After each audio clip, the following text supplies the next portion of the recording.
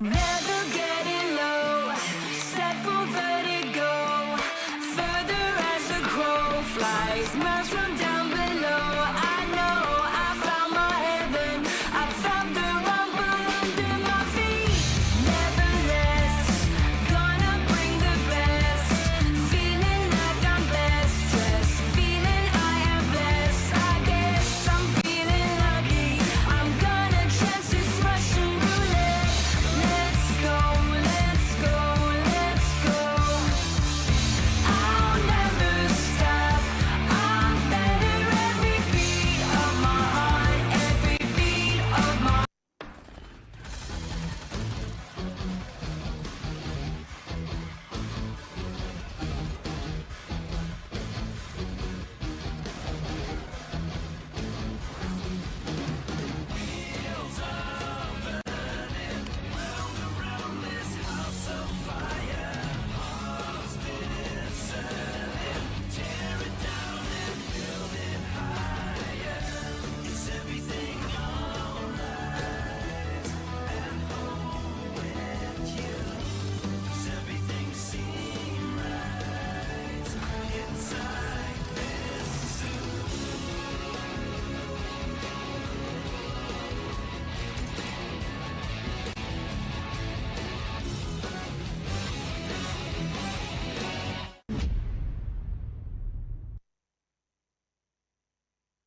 PUBG Mobile version 3.2 update. As part of this update, we've added a new themed mode, new items, and various improvements. Let's check them out.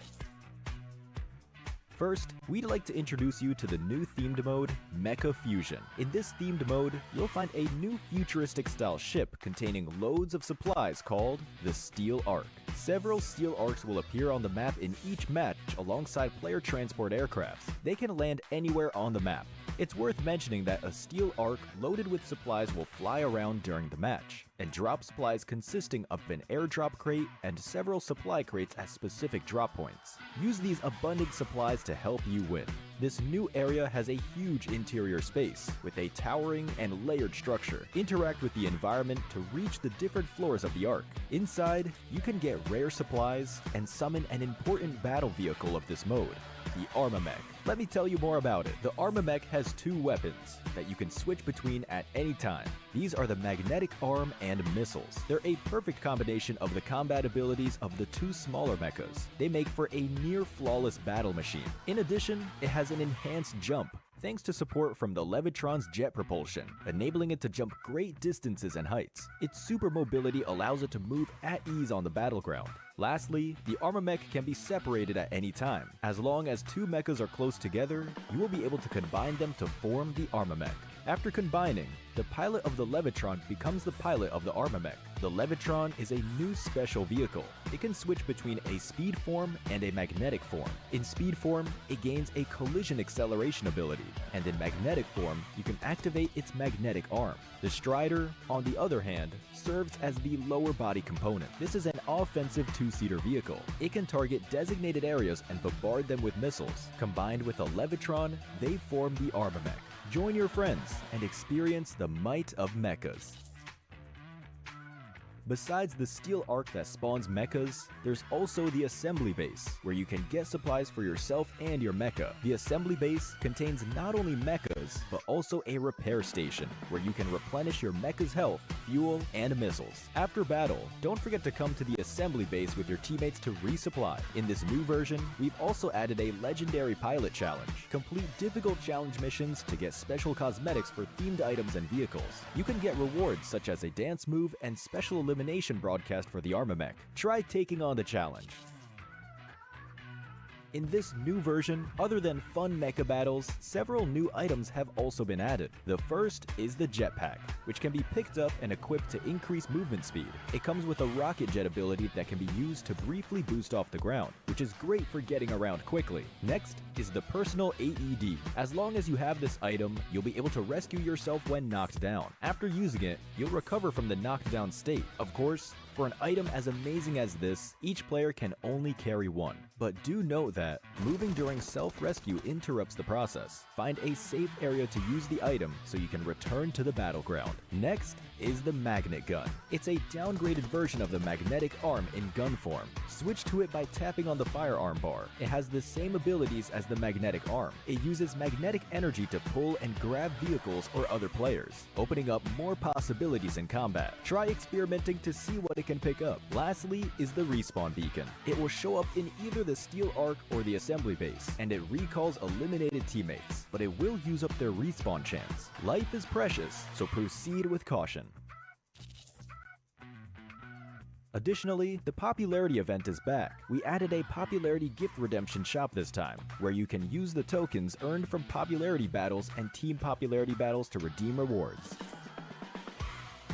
With the new version update come enemies who've already infiltrated Metro Royale's Arctic base and Misty Port. While you're out exploring, stay vigilant in these areas, as Striders are active there. For Metro Royale, we've improved a lot of the processes. Furthermore, we've also added new honor rewards and Chapter 20 collectibles. Moreover, you can now bring your companion on your Metro Royale adventures. For more details, keep an eye out for Metro Royale update videos.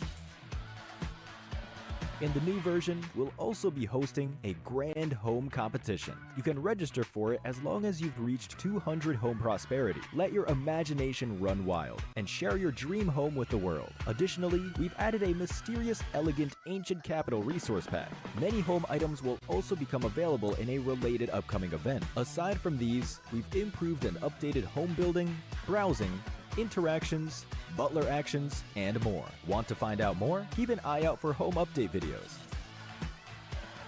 With Mecha Fusion's arrival, World of Wonder has also seen plenty of updates. For gameplay devices, the PvE enemy spawn device, random action device, special vehicle device, and other gameplay devices have all undergone a series of updates. For example, the themed mode's mechas have been added to the special vehicle device. These include the Levitron, Strider, and Armamech. These devices are sure to get your imagination flowing for some awesome creations. Also, we've launched a pre-made map where you can play all kinds of creations built from a variety of themed scenery objects. Furthermore, get ready for the brand new Steel Arena map template. Here, players can pilot mechas and engage in battles. Give this new map a shot. Additionally, we've updated a bunch of other World of Wonder content. For more details, keep an eye out for World of Wonder update videos. That's it for this overview of the new content that will be available in Mecha Fusion. Cool mechas and thrilling combat await you in-game. Winner, winner, chicken dinner. See you next time.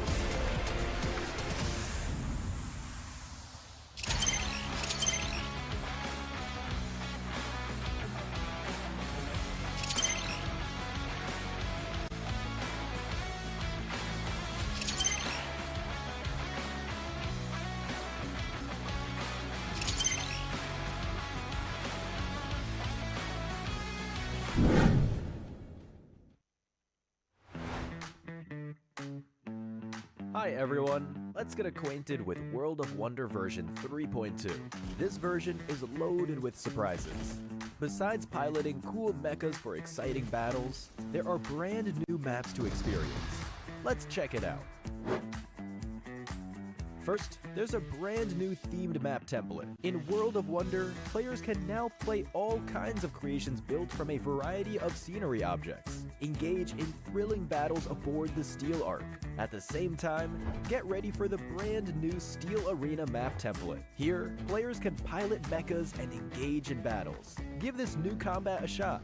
In addition, players can compete in shooting competitions with target dummies. and have fun playing soccer. Head to World of Wonder to discover even more fun maps and gameplay. So, get in the game and try it out.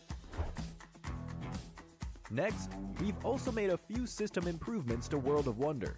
Players can now go to the player information page to check their World of Wonder play statistics and creation data. As for creation tabs, we've added a Friends tab. Now, you can find your friends' creations more easily and check out what creations they've been enjoying. Additionally, to better help you find the maps you like, you can search for them by creation ID, creator UID, creator name, creation name, and more. There are still more improvements for you to discover. We made some improvements to gameplay devices and interactions. For gameplay devices, we've improved and updated the PvE enemy spawn device, random action device, special vehicle device, and more. For example, the themed mode's mechas have been added to the special vehicle device. These include the Levitron, Strider, and Armamech. What's more, we've also improved various interactions. Creators can now edit the orientation and scaling of items directly. In free view mode, objects can be moved, rotated, or resized by modifying their coordinates. Interactized objects can now be held and tossed by characters, and they can also be moved by hitting them. Discover more improvements that let you be as creative as you like. Finally, in World of Wonder editing mode, the team leader can edit the permissions of team members when group editing. That's a wrap for this introduction to some of the new World of Wonder content. We look forward to seeing all your brilliant creations in-game. For more new version updates, be sure to follow the official community. Winner, winner, chicken dinner. See you next time.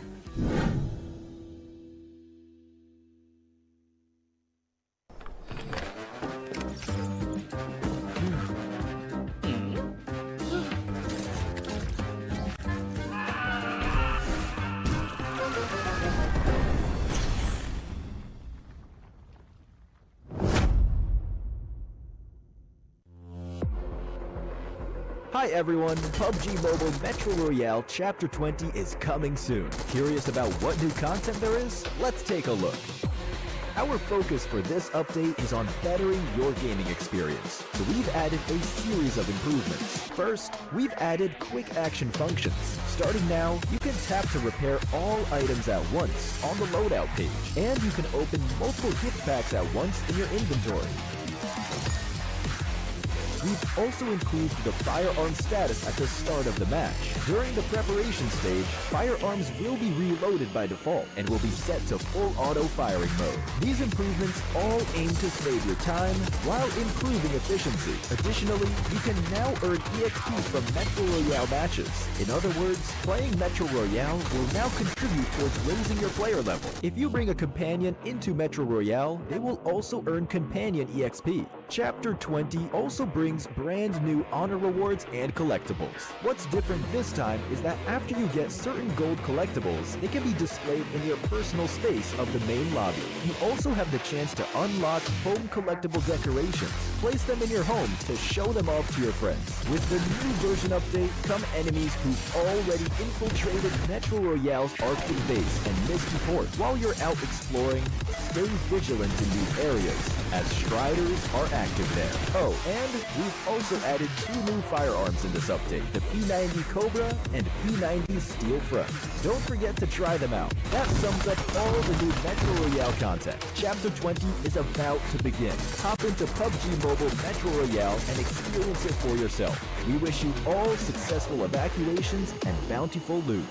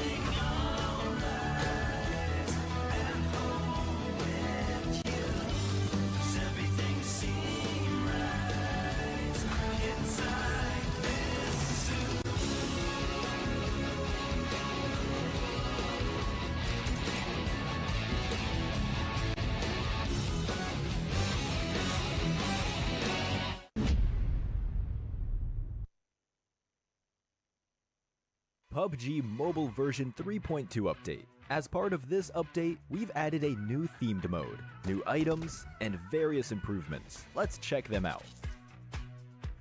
First, we'd like to introduce you to the new themed mode, Mecha Fusion. In this themed mode, you'll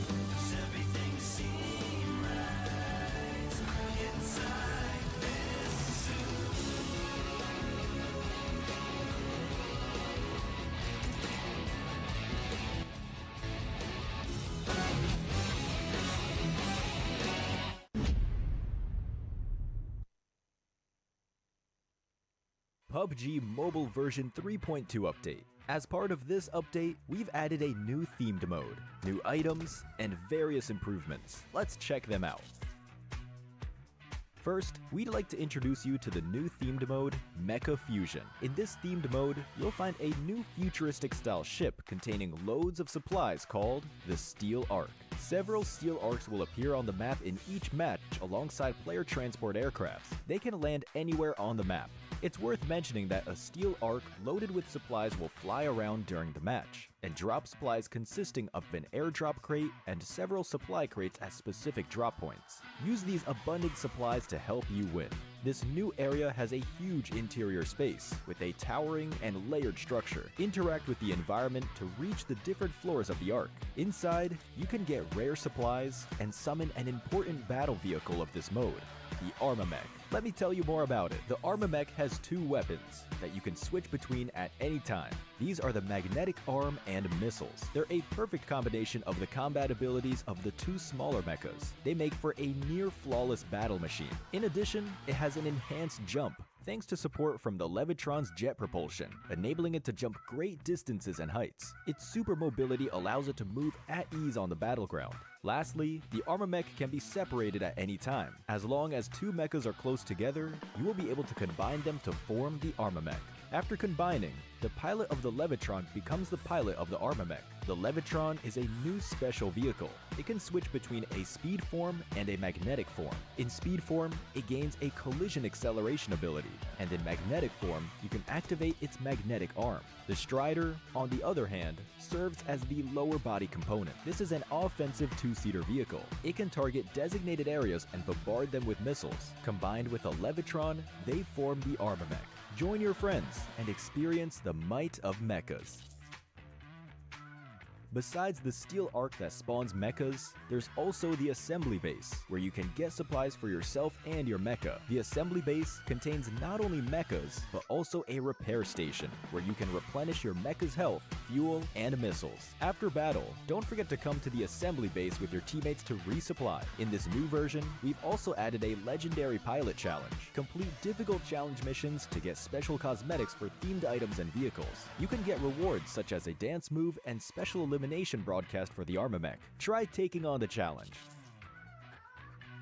In this new version, other than fun mecha battles, several new items have also been added. The first is the jetpack, which can be picked up and equipped to increase movement speed. It comes with a rocket jet ability that can be used to briefly boost off the ground, which is great for getting around quickly. Next is the personal AED. As long as you have this item, you'll be able to rescue yourself when knocked down. After using it, you'll recover from the knocked down state. Of course, for an item as amazing as this, each player can only carry one. But do note that moving during self-rescue interrupts the process. Find a safe area to use the item so you can return to the battleground. Next is the Magnet Gun. It's a downgraded version of the magnetic arm in gun form. Switch to it by tapping on the firearm bar. It has the same abilities as the magnetic arm. It uses magnetic energy to pull and grab vehicles or other players, opening up more possibilities in combat. Try experimenting to see what it can pick up. Lastly is the respawn beacon. It will show up in either the steel arc or the assembly base, and it recalls eliminated teammates, but it will use up their respawn chance. Life is precious, so proceed with caution. Additionally, the popularity event is back. We added a popularity gift redemption shop this time, where you can use the tokens earned from popularity battles and team popularity battles to redeem rewards. With the new version update come enemies who've already infiltrated Metro Royale's Arctic base and Misty Port. While you're out exploring, stay vigilant in these areas, as Striders are active there. For Metro Royale, we've improved a lot of the processes. Furthermore, we've also added new honor rewards and Chapter 20 collectibles. Moreover, you can now bring your companion on your Metro Royale adventures. For more details, keep an eye out for Metro Royale update videos. In the new version, we'll also be hosting a grand home competition. You can register for it as long as you've reached 200 home prosperity. Let your imagination run wild and share your dream home with the world. Additionally, we've added a mysterious, elegant, ancient capital resource pack. Many home items will also become available in a related upcoming event. Aside from these, we've improved and updated home building, browsing, interactions, butler actions, and more. Want to find out more? Keep an eye out for home update videos. With Mecha Fusion's arrival, World of Wonder has also seen plenty of updates. For gameplay devices, the PvE enemy spawn device, random action device, special vehicle device, and other gameplay devices have all undergone a series of updates. For example, the themed mode's mechas have been added to the special vehicle device. These include the Levitron, Strider, and Armamech. These devices are sure to get your imagination flowing for some awesome creations. Also, we've launched a pre-made map where you can play all kinds of creations built from a variety of themed scenery objects. Furthermore, get ready for the brand new Steel Arena map template. Here, players can pilot mechas and engage in battles. Give this new map a shot. Additionally, we've updated a bunch of other World of Wonder content. For more details, keep an eye out for World of Wonder update videos. That's it for this overview of the new content that will be available in Mecha Fusion. Cool mechas and thrilling combat await you in-game. Winner, winner, chicken dinner. See you next time.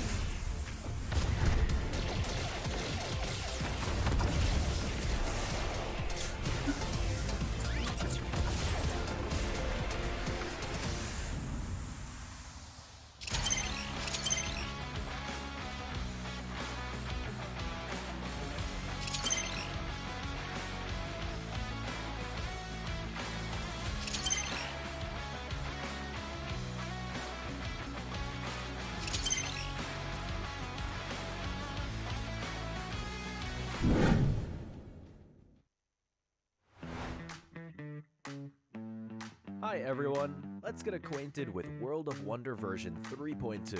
This version is loaded with surprises.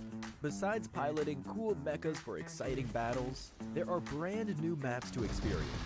Let's check it out. First, there's a brand new themed map template. In World of Wonder, players can now play all kinds of creations built from a variety of scenery objects. Engage in thrilling battles aboard the Steel Arc.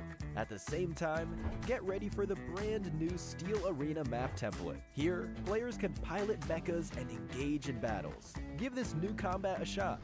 In addition, players can compete in shooting competitions with target dummies and have fun playing soccer. Head to World of Wonder to discover even more fun maps and gameplay. So, get in the game and try it out. Next, we've also made a few system improvements to World of Wonder. Players can now go to the player information page to check their World of Wonder play statistics and creation data. As for creation tabs, we've added a Friends tab. Now, you can find your friends' creations more easily and check out what creations they've been enjoying. Additionally, to better help you find the maps you like, you can search for them by creation ID, creator UID, creator name, creation name, and more. There are still more improvements for you to discover. We made some improvements to gameplay devices and interactions. For gameplay devices, we've improved and updated the PvE enemy spawn device, random action device, special vehicle device, and more. For example, the themed mode's mechas have been added to the special vehicle device. These include the Levitron, Strider, and Armamech. What's more, we've also improved various interactions. Creators can now edit the orientation and scaling of items directly. In free view mode, objects can be moved, rotated, or resized by modifying their coordinates. Interactized objects can now be held and tossed by characters, and they can also be moved by hitting them. Discover more improvements that let you be as creative as you like. Finally, in World of Wonder editing mode, the team leader can edit the permissions of team members when group editing. That's a wrap for this introduction to some of the new World of Wonder content. We look forward to seeing all your brilliant creations in-game. For more new version updates, be sure to follow the official community. Winner, winner, chicken dinner. See you next time.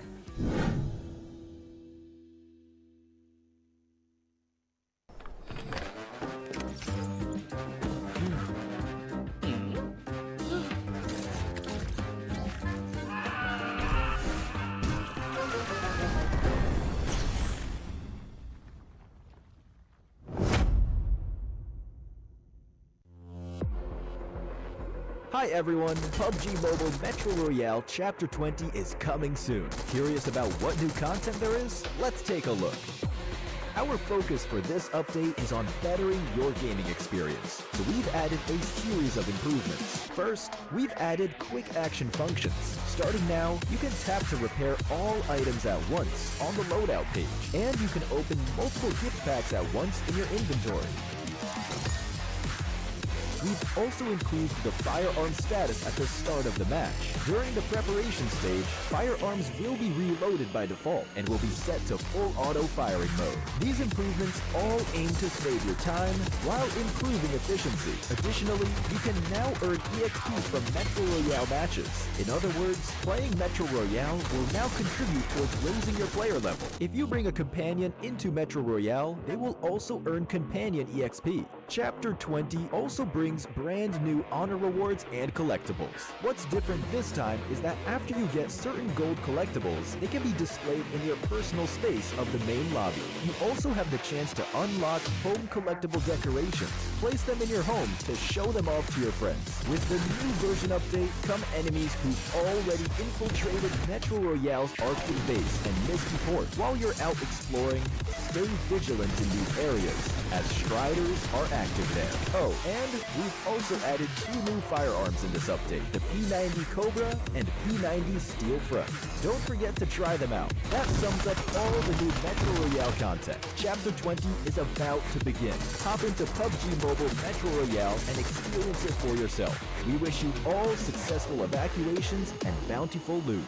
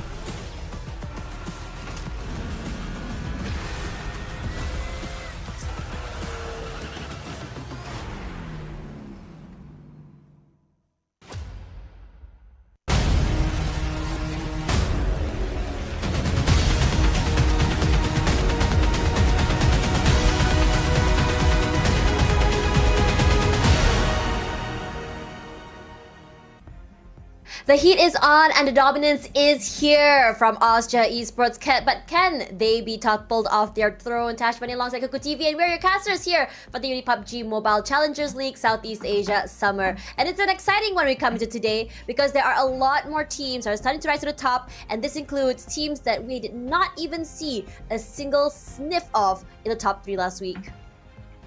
Right, and we do have teams who are coming in for today, which didn't play yesterday as well. So we're gonna see a lot of brand new stuff, hopefully, for week number 2, day number 3, and we just hope to see another great performance coming from Harame Bro, because if you know what I mean, like they got 19 eliminations, which was the most out of week number 1 and also now in week number 2. So let's see if Harame Bro's momentum is still in the game.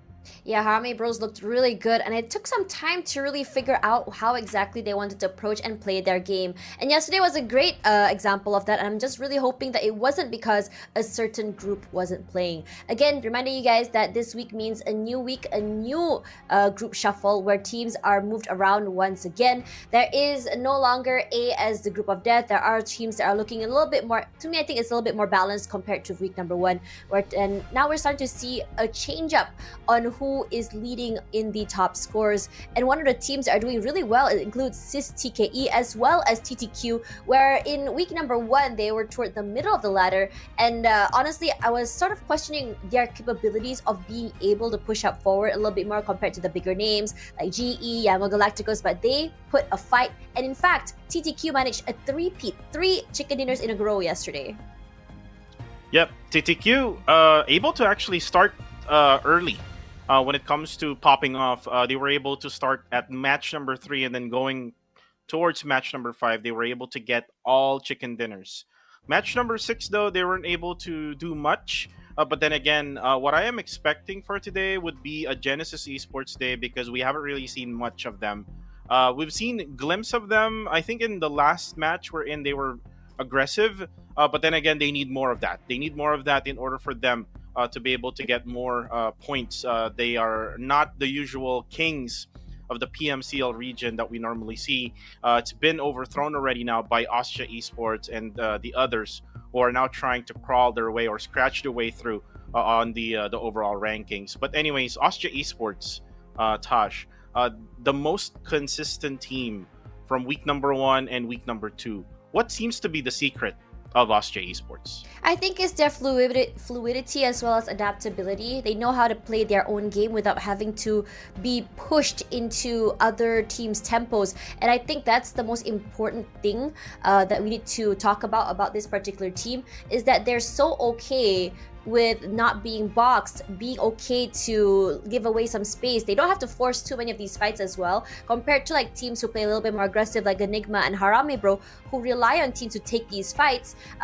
For Austria, they're finding this balance between understanding that yes, we do need eliminations, but we need to understand when is the right time for us to go for it. If there's a team in front of us and we have to take a fight, that's fine. We have the confidence to do it. We're very adept in how we want to play our formations and for how we play our takes. But also at the same time, they're understanding that they don't have to go for these early fights, prioritizing positioning, prioritizing areas first, and being able to play off it. Now, they are not a team that consistently gets chicken dinners after chicken dinners after chicken dinners. What makes them great is the fact that they're able to get these amount of points in terms of eliminations, in terms of rankings, every single round.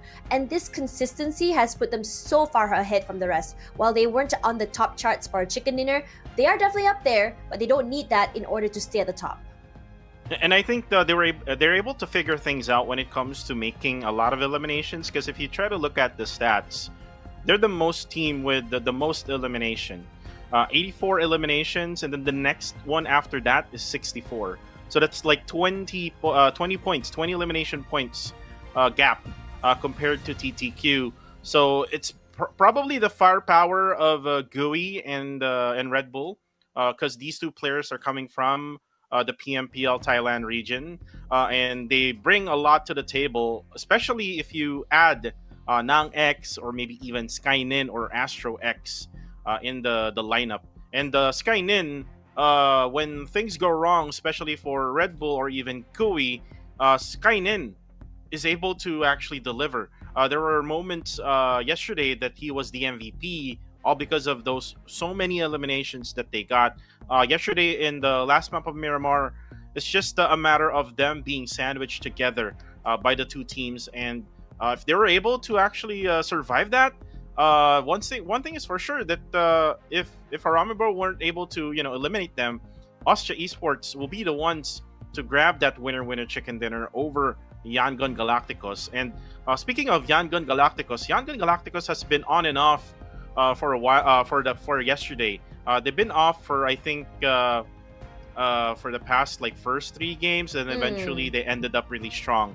And it's actually good that they're not playing today. Group C is not playing today, Tosh. Yangon Galacticos is one of those teams in that group.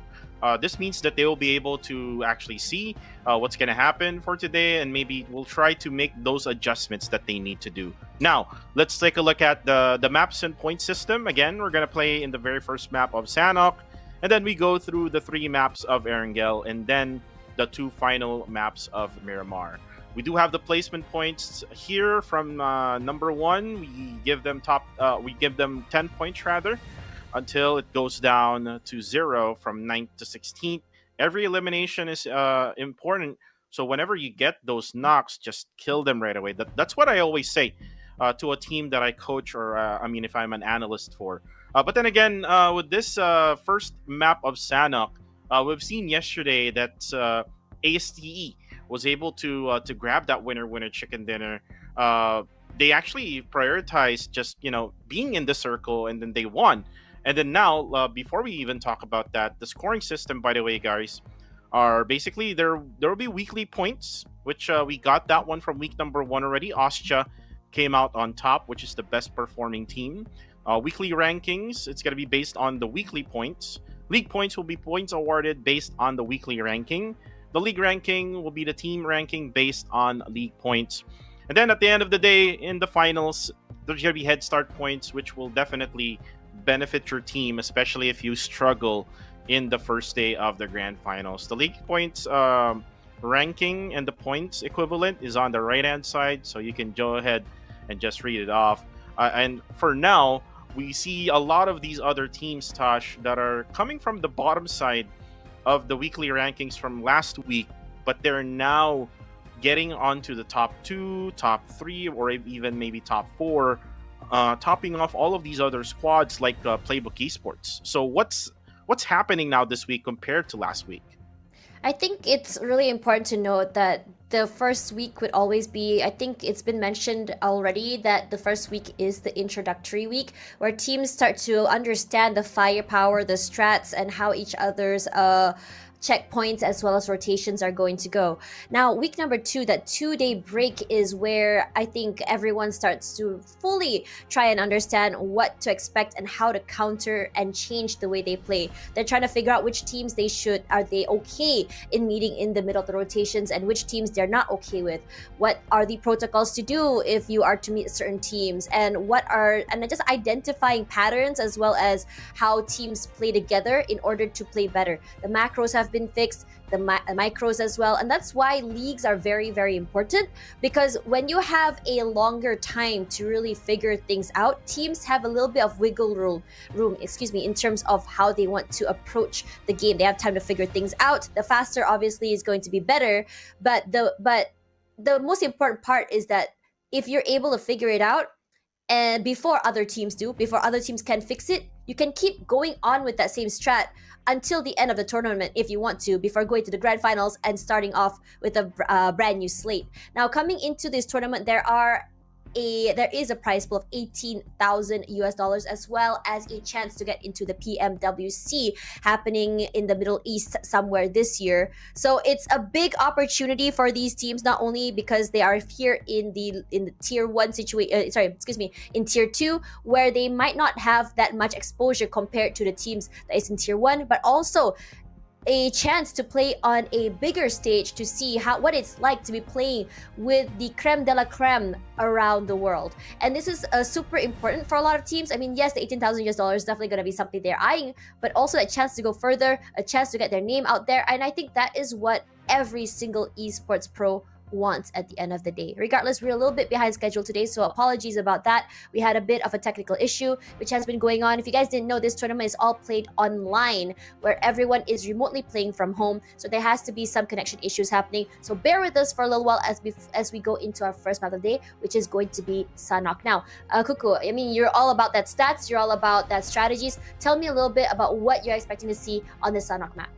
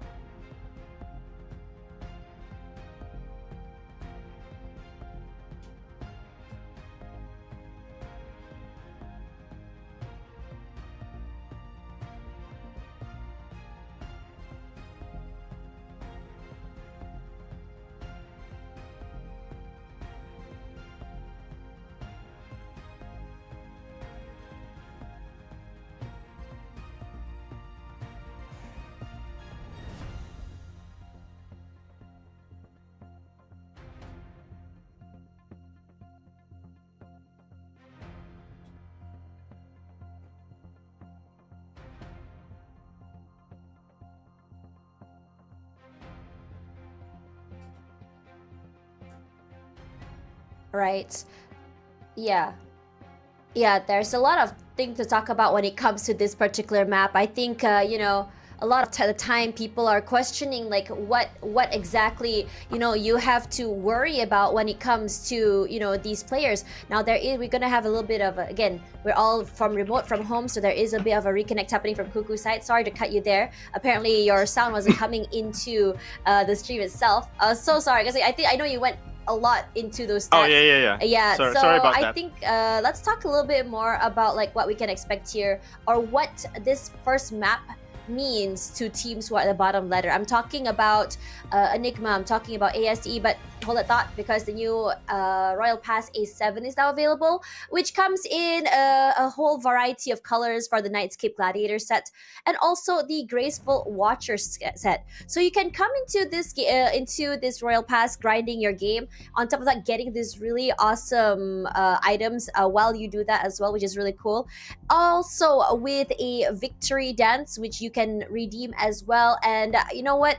If you're gonna be styling on people and get a clip, use that, tag us in social media. That'll be really cool, really awesome.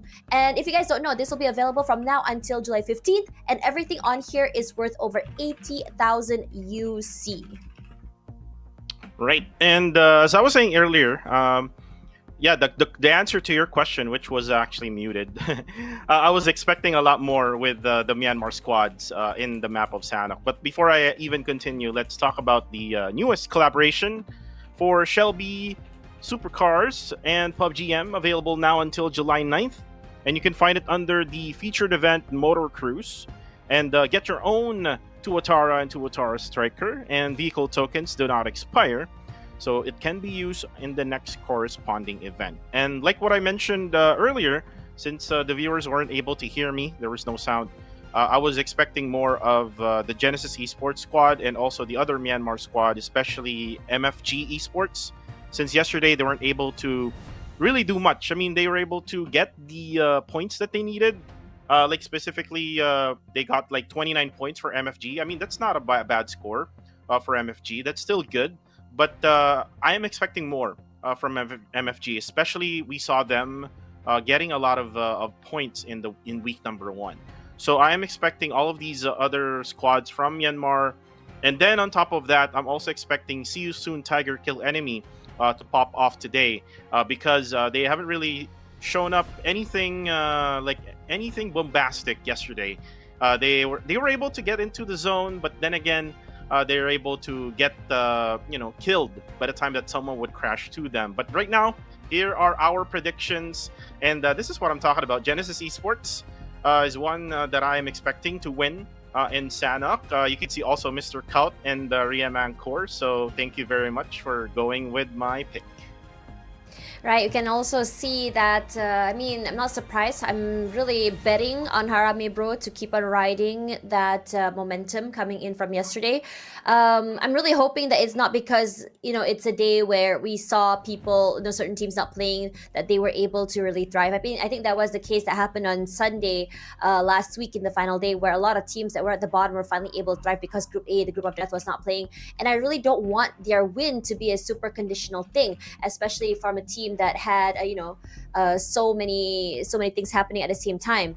So anyways, coming back into the rest of the picks, I'm really liking this bold pick coming in from Sammy as well, but it's really hard for me to actually give a vouch for that particular prediction just because of their track record. Yes, we saw moments yesterday where there were signs of life for this team, but it doesn't necessarily seem that it comes out and really just stays. We did see another big moment though from a team at the bottom of the ladder, and that was Flash Vision Esports. Even though they're not my prediction, I am looking forward to seeing more from them today. So let's see how that's gonna work out, because again, for Harame Bros, I'm waiting for the right moment and the right time for them to really go into momentum. So ladies and gentlemen, it's gonna be our first map of the day. It's gonna be Sanhok. Keep your eyes on the screen to see who exactly gets the first chicken dinner of the day. So put it in the comments if you want to, and we'll see you guys in the map itself. Oh, and we are in the match already. And look at this. APG already getting knocked down. So first time I'm actually seeing here in this game. Together with Insight, Rix, and Dos. Dos is already killed, by the way. So we haven't really seen yet the flight path. So everything is all fighting already. APG able to get the kills, but unfortunately there's going to be GE who's going to go for the third party. This is God of Death 7 now. From afar, Yafak Cow knocks down Rix. Ooh, from the side, it's going to be Koopa. A lot of action already, Tosh. What's happening? Well, that's what happens when there's a remake and things are just going so incredibly quick. MFG showing a lot of confidence this game. They already got 2 in the bag. And yesterday, MFG, I think that we had a little bit of a conversation about MFG.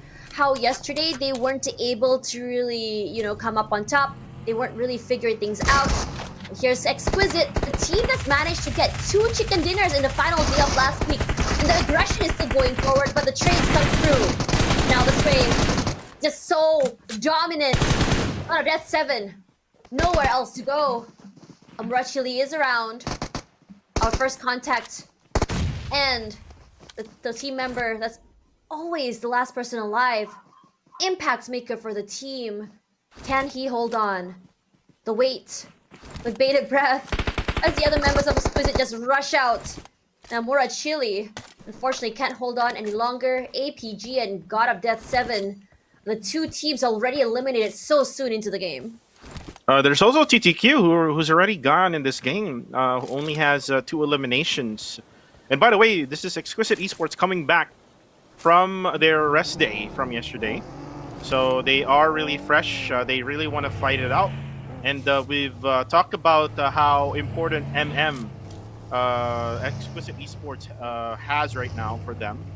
You can see them still alive with 4 members strong. The circle, by the way, is going to where GE is at. So this is going to be a lot of benefits coming from them. They can just go on top of that hillside where they're in right now and then just see all of the other teams that are going to be going to their compounds, like what we're seeing right now. This is Enigma MSI. And yesterday we've seen them play, and also on day number one, we've seen the struggle still coming from this team. Would love to see them hold on and be able to survive with all four members until the end, because we would see the real potential of Enigma MSI if that happens. Enigma MSI. When you have Macbeth as the final man standing, it looks a little bit more put together, the team. They seem to have a little bit more firepower as well. But then when Macbeth is the first one in the getting that first contact, and suddenly everything just falls apart. So I'm really questioning like what exactly is going on in the team when things do not go their way, when they don't have Macbeth around. Sis TKE had a pretty good day yesterday as well, coming into the middle of the ladder. In fact, making it to the top 3 at one point. And even now, they're still at top 4, if I'm not mistaken, top 5. And they're looking so good. They are incredibly strong. They've been very consistent. And I'm really excited to say that for Sis TKE, they're just showing us a different side of them compared to last week. Where it's all about that understanding. It's all about trying to get to know what to expect. And they fixed a lot of their problems. They fixed the timings in terms of the rotation. And Zio from ASTE, chunk of damage put already into Macbeth. And it's a slower pace for ASTE today. We saw that happen yesterday, seeing it today, a lot more cautious. Firepower hasn't changed, but tempo definitely has. XZ9K, MFG, going for a rotation, playing on this outer area. Scar is already smoking, so he takes his time. But for Exquisite, they weren't playing yesterday, so today is a fresh new day for them. And despite that, the start on this map as aggressively as just now was a very interesting one. And I am quite shocked at how much slower tempo this map is compared to before, hold that thought. Because now it's Nang X that has the upper hand advantage. If he wants to go on the aggressive, he gets run over. From behind. Exquisite is around as well, his teammate. So aggressive, his teammates for Austria. Not able to commit to go for that collapse. They're too far away. And perhaps this might have been an over-aggress, too much of confidence coming through. And Austria Esports now, all of a sudden now it's going to be a three-way battle.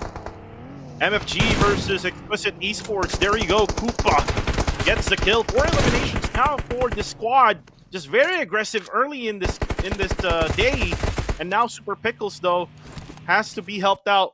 And I think he's trying to go for the explosion of the vehicle to give more cover for his teammate Super Pickles, who's down. But now you can see Koopa trying to check out the area. Now he's able to see that there's someone right over there. It's unknown. 4 frag grenades on hand. Now throws in onto Koopa. Overcooks the nade, though. Now it's going to be Exquisite Esports going for the reset. While we're saying that, it's GE Zai on the kill feed going down. And Koopa just trying to play it safe for now because they are currently reviving Super Pickles. But the moment that they are now up, then we can see that aggressiveness come back. And there we go, Koopa. Spots Unknown down below. Ilyata, though, down to half HP. Well, Unknown needs to be careful here. He's out in that open. He needs to get that cover. And he actually has the one who is smoking with his vehicle. So he needs to be careful with rotating as well with that, because a little bit of more spray, that will explode in front of your face. And now MFG will bail out from the scene. And this is how good they are when it comes to decision making. If they think that they're in the disadvantage, they just go ahead and bail out, just focus on the objective and get into the zone. Same goes with Austria Esports. You could see them earlier. The 2 players, Gui and Nang X, got killed in that scenario. They just bailed out from the scene. They didn't really committed with that push coming from Exquisite Esports. This guy's bit of a quiet start for them, and I don't blame them. Given the circumstances, was already a slower run to this map. And I was expecting it to be very aggressive. I mean, we did see the aggression in the beginning, but usually the type of aggressiveness that we see for this particular types of maps, especially Sanhok, is that it's continuous chaos. It's pick after pick, sprays after sprays in the middle of those rotations. But this time, everyone's not too sure what is going on through their minds today. I guess it's just trying to figure out how exactly to deal with some of these teams. Perhaps he's just waiting for the right time to find that momentum, and no one wants to give that out quite yet. Despite that, I mean, if you look at in terms of scores, because in the beginning, I think we did lose out in the beginning of the match. Exquisite already with 5 pickoffs, which was the team they had in the beginning, plus a member of Austria. And then another one that's doing quite well right now with 4 eliminations in the bag is Red Esports. And on top of that, their positioning is pretty good. They got a little bit of compound. They have the western side of the circle, which means they don't have to worry about any backstabbings coming from behind them. And they can put a lot of pressure onto Harame Bro, PBE, and even TQ if they want to go aggressive. But this time around, someone is encroaching this area. Master Ichi holding on for dear life, and he punishes Enigma MSI for coming even close. And he's keep going, and we know that for GE, once they aggress, they never, ever let go of their talons onto anyone that's their prey. And they wait. Austria, 2 already down and out, including Gewi, one of the heavy hitters for the team. Sky Nin needs to be picked up. They are in a compound at the very least, but they don't really want to check quite yet. They have to be careful. Sky Nin does get caught out, so it does give some information how close the other members are from Dread Esports. Holy Lanju tries it. He gets punished for the solo peek, but can't do more than that. Dread Esports come up on top. A pickup as well. Jashi actually nearly gets taken out. And Dread Esports, we talked about them yesterday on how this might be their comeback week. They're looking a lot stronger, a lot more put together. And even then, Moy as well. Their hard hitter from week 1, still maintaining the same amount of pressure and aggression that he brings to the team. And this is with a different lineup compared to yesterday. Jashi now in, Demios is out of this lineup, which, I mean, they're kind of like the same players, to be honest with you. Demios is kind of like more of the aggressor. Jashi does more of the objectives. Well, right now, you can see Nah able to get Boyshan down. This is actually a good sign if you go back to Genesis Esports earlier. Someone would push them. Normally, GE would be different. Like, they will be eliminated because they're not really so good at close range battles. But then again, see that aggressiveness now. Ooh, MG3 action now. Frenzer. Ooh, and Exquisite just all of a sudden gets annihilated by Fearless Esports.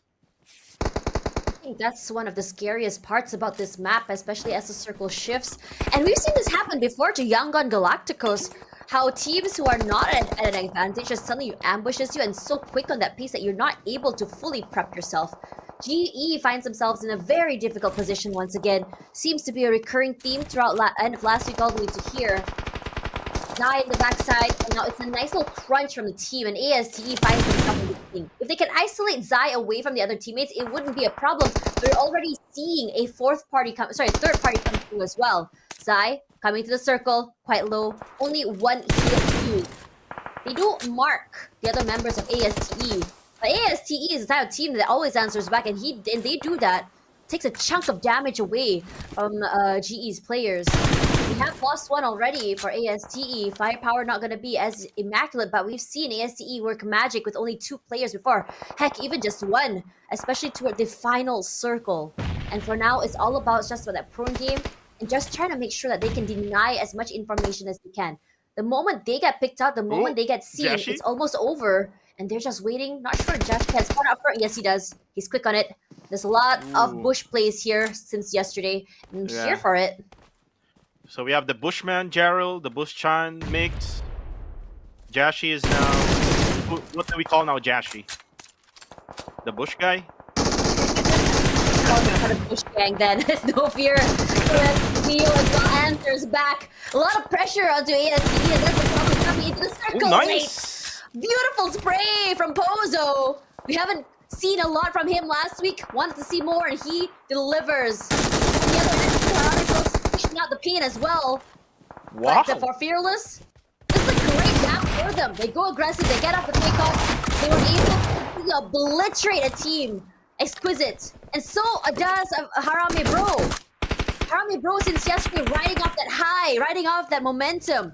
They look good. ASTE can't hold on any longer. Only 2 in the bag. The slower pace play might not be it for them, but they haven't seemed to understand how to play their game. Now, coming back to Fearless. Is them versus the world. They have a lot of space to work with. Low ground, but a lot of cover. Now one boy cooks up the nade. Will it be Kobe? Ooh, I think he got some damage there. Maybe he's already down. But then again, now Baby Harry tries to go for that third-party kill. Maybe goes down, bleeds out to death. The circle, by the way, updates. And look at 10 eliminations now in the bag for Fearless Esports, and they do have a prime position right now. Because look at the aerial view here. They have the higher ground, and most of the circle is actually an open area. I mean, Harami Bro does have the middle ground advantage, but if say the circle would go out of their way, then Fearless Esports would have the best position out of them all. CGE Smile just crawling down on the ground, and Mas gets a knockdown on the feed. While Smile now, actually spots Pozo, but not pulling the trigger yet. Just making sure that he's going to be able to get into the circle. Fearless Esports focused on a different angle. Actually looking at Enigma MSI, but then again, it's Harami Bro range. Drops Ranzer. Baby Harry, though, will get dropped as well by RSG. Mitchi now will drop Dread Esports. A lot of knocks happening from far distance. Look at Caps now. Very, very close. The Gilly man. Caps, the big boy. Ooh, he actually sees Federalis. Federalis eliminates Smile now. He's out at 7th place. Ranzer will go down and out as well, as Harami Bro now pushes in Fearless Esports. Looking so dominant.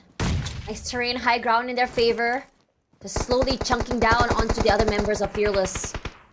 Let's see if they answer back. Harry's knocked already. Federalis is going for a long rotation. Catches one, gets knocked down. His teammate is there for the pickup though. So range is at least around to answer back. But the rest of the team on the turret circle pulling down to the southern side. And now they have to take this fight. You notice down to the southern side, PBE has been just chilling there. Now we're down to our top 4. A slower, more quiet game, but yet as intense. A lot of skirmishes happening throughout the entirety of the circle. Less about those multi-fights, more about these one-on-one as well. Jappy just randomly spraying out, trying to catch whoever he can.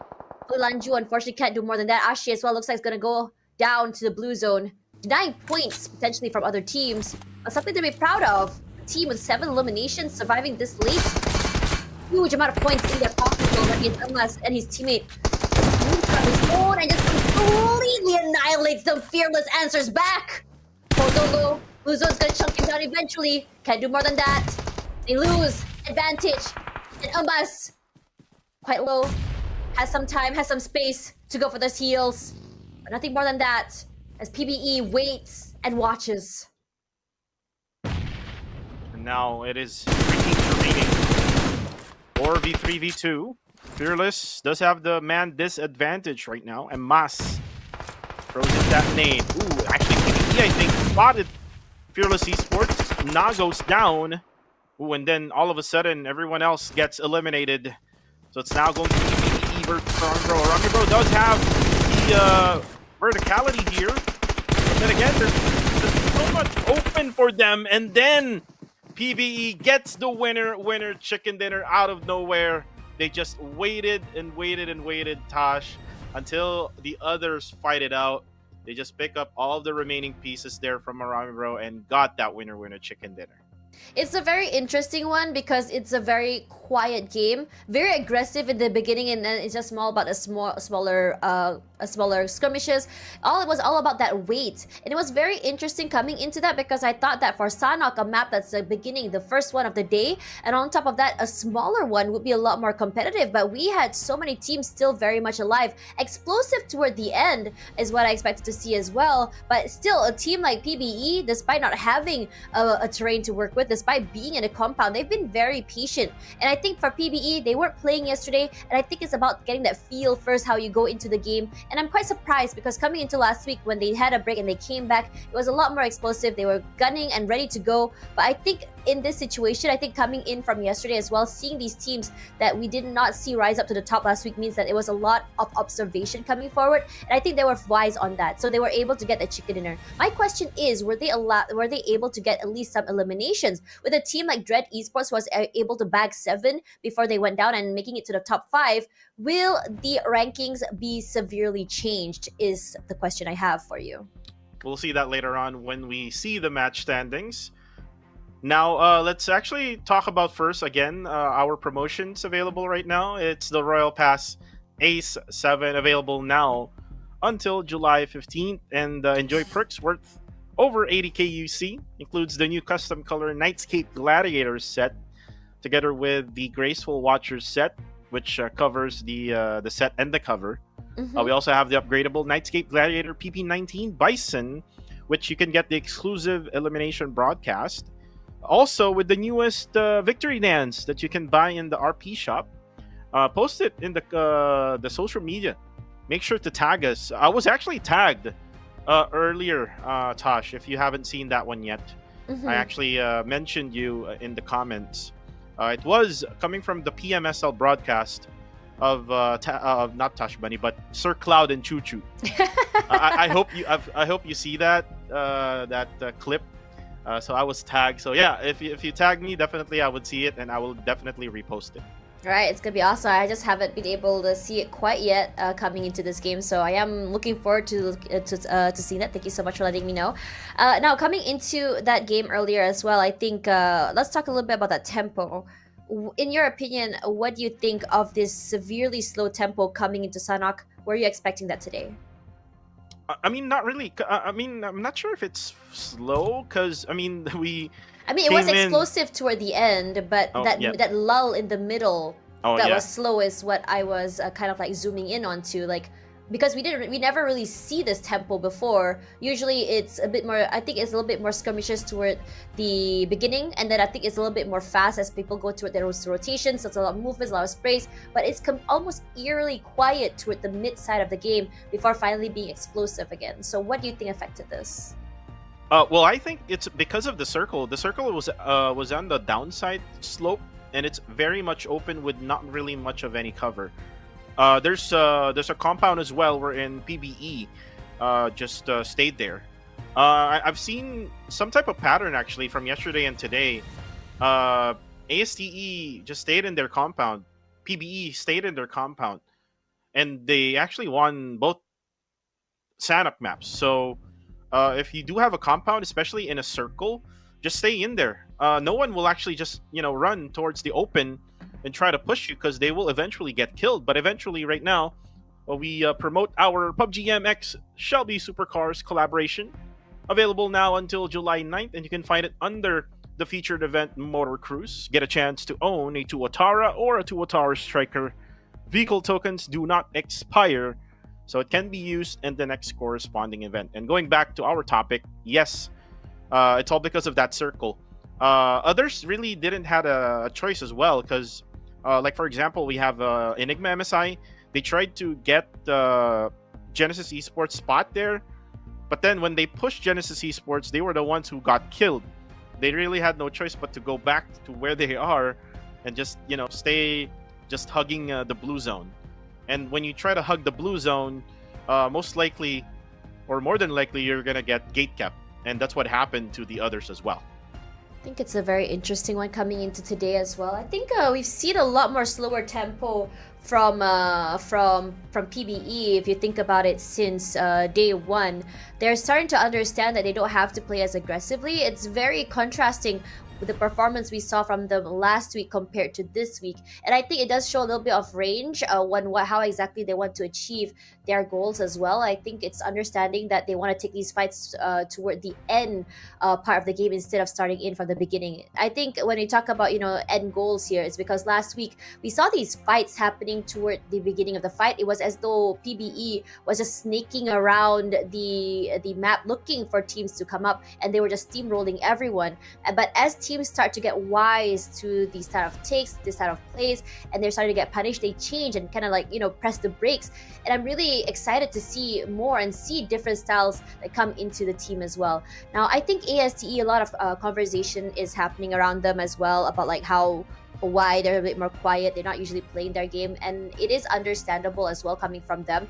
I think the usual style they're playing last week has been really found out, has already been sort of figured out by a lot of the teams as well. And so many times their rotations as well as their movements have been marked, and they get completely punished, especially Miner, who plays in the front line. So as soon as Miner goes down, yes, they do have a different protocol on how to approach these 3-man or 4-man fights, but in a lot of situations, I think for ASTE, they want to make sure they can survive and take these fights and, pick up their teammates, but they haven't been able to do so. So the idea is to survive all the way till a lot later and then take these fights. But I feel like for teams like GE, like ASTE, one of their biggest problems, and this also includes sometimes Yangon Galacticos, is that they are kind of struggling getting into that circle. They take, it's as though, yes, I understand that these late rotations are happening because they're forced to take these fights, but perhaps a more proactive action is needed to be able to get into those circles a lot more quicker than what they usually do. Because all these fights toward the edges of the zone does not work out in their favor, especially if you're up against a bigger, hard-hitting team. When pressure comes through and you're not able to communicate and play together, and then suddenly everything just falls apart. And I want to see more of this proactive movement rather than a later circle take, which I understand though. I mean, all these teams want to take these fights, but it's such a 50-50 and such a dangerous situation that you lose out a lot, especially if you get knocked out so early with barely any elimination points. And you can see on the highlights, actually, why Fearless Esports were effective. They were on the eastern side of the circle, and when Exquisite Esports tried to push them, they were all set. They were all ready for that action that Exquisite Esports would love to bring. Then again, the MVP is not from PBE, it's from Harame Bro. It's Federales, who has 4 eliminations and 3 knockouts, 1067 total damage, 0 assist with 194 heals and 2112 survival time. What Harame Bro did there was okay, but they were very much aggressive right at the end, which gave them the disadvantage because PBE were not really that much of a nuisance while they were pushing Fearless Esports. Yeah. Eventually, by the time that Fearless Esports was gone, Playbook Esports weren't able to be in position wherein they have like a fair battle against PBE. They were out in the open. They were like just hiding on trees that are not really too big, and they were eliminated by then PBE. And look at now, the winner chicken dinner team. As you can see now, ooh, this is Evil on the lineup. Did Evil play? I didn't really see Evil earlier, but they have 8 eliminations, so this answers our question. 8 eliminations, 6 knockouts, over 1400 damage, 6 assists, 427 heals with 2135 survival time. So I am not expecting this. Evil in the lineup. Yeah, I know. I wasn't really paying attention to the lineup earlier, so I'm gonna have to see if he was playing. But if it is, that's gonna be very exciting, and it would also explain why the change in their tempo and style of play as well. Because again, each player in each team brings a different dynamic, and it's always very fun to figure out which player does what. And coming into this one, all of these eliminations, I believe most of them at the very least came toward the tail end of that particular map. And again, this comes to that moment where I say that a lot of these eliminations can also happen toward the end of the game if you know how to time your fights right. And in this situation where you're only getting 10 points for a chicken dinner, that priority for eliminations has to be put into the game as well, into your mindset. Because there are so many times where I think one of the teams that's done this, I need to remember again and recall.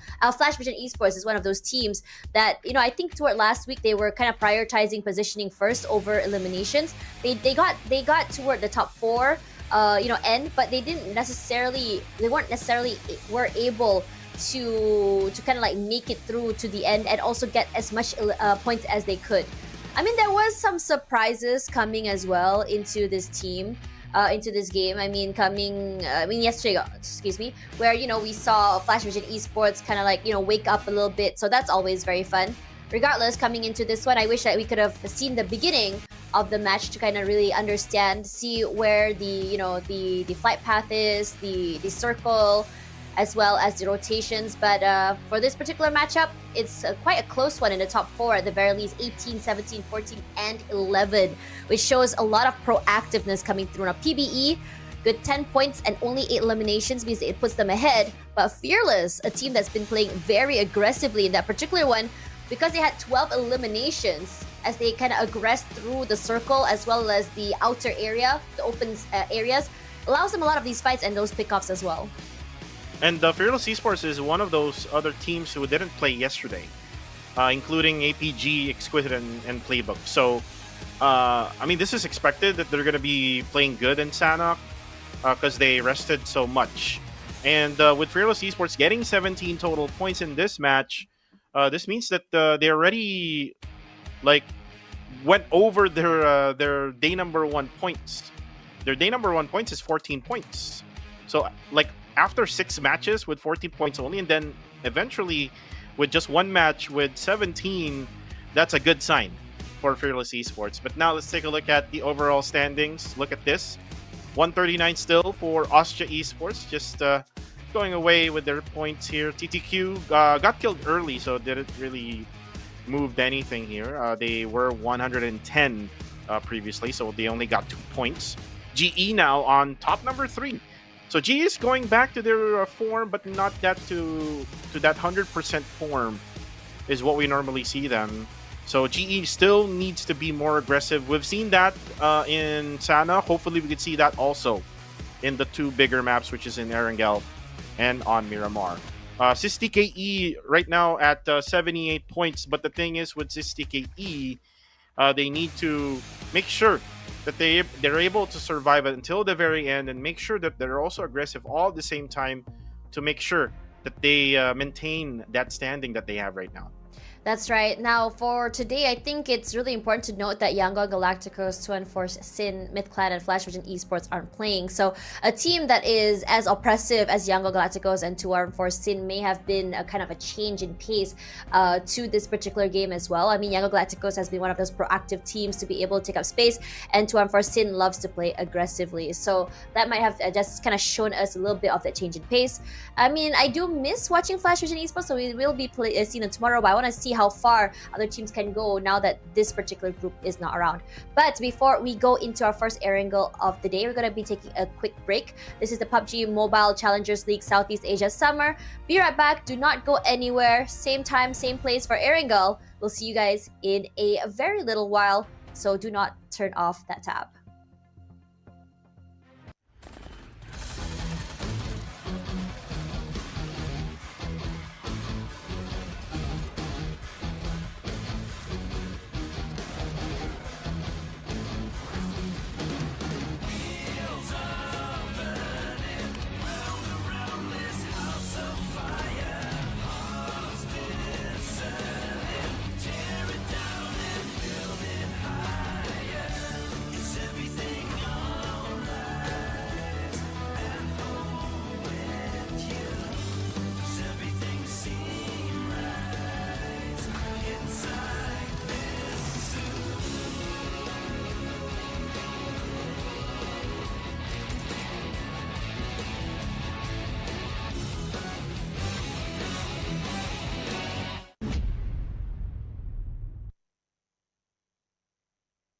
PUBG Mobile version 3.2 update. As part of this update, we've added a new themed mode, new items, and various improvements. Let's check them out.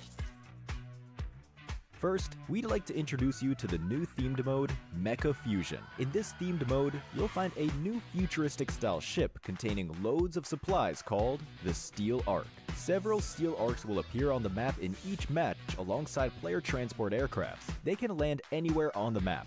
It's worth mentioning that a Steel Ark loaded with supplies will fly around during the match and drop supplies consisting of an airdrop crate and several supply crates at specific drop points. Use these abundant supplies to help you win. This new area has a huge interior space with a towering and layered structure. Interact with the environment to reach the different floors of the Ark. Inside, you can get rare supplies and summon an important battle vehicle of this mode, the Armamech. Let me tell you more about it. The Armamech has 2 weapons that you can switch between at any time. These are the magnetic arm and missiles. They're a perfect combination of the combat abilities of the 2 smaller mechas. They make for a near flawless battle machine. In addition, it has an enhanced jump thanks to support from the Levitron's jet propulsion, enabling it to jump great distances and heights. Its super mobility allows it to move at ease on the battleground. Lastly, the armor mech can be separated at any time. As long as two mechas are close together, you will be able to combine them to form the armor mech. After combining, the pilot of the Levitron becomes the pilot of the armor mech. The Levitron is a new special vehicle. It can switch between a speed form and a magnetic form. In speed form, it gains a collision acceleration ability, and in magnetic form, you can activate its magnetic arm. The Strider, on the other hand, serves as the lower body component. This is an offensive two-seater vehicle. It can target designated areas and bombard them with missiles. Combined with a Levitron, they form the armor mech. Join your friends and experience the might of mechas. Besides the steel arc that spawns mechas, there's also the assembly base, where you can get supplies for yourself and your mecha. The assembly base contains not only mechas, but also a repair station, where you can replenish your mecha's health, fuel, and missiles. After battle, don't forget to come to the assembly base with your teammates to resupply. In this new version, we've also added a legendary pilot challenge. Complete difficult challenge missions to get special cosmetics for themed items and vehicles. You can get rewards such as a dance move and special elimination broadcast for the armor mech. Try taking on the challenge. In this new version, other than fun mecha battles, several new items have also been added. The first is the jetpack, which can be picked up and equipped to increase movement speed. It comes with a rocket jet ability that can be used to briefly boost off the ground, which is great for getting around quickly. Next is the personal AED. As long as you have this item, you'll be able to rescue yourself when knocked down. After using it, you'll recover from the knocked down state. Of course, for an item as amazing as this, each player can only carry one. But do note that moving during self-rescue interrupts the process. Find a safe area to use the item so you can return to the battleground. Next is the magnet gun. It's a downgraded version of the magnetic arm in gun form. Switch to it by tapping on the firearm bar. It has the same abilities as the magnetic arm. It uses magnetic energy to pull and grab vehicles or other players, opening up more possibilities in combat. Try experimenting to see what it can pick up. Lastly is the respawn beacon. It will show up in either the steel arc or the assembly base, and it recalls eliminated teammates, but it will use up their respawn chance. Life is precious, so proceed with caution. Additionally, the popularity event is back. We added a popularity gift redemption shop this time, where you can use the tokens earned from popularity battles and team popularity battles to redeem rewards. With the new version update come enemies who've already infiltrated Metro Royale's Arctic base and Misty Port. While you're out exploring, stay vigilant in these areas, as Striders are active there. For Metro Royale, we've improved a lot of the processes. Furthermore, we've also added new honor rewards and Chapter 20 collectibles. Moreover, you can now bring your companion on your Metro Royale adventures. For more details, keep an eye out for Metro Royale update videos. In the new version, we'll also be hosting a grand home competition. You can register for it as long as you've reached 200 home prosperity. Let your imagination run wild and share your dream home with the world. Additionally, we've added a mysterious, elegant, ancient capital resource pack. Many home items will also become available in a related upcoming event. Aside from these, we've improved and updated home building, browsing, interactions, butler actions, and more. Want to find out more? Keep an eye out for home update videos.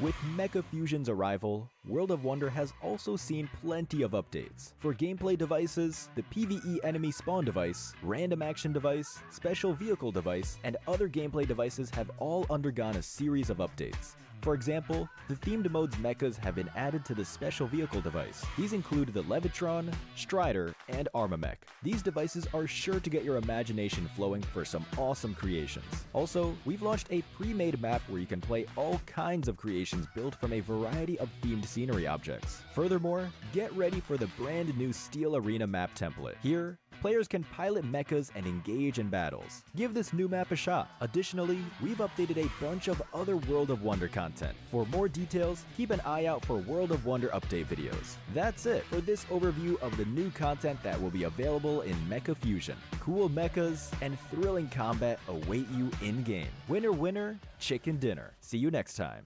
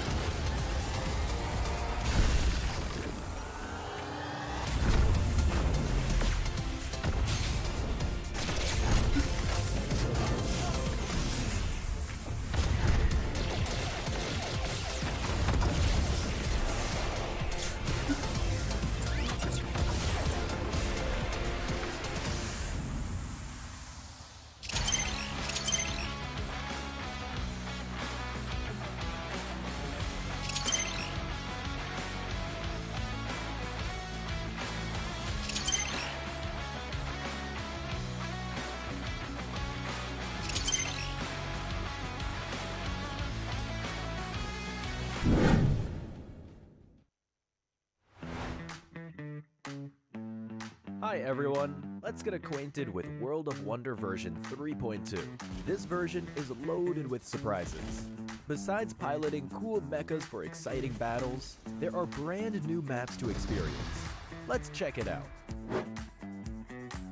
First, there's a brand new themed map template. In World of Wonder, players can now play all kinds of creations built from a variety of scenery objects. Engage in thrilling battles aboard the Steel Ark. At the same time, get ready for the brand new Steel Arena map template. Here, players can pilot mechas and engage in battles. Give this new combat a shot. In addition, players can compete in shooting competitions with target dummies and have fun playing soccer. Head to World of Wonder to discover even more fun maps and gameplay. So, get in the game and try it out. Next, we've also made a few system improvements to World of Wonder.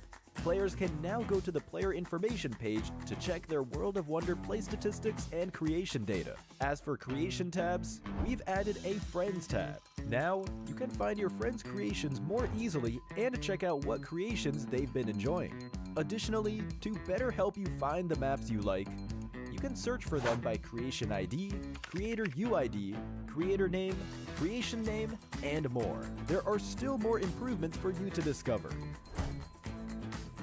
We made some improvements to gameplay devices and interactions. For gameplay devices, we've improved and updated the PvE enemy spawn device, random action device, special vehicle device, and more.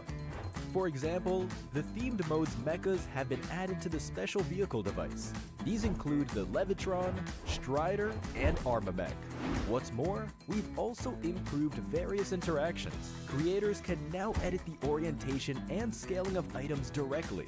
In free view mode, objects can be moved, rotated, or resized by modifying their coordinates. Interactized objects can now be held and tossed by characters, and they can also be moved by hitting them. Discover more improvements that let you be as creative as you like. Finally, in World of Wonder editing mode, the team leader can edit the permissions of team members when group editing. That's a wrap for this introduction to some of the new World of Wonder content. We look forward to seeing all your brilliant creations in-game. For more new version updates, be sure to follow the official community. Winner, winner, chicken dinner. See you next time.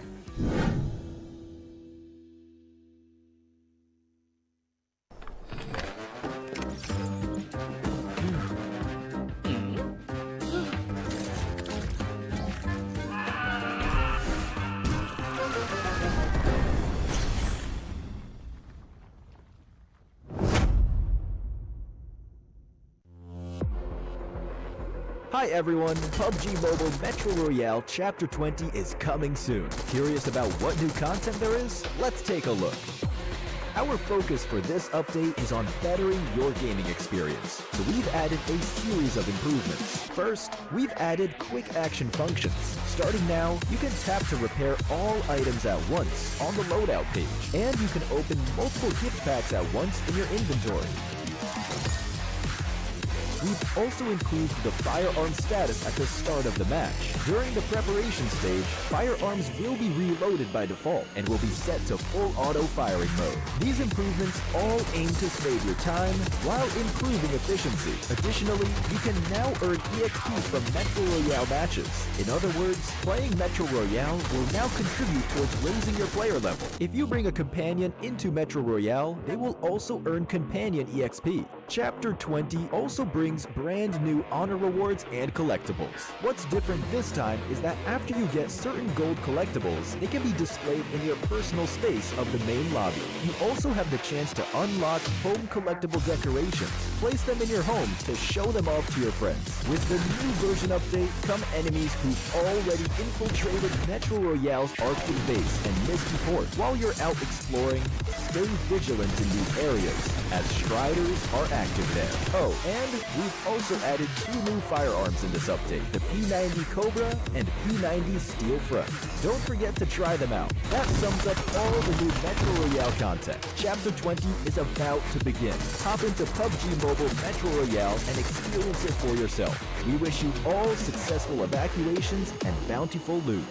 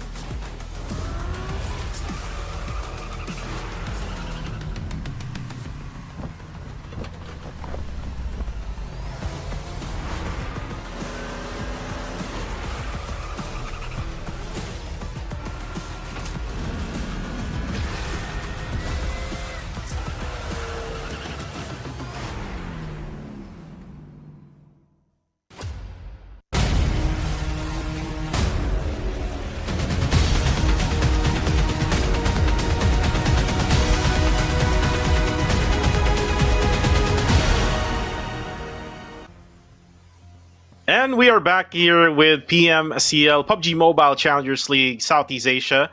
Week number 2, day number 3. Again, my name is Kuku TV, together with Tash Bunny.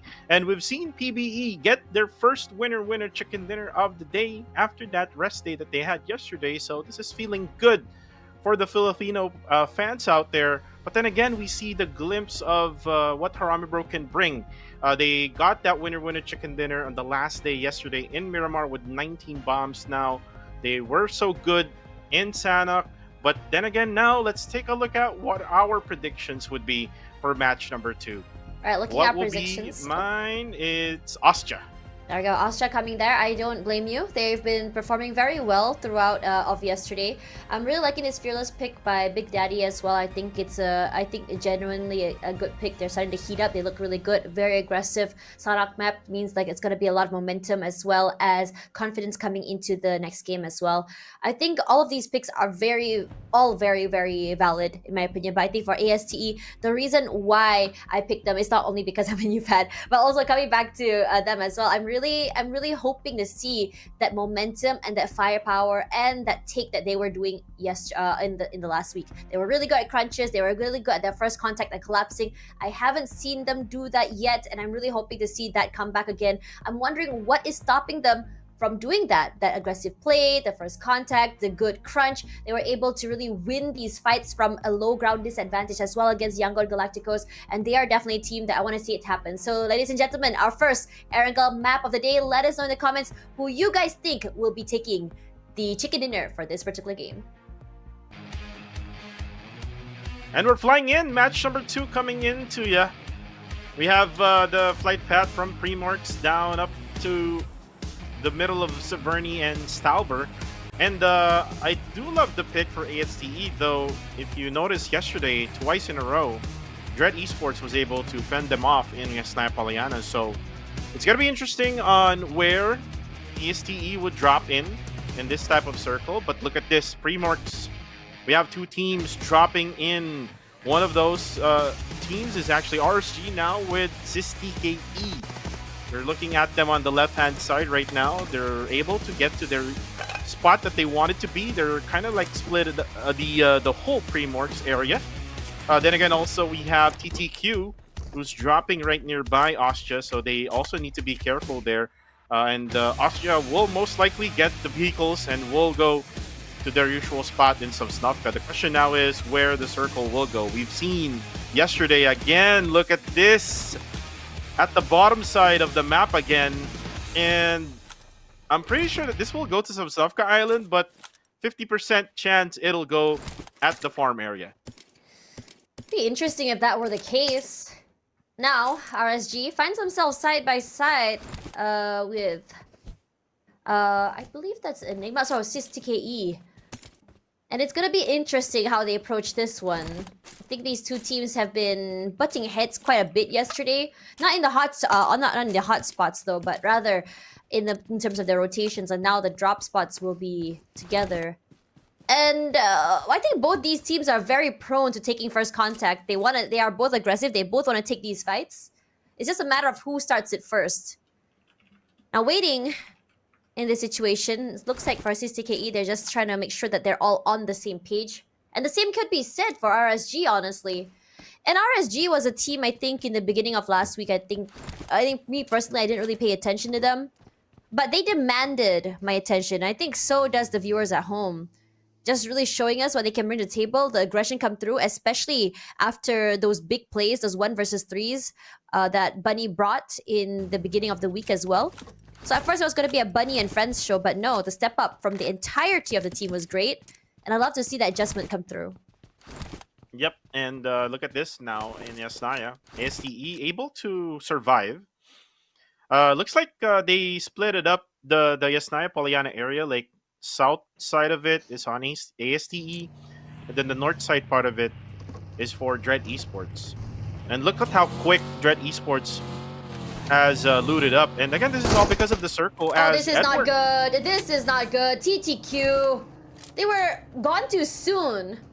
Just now in Sanhok. And here again on this bridge, Austria. I think GE and Austria are 2 teams that proactively like playing these breach fights. And the TTQ, unfortunately, they're not really playing so well. And again, this is, I mean, for me, this is expected for Time to Quick Esports. They are, again, a really slow team to start with, and then eventually they begin moving along, starting match number 4 usually, but yesterday it was match number 3. We even call them TTW, I mean, time to win now, where they actually got 3 winner chicken dinners. So again, that's a hard feat to actually do. But then going back to Dread Esports, they looted up pretty quick at Yasnaya, and this is all because of the circle going southwards to military base, together with half of it is in farm area. 214 Sin, though, can do something about this, but then again, they're not playing at all for today. So if there would someone, you know, who would take their position, I mean, that would be really great. But then again, let's go back here to RSG. And This is a SISTKE. very long. They've been here for a long time. It's almost like a Mexican standoff if you think about it. Mhm. And I'm really questioning, like, okay, they want to hold this area, they want to hold this spot. And honestly, based on how SISTKE plays, I would have expected already SISTKE just completely maul them because of the style and tempo they're playing. But it looks like for RSG, they might be the ones doing that. A whole and Naughty Boy, the tip of the spear for the team. He just clears every single room, angle, nook, cranny. You can hear the roar of the guns as well in one end. So there is that feeling, that want to get that first contact. Cooks the nade, throws it in. Heartless moves out of the way safely. I think he does spot one. And RSG will just retreat to the top side of the building. They don't want to be crunched. The positioning for SISTKE is concerning to me, given the fact that quite far away of each other, but it does prove to the point that it's going to be Heartless that's in trouble. Gets a knock on a member of RSG. Heartless solo. Gets to hide, gets a little bit of space to just really heal. A nade. Oh, that door! He closes it right in time before the nade comes through. The spray doesn't snag anyone quite yet. And Bunny gets marked. More pressure coming forward, and Heartless and the other members of SISTKE don't want to push into this compound. They don't want to be baited into the DBS play. Ooh. And once again, Boy Sean finds himself in a situation where he needs to be saved. But it's okay, that is close. Pressure to come through, and Bunny punishes. No knock yet. So close. Nearly takes out Natiev. Natiev in the backline. A little bit too far, and Heartless finds himself falling apart. And suddenly, one by one, the other members of SISTKE fall, and RSG is doing this compound hold so well. Davan marked. Ooh. And the nade perfectly tossed. And Wow. SISTKE, they can't do anything. They can't even challenge this area. After that first knock, I saw it coming. I mean, RSG, one of those squads that are really so good when it comes to follow-ups.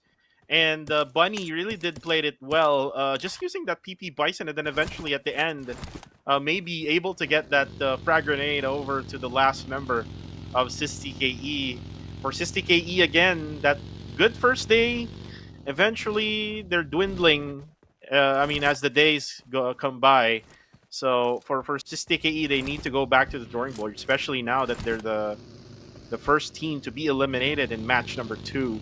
Hopefully they can bounce back on the next game. But for now, let's take a look at Fearless Esports. We saw them in match number 1 in Sanhok. They got like double-digit kills or elimination. So I hope that they can follow it up here in the bigger maps. Especially that I said earlier, they like played 6 games in day number 1. They only like got 14 points, and then the next day they were on the rest day, and then today on the very first map they basically got 17 points. So they already overplayed themselves compared to their first day performance. So I just hope that this will continue now. For Fearless Esports, and we always mention that they're one of those squads or teams that is on and off when it comes to playing each game. So we need to see a little bit more of that consistency. Speaking of consistency, the only team that's really maintained that this week Oh, has look been at the circle. it's been Austria. Exquisite as well has been pretty immaculate coming back into today. Austria still playing on SMB. Airdrop crossing by them, so a little bit of value coming from that wait. But like it or not, they need to cross soon. And Austria has never really been a team that takes their time to play on the side of the zone. I think you remember, I think we had this conversation last week where the circle was just so, was just so forced toward the southern side, and Austria was so quick to go for that rotation, held an area, still playing the same tempo, but quick to go into that area. Now Primosk, you see this forced rotation come through, and now look at how far off toward the northern side MFG and Enigma are as well. I think these two have sort of been tossing in some hits now and then, but never really been a full fight. And now both of the teams are forced into this rotation. My question is anyone going to stop them from doing that, or is this going to be a quiet American or gentleman's agreement? Needs to come through. Out of Death 7. They are being completely silent right now. Ooh, the Very nades. good with the hole. Just buy time. GE the flap. Great. Now the sprays come through. Marnet, huge for that. They punish anyone that comes outside of the compound. All alone. The DPS play Marnet. That's what he does best. God of Death 7 had no choice, no chance even. And my question was, since they were already in the compound, why were they not playing for the hold and instead coming out to challenge? Well, God of Death 7, I think like 2 or 3 of their members were outside of that big house. That's probably why they got eliminated by GE. And then GE, with their first frag grenade, able to knock down Moek. So that's why God of Death 7 were not ready for the GE push. And this is what I love about GE. I mean, we've been calling them out, not being so aggressive, just trying to go for their objectives, wherein they just follow through the circle. Now we see them pushing other teams, and this is kind of scary for GE. I mean, if they try to learn how to be consistent when it comes to aggressiveness, then I guess other teams, if they try to realize that they can also be aggressive, then other teams might be eliminated that quick, like what happened to God of Death 7. But right now you can see PvE pushes in onto MFG Esports, but then again you can see not TQ. Evil. Oh, Evil actually played now, and then he got eliminated early. No wait. Now TQ there. Just finding the right angle, the right time. PvE. You see Gerald at least gets one knock there. It's gonna be toward XZ9K. The blue zone pushing, time not on their side. The spray is toward Chris. Good mark. He moves out of the way. Gerald, one of his traits is that once he marks someone, he puts that pressure in, he's not letting go. So it's gonna be almost hard for Unknown to move out of there alive without any support. And he's just waiting for his other teammates to just come through. Caps will be able to get that pick off onto a little Yatka. And now it's all about that wait. And he's patient for it. Enigma, at the bottom of the scoreline, also wants to show us that they're able to bring in pain, they're able to put in the pressure and also firepower. And the thing is, Enigma has been showing us they have firepower, has been showing us what they can do in terms of a fight. And in this situation, these late rotations might not work out in their favor. Team all up, the rest inside of the circle. And it's a very risky play when you think about it, because you're so separated from each other. But a lot of trust to come through as well, to understand and really see what exactly this take is trying to look like. Maybe pickoffs in the middle of rotations. And this circle is not making it any easy. It's ping-ponging to the left. And on top of that, toward the southern side, there's a body of water. That's just rough. Yeah, it's really rough. As you can see, Zuki able to eliminate the players here with the S1897. The FV now on the screen. Going for the spray onto Fern. Throws in a nade. He actually got damage there. I think someone else from Enigma MSI from a different angle is going for the spray. But Chris was able to get some damage there onto Zyle. Chris doing a really good job here on making sure that Zyle won't be able to peek. And now he just forced out to put up some smokes and then to bail out from that scene. So TQ doing a really good job here on protecting their position. This is their position. Enigma MSI had no choice here but to just push in onto the northwestern side of this very map. And look at Macbeth just waiting at the lower ground to make sure that he can actually get into the circle. APG though on the feed, having some action. ASTE as well with GE. And also we can see FFE who goes down, but then again the top now sprays down. Oh, and Macbeth just waited for that right timing, and now this is their chance to get into the zone. Back to the lower side of the train, and Caps just running for their lives. It's so hard for them to take this, but they want to challenge. They already got a knock. They can't go for the push, and they push. They do. A nade to come out as well. Straight into Popeye. He survives. The DBS can't do more than that. The smokes not doing him any favors. For you see me into Magic, we can do for a clutch a 1 versus 3 before, but he doesn't want any of this, and so does his teammate. They're rushing out of the way. It's gonna be a long rotation, and unfortunately, Popeyes will be taking out. 2 members left for TQ. Still very able for them to go far, but it's gonna be difficult. It's not gonna be easy. And we're seeing skirmishes throughout this entire map right now. You can see slower rotations. Austria has managed to get into the zone. I think some of them had actually crossed the bridge. Some of them swam through. It's a 2-1-1 formation from Austria. And I think all my eyes are on them. As team on the top side on the leaderboard and a circle this difficult, I'm wondering what do they have in mind when it comes to this situation. In fact, the southern area, the entirety of it is just so packed right now. And slowly but surely, Austria Esports is able to get into the circle. The quarter now is all dead, all because of that push coming from Enigma MSI, forced them to bail out from that position. And then on rotation, I think he got killed. But then again, you know, RSG maybe. Nobody home. But for now, for RSG, I think they're actually good right now. They're in good position right now. They're kind of split up with 3-1. Ooh, but Gerald just ran over by Ranzer. And this is the Ranzer that we know. Fearless Esports just fearlessly pushes in to Gerald, and DBE now down for the count. I think there are only like 2 members left for them. Now, everyone's just scrambling to find their positions. RSG in the middle. Harame Bros has a nice little area. PBE, in fact, has an airdrop, so it couldn't work out in their favor. But look at how stacked this western side is. ASTE finds themselves toe-to-toe with GE.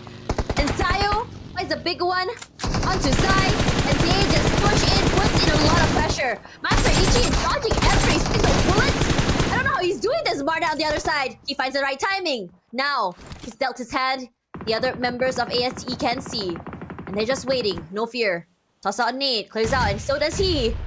A trade to go forward. Only chip damage to come through. Marnet side by side. Some smokes as well just to set up his teammate for victory. But it's gonna be hard. He's the only one that needs to go there. But the other members of ASE need to do that as well. Holy Lanju is here. Dread Esports tries to come in for the third party. Hasn't done it quite yet. But you can hear the roar of the vehicles come through. ASTE. At the right time, they need to get a pickup. They need to do it now. Before the third party. Before the reset. And the reset does come through from GE. And this is not looking well at all as ASTE. Zayo is just bleeding out. No fear, the final person left standing. There's a lot of pressure on him. A lot of praise thrown around by the Nepalese fans. But it's almost a tall order for him to be able to deliver this. In the smokes, the sprays, and Marnet ends the dream. At least for ASTE. Not their game yet. Still trying to find the answer. My goodness, this northeastern side part of the circle, just all-out chaos. Now Dread joins in the fun. GE right now, Master Itchy is currently down.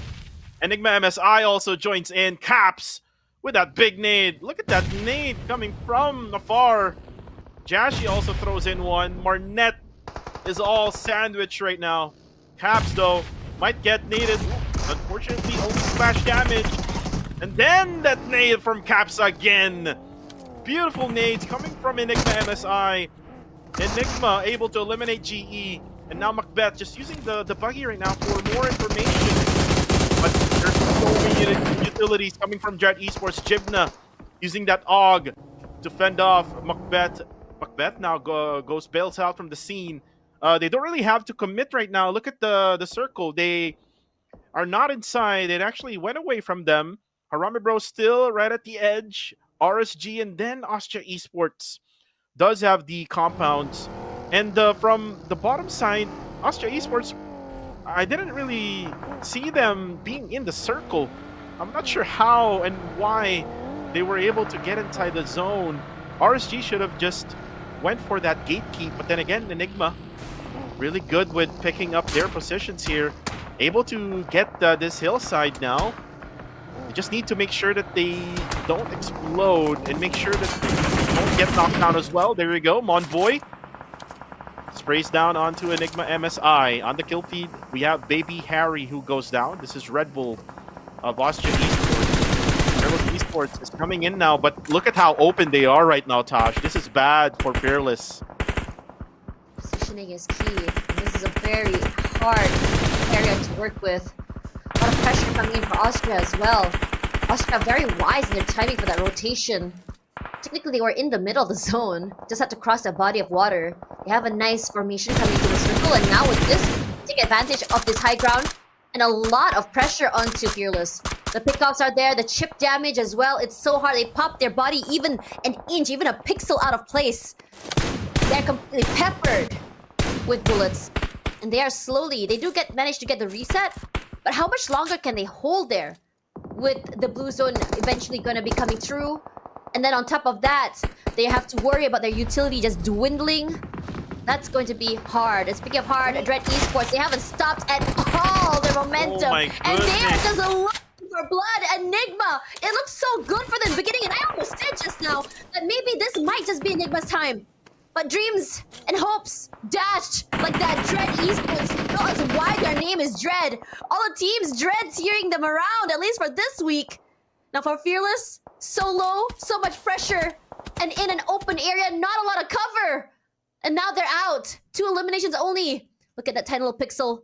They know that Moy is there. Oh, Alphas nice. is just so cold with that shot. A long range with the 8 scope. And he's out for more. Every single tree and stone left unturned. And he is so adept, so aware, marking every single player. The nades from Harambe Bro is also here. They just crash into the compound. Excuse me, the area where Dread Esports is holding. And Holy Lanju, he can't move anywhere. In fact, he's so low. The question is whether or not he has the utility and time to go for that reset. He does not dare move an inch. Does not dare make a single sound. Harami Bro, if they know, the collapse has been one of the scariest to deal with. And Dread Esports forced to take a more quiet approach to this fight. Utilities now has been used. Both sides, I mean, still with Jibna has 2 mollies here.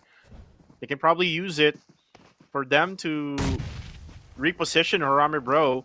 But Emas now will come in. The blue zone is closing in. And now they have no choice but just push in. And ooh, that's nice. Dread Esports is out. Harami Bro. This is what we've seen from yesterday. And again, the momentum is still there for Harami Bros. MM on the kill feed, though, goes down. PBE, unfortunately, they don't have any more vehicles to spare. They can get easily be pushed here if Harami Bro will have all of their utilities replenished. But then again, it's ETQ. KH doing a really good job there of just using these bridges right on the sides of the northern island here of Erangel. Ooh, and that's it for MM. Nice shot there. Coming from KH, it's only going to be Koopa. He actually got spotted already. But then again, it's going to be Range who might go for the third party. You might steal the kill here from KH. Koopa able to go for the heal. Harami Bro has that hillside advantage, but for RSG, they do have the compound. The wait is on. Oh, can't do more than that. He just gets completely demolished. A very desperate attempt to get into the circle, and there's nothing more he can do. TTQ also now in trouble. They were out there in the open, and they are now eliminated. Top 4. A stronger ending for these teams, if you think about it, compared to week number 1, where we saw maybe 1 players, or maybe 1 team with only 4. Harami Bro still riding on that momentum from yesterday, the heat as well, and Austria.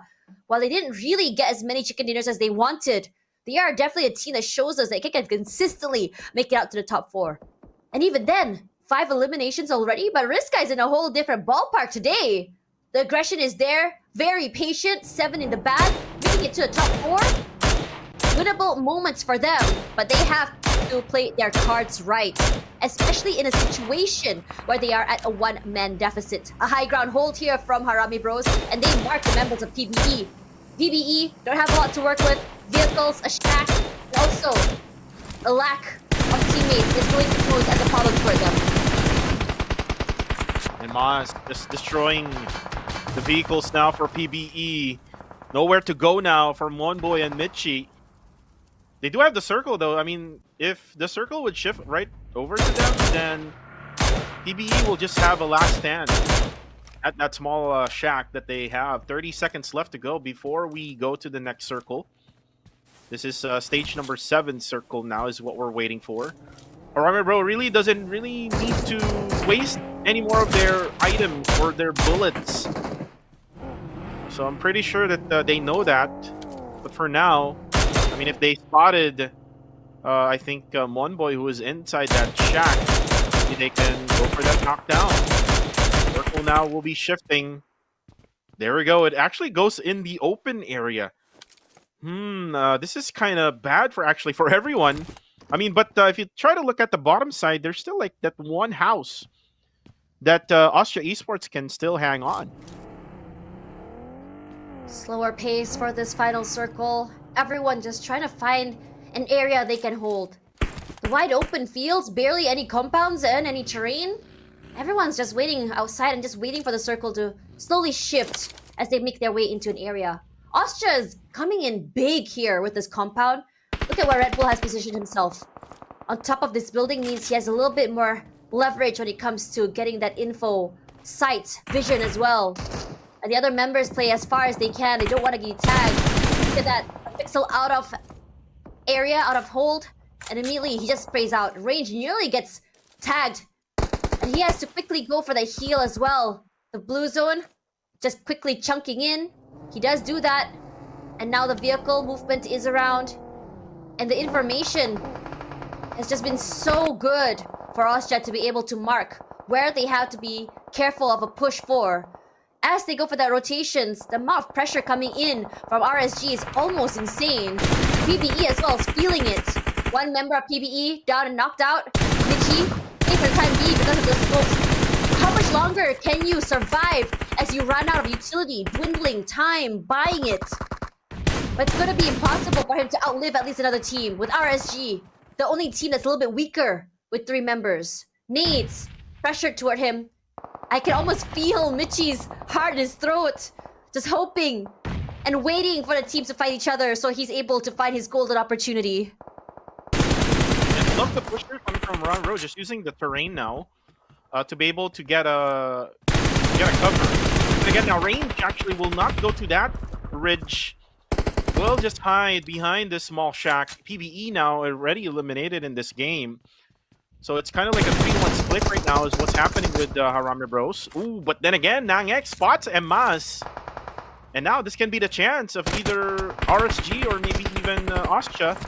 But they're not going to do much for now. It's going to be a slow end of game here, in my opinion. All because of this very much open circle. Harami Bros will probably be forced or be forcing RSG to get out of the way. There we go. That's Nangek already able to get the knockdown onto maybe. So 2 players left for RSG. RSG now dwindling with their numbers. Austria Esports now, most likely they will set up smokes here. I think there's still like rocks that they can hide behind. And then look at this, Gooey finding a really good spot to be on. This is a small ridge or hill. He can stay and he can hide for now. We're moving into the final zone right now, which is stage number 9, which the blue zone will just close in. So this will force everyone to just be straight in the middle of the zone. Nangek actually got spotted now by Federalis, gets that knockdown. Gooey will most likely be focused now on Federalis. Federalis almost explodes there. Looks like Harami Bro has this chance now in the bag for another chicken dinner. And this is good for them, forcing these teams to fight, and this is what they're waiting for. A lot of teams just trying to dwindle them in terms of firepower. Red Bull and Shuffle knocked down as well. And there's only 1 more left. And now RSG, the numbers dwindling at the same time. Harami Pro has just been waiting to third party this situation. They had put a lot of pressure onto these teams, but they never fully committed. Skynin finds himself in trouble behind a burning vehicle and will eventually be knocked down. Jappy as well. At least the first one to be knocked down by a member of RSG. Vape, we've seen him do damage, we've seen him do wonders in terms of firepower, but he needs to be quick. Bunny as well, the heavy hitter.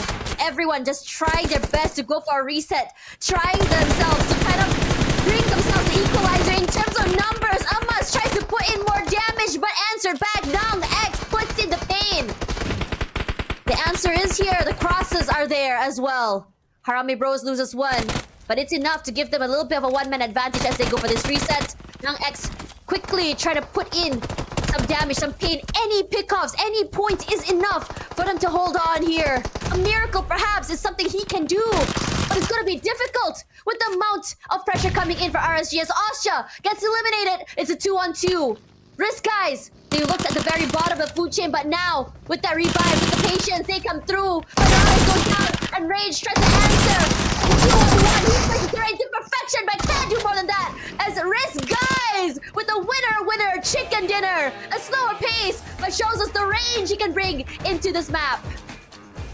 A chicken dinner stolen from Harami Bro. They were all 4 members alive. Jappy just...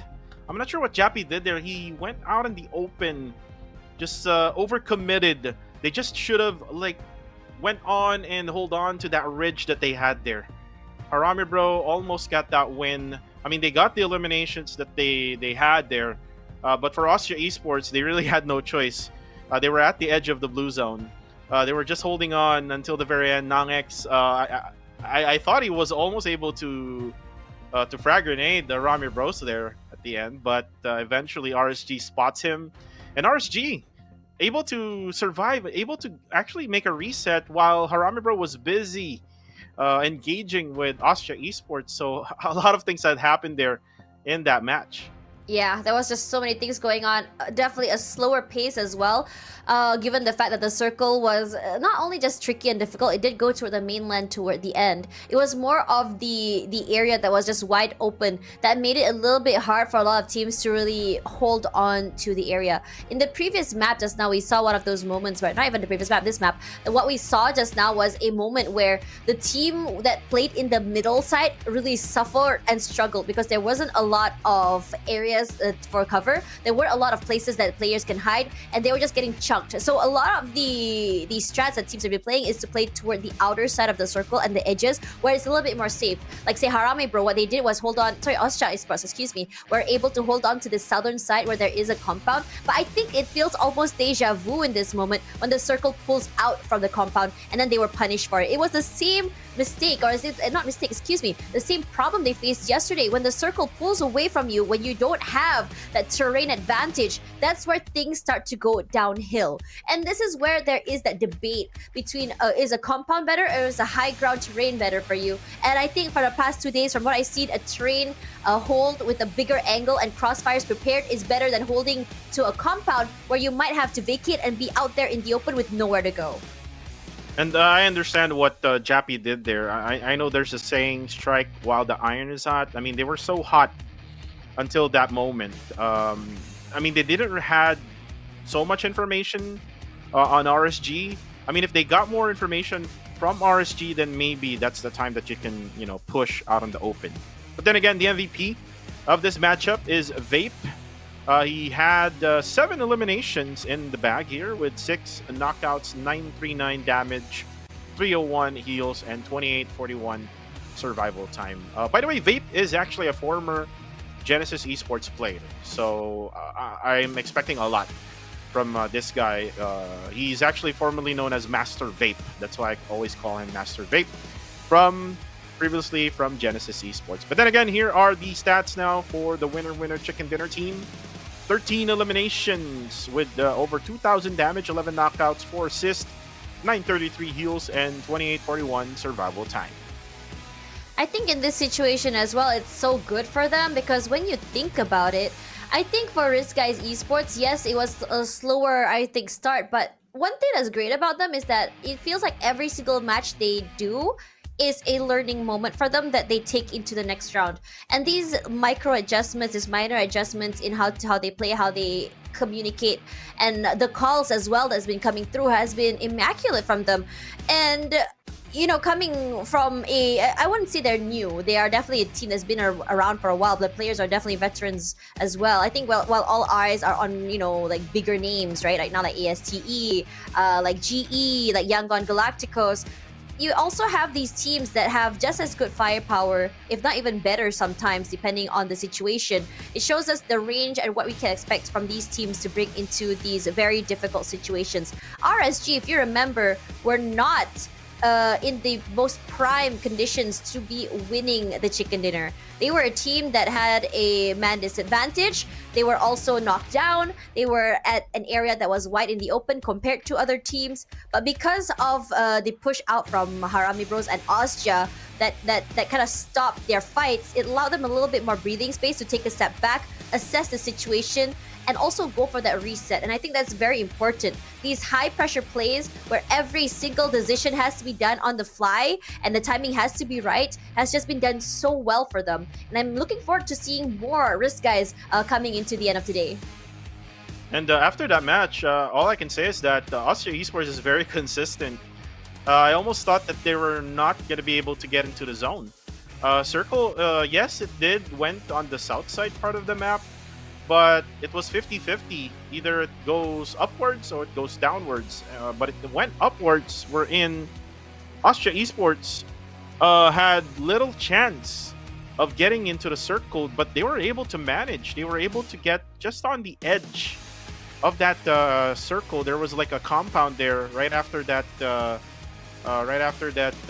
bridge, left side bridge in Erangel, and they were able to stand and hold on onto that small compound, and they were able to last until the very end, which is you can see they still get 13 points. RSG gets 23 and Arami Bro gets 14 points. As for Arami Bro, they need to be patient at least until the end of the game, until they're sure of how many players are left that is in front of them.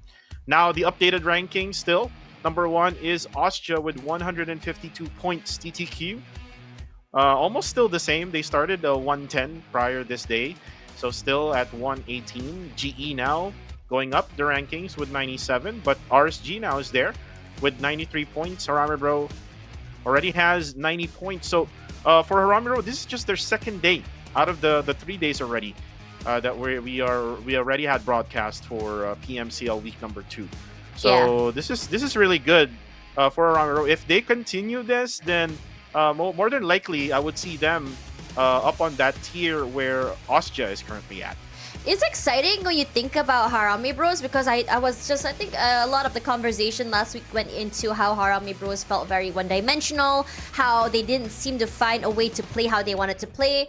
They weren't really comfortable when they were changing up the pace. It didn't seem to work out in their favor either. And then this is why I think it's so important for them to find that groove, that momentum again as well, because they are definitely a team that's very capable. They have the firepower, they have the strats, they have the plays, they have the good calls. And this is where, I was really scared for them. I was genuinely worried, like, okay, this is a team that's not finding the answer quite yet. They haven't been able to do anything. They keep getting chucked down so early. What is the mentality and the feeling like coming into the team?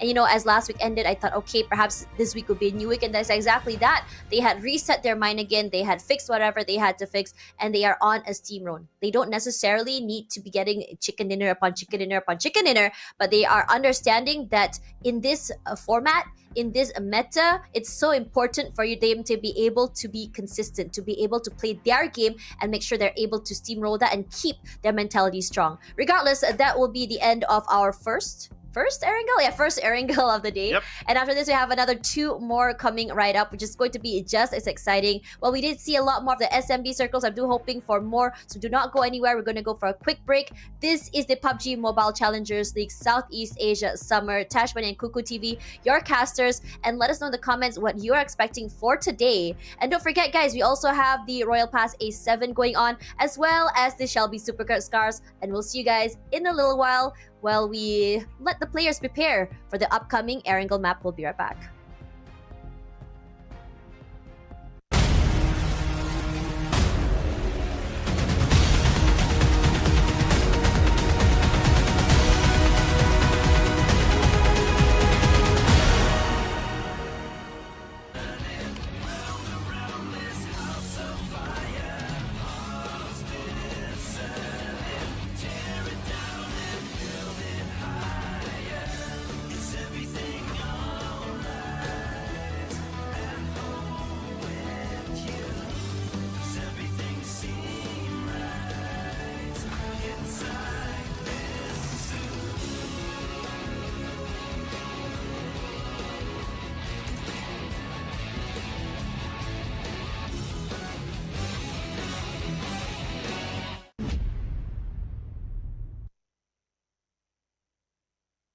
PUBG Mobile version 3.2 update. As part of this update, we've added a new themed mode, new items, and various improvements. Let's check them out.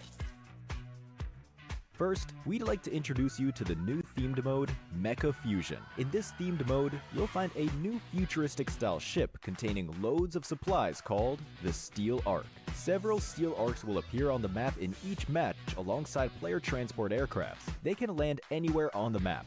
It's worth mentioning that a Steel Ark loaded with supplies will fly around during the match and drop supplies consisting of an airdrop crate and several supply crates at specific drop points. Use these abundant supplies to help you win.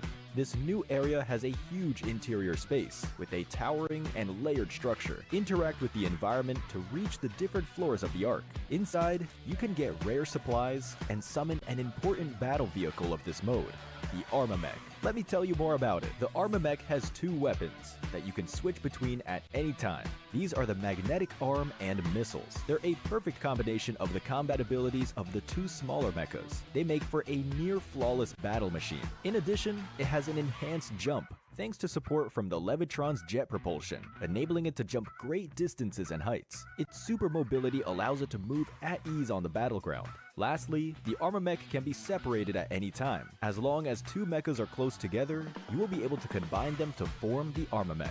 After combining, the pilot of the Levitron becomes the pilot of the Armamech. The Levitron is a new special vehicle. It can switch between a speed form and a magnetic form. In speed form, it gains a collision acceleration ability, and in magnetic form, you can activate its magnetic arm. The Strider, on the other hand, serves as the lower body component. This is an offensive two-seater vehicle. It can target designated areas and bombard them with missiles. Combined with a Levitron, they form the Armamech. Join your friends and experience the might of mechas. Besides the Steel Ark that spawns mechas, there's also the Assembly Base, where you can get supplies for yourself and your mecha. The Assembly Base contains not only mechas, but also a repair station, where you can replenish your mecha's health, fuel, and missiles. After battle, don't forget to come to the Assembly Base with your teammates to resupply. In this new version, we've also added a legendary pilot challenge. Complete difficult challenge missions to get special cosmetics for themed items and vehicles. You can get rewards such as a dance move and special elimination broadcast for the Armamech. Try taking on the challenge. In this new version, other than fun mecha battles, several new items have also been added. The first is the jetpack, which can be picked up and equipped to increase movement speed. It comes with a rocket jet ability that can be used to briefly boost off the ground, which is great for getting around quickly. Next is the personal AED. As long as you have this item, you'll be able to rescue yourself when knocked down. After using it, you'll recover from the knocked down state. Of course, for an item as amazing as this, each player can only carry one. But do note that moving during self-rescue interrupts the process. Find a safe area to use the item so you can return to the battleground. Next is the magnet gun. It's a downgraded version of the magnetic arm in gun form. Switch to it by tapping on the firearm bar. It has the same abilities as the magnetic arm. It uses magnetic energy to pull and grab vehicles or other players, opening up more possibilities in combat. Try experimenting to see what it can pick up. Lastly is the respawn beacon. It will show up in either the Steel Ark or the Assembly Base, and it recalls eliminated teammates, but it will use up their respawn chance. Life is precious, so proceed with caution. Additionally, the popularity event is back. We added a popularity gift redemption shop this time, where you can use the tokens earned from popularity battles and team popularity battles to redeem rewards. With the new version of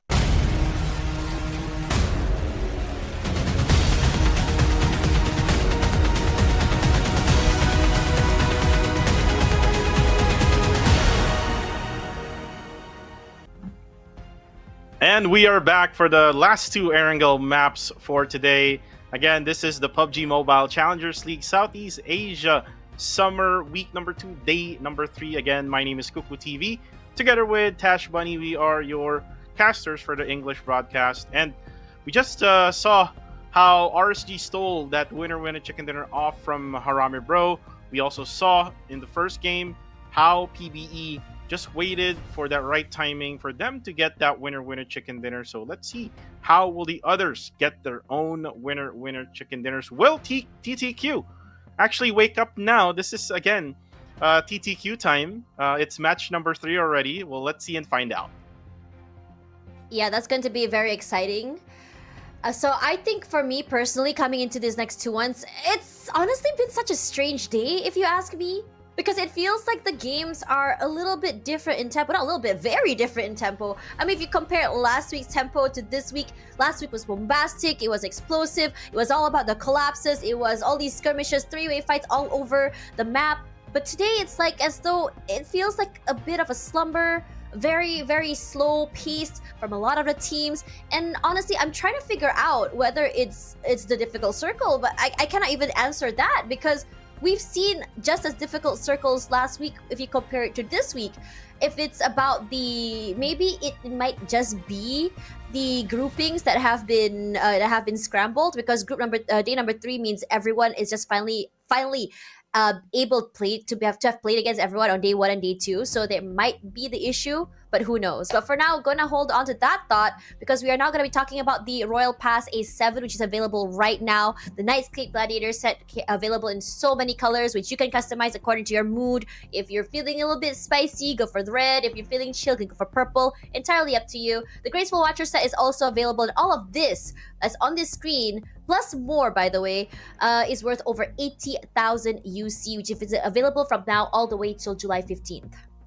Yeah, please buy your own right now. You get also a max rebate of 720 UC, which you can use on the next RP. So that's it's kind of like money back guarantee, right? So, anyways, for the point that you had there, I mean, for some yes, and then for other teams no, because we've seen a little bit of aggressiveness. But then again, we have also the PUBGM X Shelby Supercars collaboration. Available now until July 9th, and you can find it under the featured event, Motor Cruise. Get your own Tuatara or Tuatara Striker vehicle tokens also don't expire and can be used in the next corresponding event. So let's go back to the topic here. I agree with you like half-heartedly because yes, it's totally different today, especially the circle.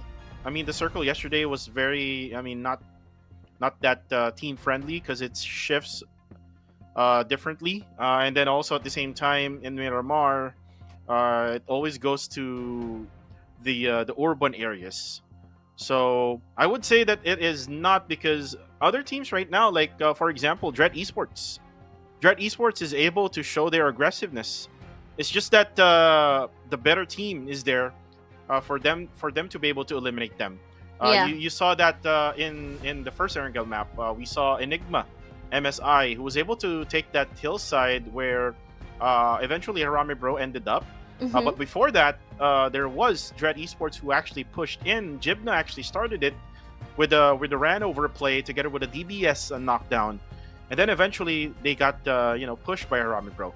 So all of these different teams who was trying to be more aggressive this time around is something that we need to look out for. Enigma MSI is actually one of those teams that are very aggressive this time around. They started in Sanhok, and now let's take a look at our prediction for this match. It's I like Queen Toyo's pick. I'm a big fan of that. Yeah, and again, we coming into this match, I mentioned that Dread Esports is very aggressive. They even changed their dropping point.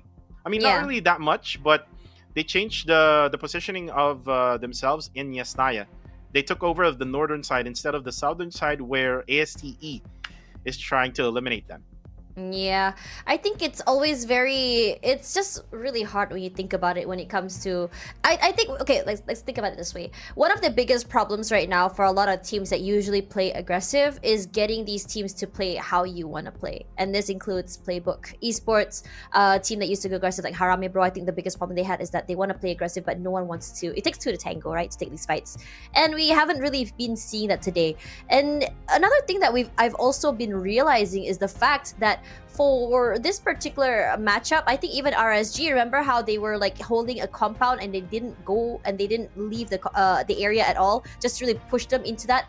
The amount of DBS plays have been quite scary as well for a lot of teams to just really encroach into compounds. They don't want to be punished for it, and it happens so many times. And I think it's a good call for a lot of teams to not be, too aggressive. But also the call to not be too aggressive means that you're forced to take these long-range fights, long to mid-range. And if no one is showing themselves, it does turn into a gentleman's agreement. You have one team that's not able to push in and play aggressively against another team that wants to try and get these pickoffs. So it's all about that wait and see situation. And I think I'm quite surprised as well at how many teams are still alive toward the end of the last few circles compared to last week, where it's like a bloodbath at the beginning and then a lull to the beginning and then another bloodbath to the end. One other squad that I want to talk about is APG Esports. They came back from the rest day yesterday. I think they were the only team that hasn't really shown much. I mean, Group B, Playbook Esports already got their winner chicken dinner.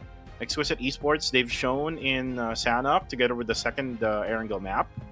Fearless Esports in Sanhok have shown a double-digit elimination point. So APG Esports hasn't really shown much. I think this is also the time maybe for APG Esports to show that they have changed their strategy, especially their lineup. By the way, Yuno is playing now instead of I believe Juggy. Juggy is not playing. Yeah, I'm wondering why the change. What does Yuno bring in terms of style of play compared to Juggy? Do you know? Yeah, I'm not really sure. I mean, this is the first time I've seen Yuno as well. So this is kind of brand new to us here in the PMCL region for Yuno. Right. Well, I mean, we've seen Juggy and Insight. It's kind of like that Singaporean flavor, like the duo Singaporean and the duo Filipino side. Yeah, they kind of do it that way in APG Esports. It's interesting, right? How APG went from a full Cambodian team and then moving into a whole different region, and now they have like a mixed roster, which I love, by the way. And I'm really liking that so many teams are going the route of these different rosters, these mixed rosters. I remember there was a time where everyone was just like full Indonesian roster, full Cambodian roster, and so on and so forth. But now a lot of people are starting to understand that if you want to go further far, you want to go into a bigger international level, you have to be very diverse in your playstyle, in your teams, in your mindsets, and getting players from different countries give you a lot of value in that. And I honestly, I'm not too sure which team started this, but I love this change in mindset for all the teams here in Southeast Asia. You're right. And you know what? A former player of Exquisite Esports, which is Lufa, played in the Japan League in PMJL. Now, in this season of summer, he's actually now playing in PMSL EMEA. He's playing with Enigma Galaxy. Oh my goodness, that change is so different. So different, right? Yeah. And Lufa is a PMGC player from Reject. From Japan. So Rejects. Okay, he's literally Mr. Worldwide. So that's very fun to talk about as well. And I did have a conversation with the PMGC players last year about what kind of playstyle comes from each region, and everyone is saying different ones. But hold that thought, because we're just gonna go straight into our second Erangel today. Keep your eyes on the screen and let us know which teams is gonna get a chicken dinner for this particular one.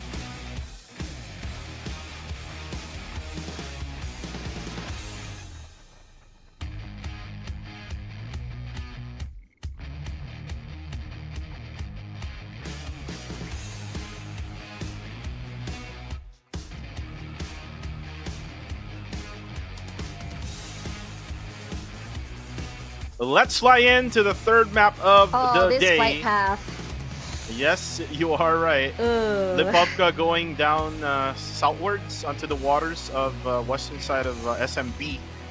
This is bad, especially knowing that I think there was like 4 teams who drops around Georgiopol area. There's also one in Zarki, which is Enigma MSI, MFG at Georgiopol, and there's like TQ and I think YG in the south side of Georgiopol. So this is kind of bad. So I hope they have like a plan B when it comes to dropping points. We might see a hot drop, by the way, if this is the case. Or we might see teams who would fight for vehicles in the early stages of the game. So we might see a lot of aggressiveness in stage number 1 of this circle. You can see actually Milta Power. This is where 214 Sin is dropping and no one is actually taking it. I think as well. Hard to say. No. Why is this happening? What is happening so much, man? It keeps going to the opposite of the flight path. Yeah, it keeps going to the opposite side. It's not terrible though. I mean, it's still centralized, so I don't hate the circle. But I feel like we've seen a lot of these circles in the week. I mean, we saw one toward the northern side of Pori, we saw one toward Gatka, we saw one toward the southern side of Hospital. I mean, there's so many on this side, and I'm wondering, gods of Erangel map, what is going on this side of the map that makes you really want to play on this But side? hold your thoughts there. We have Enigma MSI. They get a knockdown already. I think this is TTQ. As Caps gets its own bicycle. He can set it up for later on. Zuki now is stuck at this very compound. So now he actually has some cavalry with him. Squad mates together with him now. They just need to be careful here, though. Because we know for a fact that Zuki is one of those really good Terminators for Time to Quick Esports. And he does have this AUG. He can use... Ooh, definitely. There you go. Zyle down to just 10 HP left. Zuki doesn't have any bullets. He doesn't have enough bullets, I think. But he does have the frag. There we go. He throws it in. Splash damage. Oh, there we go. This is impressive. Aggressive fight, Enigma. This is huge, actually, for Enigma. Getting one so early and coming up on top. On top of that, a team that's been steamrolling everyone yesterday, TTQ. And it's just been such an unlucky day for them if you think about it. TTQ, 3 maps already. The first 2 down too early. KH. Oh, that's heartbreaking! Seeing your teammate just Gus came back. slowly, just crawl to where you're just like, hold on, brother! I'm almost there! Then he just dies. If he had a vehicle, then he can maybe go for the revive. But that was very unfortunate. That was sad. That should be a... There was an edit for that, right? With the sad song. I want to see it. Would love to see a meme video about. What about TikTok that. song can you see? Oh wait. Do you have one? I'm sorry. What? What TikTok trend can you see with that song? I'm not sure what the title of the song is. Yeah. But I've seen it with the memes before when it was still like MYSGPH.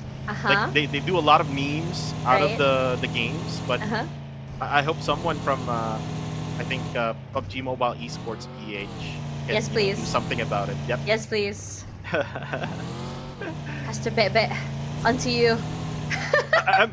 They've done the viral thing. I mean, do you know that Which one? like they're trying to promote like products?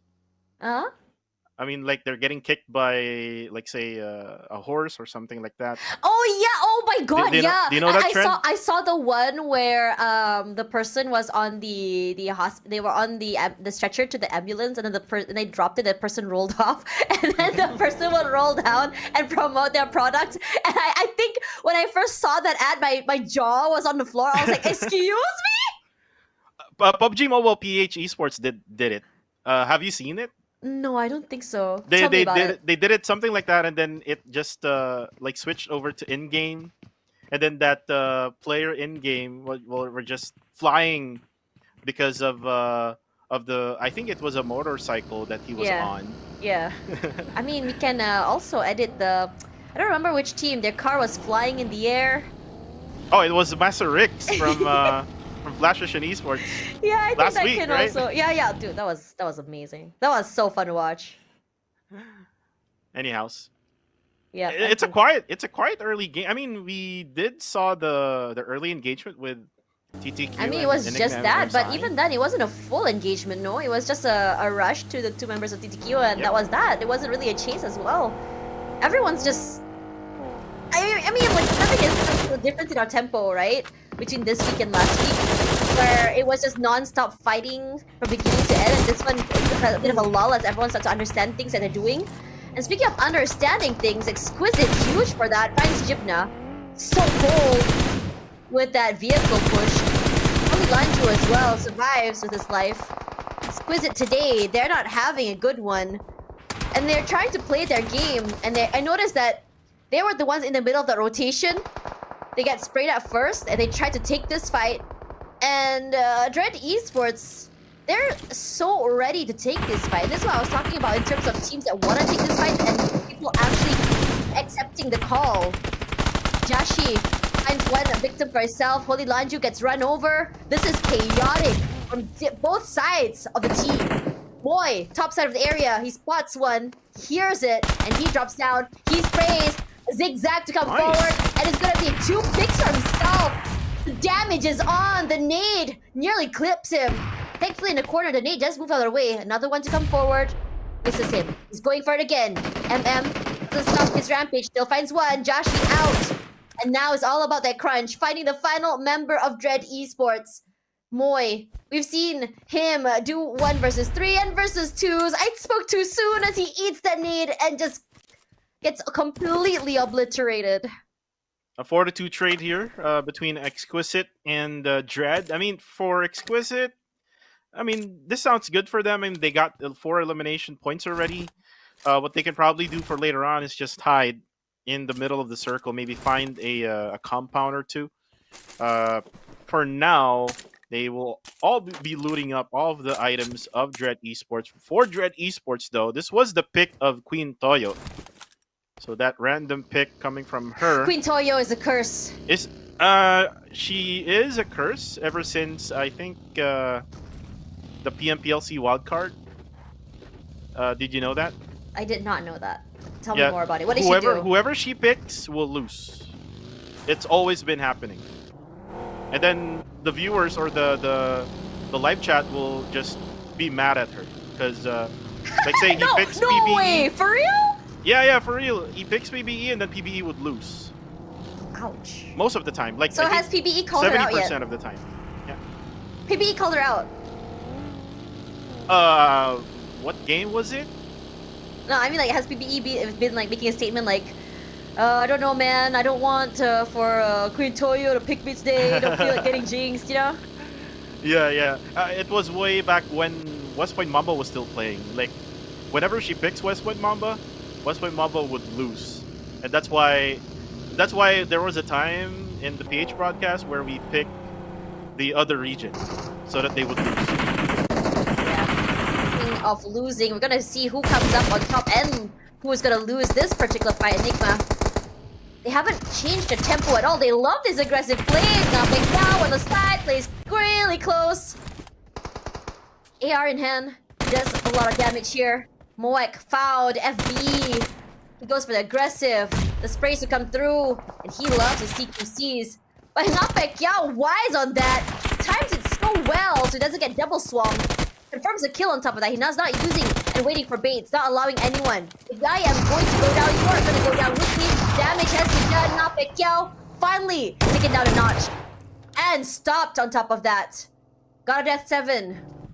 Not the best outcome for them at this time. There's still one more to worry about. Oh, Fern nice. comes through for TQ. Tried to go for a third party, but FV, he waits very patiently. Zyle playing a closer angle. Sets up a nade, some smokes as well. Gives him a little bit of space to work with. Deters any push towards them for the time being, but it's we've seen him happen before. They didn't even realize that he actually encroached into the compound already. And now it's all just down to Zyle. What can he do? The lone warrior of Enigma. Still staying alive. Wait. Upside to the bottom side. Proactive in movements. Good read as well. But he's trying to make sure that he doesn't get crunched. Rushes to the top side. But it's gonna be hard. Especially since Fern's position on the balcony means that if you're gonna cross anywhere, the spray is gonna be almost scary. You hear the sound of the vehicles to move away, and now he's completely surrounded. Has to go and buy time, and he's gonna be happy with even one pick. And now it's just about waiting for that push. The nades, he doesn't spot it. Gets the nice nice. pick onto one player, but can't do more than that. Unlucky, a little bit much, but I understand he's trying to make sure that they're not able to double swing him. Can't get much more info from the folks that's been thrown out. And Nopier takes out Itchy right after that. Enigma MSI really had no choice there. They just really had to stay on top of that roof and wait for TQ to push in. So fortunately for them, they die in the process. Circle now will be switching over. RSG again. Looks like RSG is buying these circles every now and then. Like, yeah, like the second game, they were able to get the circle. They were straight smack in the middle. And then third game, still the same. And look at how good Harame Bro is when it comes to circle positioning. They are just right nearby RSG. MFG now going on rotation. I think RSG is trying to fire right at them. And APG is what we're looking on the left-hand side. They're gonna come right by PBE. I think they went on a really long rotation, by the way, as well, for PBE and APG. Nong X knocks down Edward. And for ASTE, someone is nearby them on the mini-map. This is Fearless Esports. And this is so bad for APG. They're in rotation. Everyone else is already on their position. And APG just went straight. Got, sprayed by the crossfire of PBE. And I think another team as well. So Evil playing for today. And again, for Evil's substitution here for PBE, this is something that we haven't really talked about when we had that podcast that we had with the coach of PBE. Fort Row mentioned that he will stick with the same lineup as the same as last week, but now we see Evil. Maybe it was something unexpected because, at the end of the day, there must have been a reason why the sub was brought in. Maybe a player not available or something happened. But it does go for a quieter sort of play. Oh my god. TQ finding the other members of GE. And GE has been really unlucky if you think about it. It's just these fights. Yes, consistency is there, but they haven't been finding a lot of success in their rotations. And I understand they've been changing up the way they've been playing. They're finding a whole different... they're playing with a whole new player. Zai is playing for this week. And I'm not too sure where they are in terms of their calls, in terms of what they're trying to do for these executes. A lot of the time for GE is all about the pickoffs. They've been getting picked off. It's rare about them to have those team fights that we saw in week number 1 and mostly for them it's all about getting picked off one by one. And even toward the end of last week, they weren't getting a lot of, I would say, that success we saw at the beginning of the week, but at least we saw a little bit of a structure, a little bit of understanding of what they were trying to go for in terms of their objectives and their goals. But for this week, I'm still a little bit more, I think there's a lot of question marks for myself, mostly because we haven't really been seeing a lot of GE surviving till the end. And a lot of time we find them, it's always in these 2v1s, 1v2s, last 2 players left alive. Is it a situation that does not bring them a lot of value or a lot of opportunities? And this is where the thought yesterday comes in, where other teams are not afraid of GE anymore. Like last season, there were a few teams that were really afraid of them. They don't really want to come close right at him. I think the only team that really wanted to fight against GE close quarters combat would be Ranked of 214. A lot of times, or actually all of the time, when 214 comes straight at GE, it's always been 214 who actually wins it. So this season is totally different. They're not afraid of GE anymore. They're able to eliminate them, that easy sometimes. But then again, now you can see MM just hiding inside the smoke. Again, this is what they would need to do. They just need to buy some time until the very end. Try to go for third parties. And by the way, looking at the circle earlier on, again, Austria Esports finding ways on how to be inside the circle. They're on the south side of the map. No one else is actually with them over there, but TQ, Chris, currently down right now. Most likely he will die in the process there by zone. And again, it's going to be Jarrell now onto SysDKE. Heartless will be confirmed there. SysDKE now very close by. They're the ones actually gatekeeping right at the western side of the circle, but looks like PBE is able to manage. Dangerous. Michi nearly caught down, but there is an answer at the very least. The nade comes through. Wow! And Davan clipped. Michi still holding, waiting for time. And Gawi with the 8x scope. That's a lot of value in terms of weights, in terms of information. Smoke set up just to go for the pickup to Davan. But the nades are just rolling toward that ditch, and that's one of the scariest parts of being playing inside there. And they managed to get out. The cut of information and vision does give them a little bit more space, But I think PBE are wise for that. They're understanding that someone might not be in that smokes. Look at Michi. He's slowly moving forward. He wants to push. He wants to fight. And speaking of fights, ASE, all eyes on Fearless, and they all go on the aggressive. Now, as they already have one player needs to be picked up, is no fear. They take their time. They're playing it a little bit more safe, trying to understand and be a little bit more aware of the possibility of third parties. Harry's is just forced into a position where he has to run away for his life. Tayo at least has put in a little bit more pressure, but he's low. Can't do more than that. And here comes the danger for baby Harry's.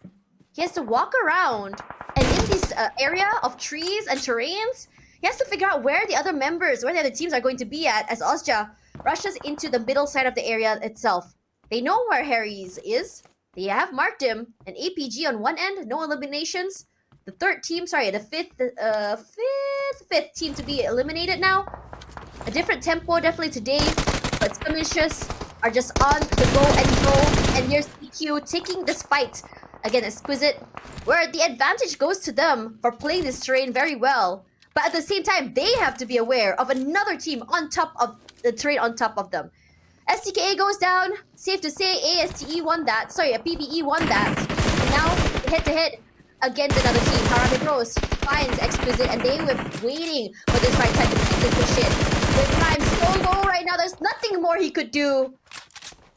Hard fought match for Exquisite. 6 eliminations, but no more than that in terms of their positioning. And look at XZXY. Oh, unfortunately, the moment when Fern just walked forward, and then that's it for God of Death 7. Not the right timing for God 7. That's very unfortunate for XZXY. But then again, the nade coming from Exit now. Just trades of nades here coming from either sides. RSG together with MFG. Bunny, I think they don't have any more utilities left. They can try to maybe put up some smokes for Naughty Boy for them to be able to reset. Isaac able to spot XC9K. But Exit is there to confirm the kill. Naughty Boy's out of this game. They're actually stuck at the northwestern side of the map, and there's many chaos happening. Michi goes down. Jaro goes down as well. Now Fern. TQ now pushes in Ranzer. Ranzer is actually split up with his teammate. PBE is already out. Fern now goes in. Ooh, unfortunately, baby Harry survives. And now the top throws in the molly. Burns baby Harry alive. And the explosion happens. And he actually explodes all because of himself. he fires at his own vehicle and he exploded. This is insane! And look at this! This doesn't stop! So much pressure coming through! Bunny on the brink of death, and he gets knocked from across the field! Chaos to the top 4! One of the most fantastic games I've seen today! Definitely a lot faster in terms of pacing as well. Harame Bro left with 2! MFG making it to the top 4! A different pacing for every single team, but the only team that remains consistent up there is Ozja. ASTE, perhaps this chaos is what they thrive on and they make it work. 4 players still very much alive, and they love this. This is the game they played on week number 1, and this is what they wanted to bring to the table. It took a while for that to happen last week, and it's happening again this week. Amas rushes forward through the smokes onto his teammates. And tagged a bit of damage there. A lot of pressure coming in for MFG. And MFG, we know, once they have sunk their claws into a team, they don't let go. And they keep going. Fortunately for them, Asha is here for a save. One knock from them. And they give a lot of value, at least, for the other team. For ASTE as well, they want to join in. It's a 4-way fight in this situation. And now, for Harami Bro, they're just saying, oh my god, probably not the best idea for us to be shack in the middle of the circle where all the teams are able to crossfire us. It doesn't matter who's who at this point. It's a free-for-all.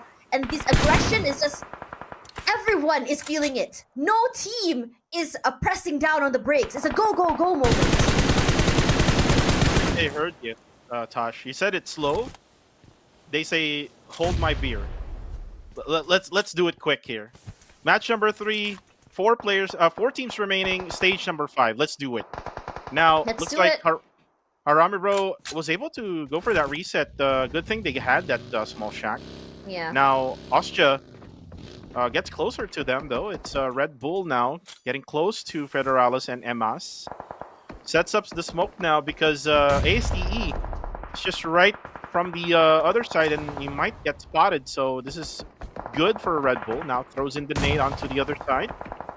This is Harama Bro now. Federalis cooks in his own nade. One more nade left. Ooh! Did it went in? Oh, it went in! So well done, Almas! It went in!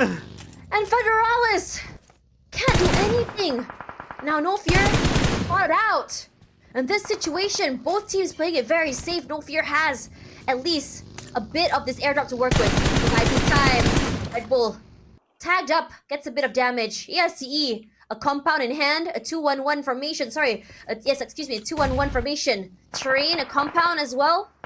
Good crosses, but the higher ground still an Ozja's situation, and he does get a nade onto one of the members of ASE. No Fear, can't be helped, can't be stopped.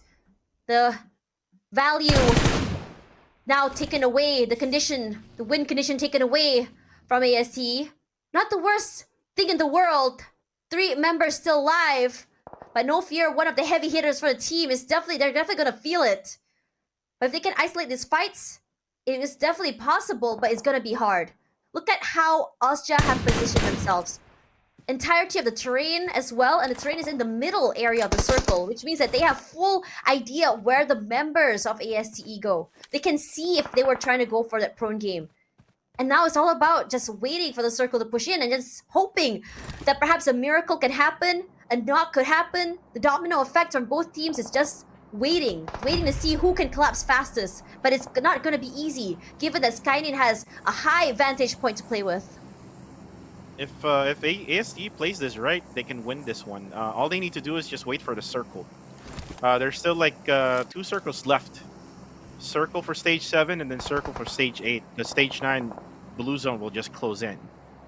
So if they try to handle this correctly, Stranger's Tribe Aromacy can get this win, even though with a 3v4. They just need to be careful with Skynin, because Skynin right now is on the topmost part of the hill, on the bottom side of the map. Well, right now, it's just 25 seconds left. All we're waiting for right now is the next circle. AST just need to be patient now. All patience should be on their side. Ozja is just trying to occupy all of the hillside here on the center most part, and also on the bottom side part of the circle. So here's what's gonna happen next. If the circle goes to ASTE, this is gonna be bad for Austria Esports. There you go. I called it. You called it, but the question is whether or not ASTE can go for that hold. Now, Austria has strength in numbers, they have strength in terrains, but the problem with terrains, like getting down means that it's a slope, it's an open area with barely any place. They can't go for the pro, they can't hide. Kai's is alone, and they know where he is. But ASTE, they also are going to go for that collapse. They wait. And the whole idea is whether or not they can hold this compound. If they're able to do it, this could work out very well. Skynin still holding on to the high ground, and I think that the members of ASTE know. So a good way to counter this is to just play inside of the building. And they've marked him. See that? Those shots coming towards Skynin means that he has to either move into the circle or move toward his teammates. And it's not going to be easy because he's a little bit late to that rotation. He's going to be alone, and it's going to be so easy to get blown up. And I think this longer rotation, yep, he's going to take a longer one toward the back side and reconvene with his teammates. It can be huge. And it's a slower, and I think this is the first time we're seeing a 1 versus 1 in terms of team fight when it comes to the final circle. We haven't seen that not in this league yet without a third party, without another team with 1 or 2. I don't think so.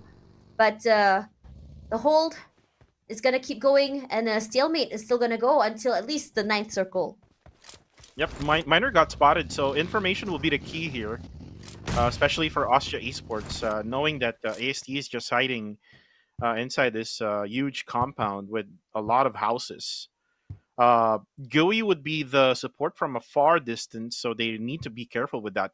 I think they don't have any information about that as well. So now the nades are coming from the side of Austria, not gonna hit anyone there. I like Circle, right? And Circle should be on their side right now. Yeah. It's just a matter of who will get the next circle. We still have the final circle coming in. 19 seconds left to go. before we go to stage number 8.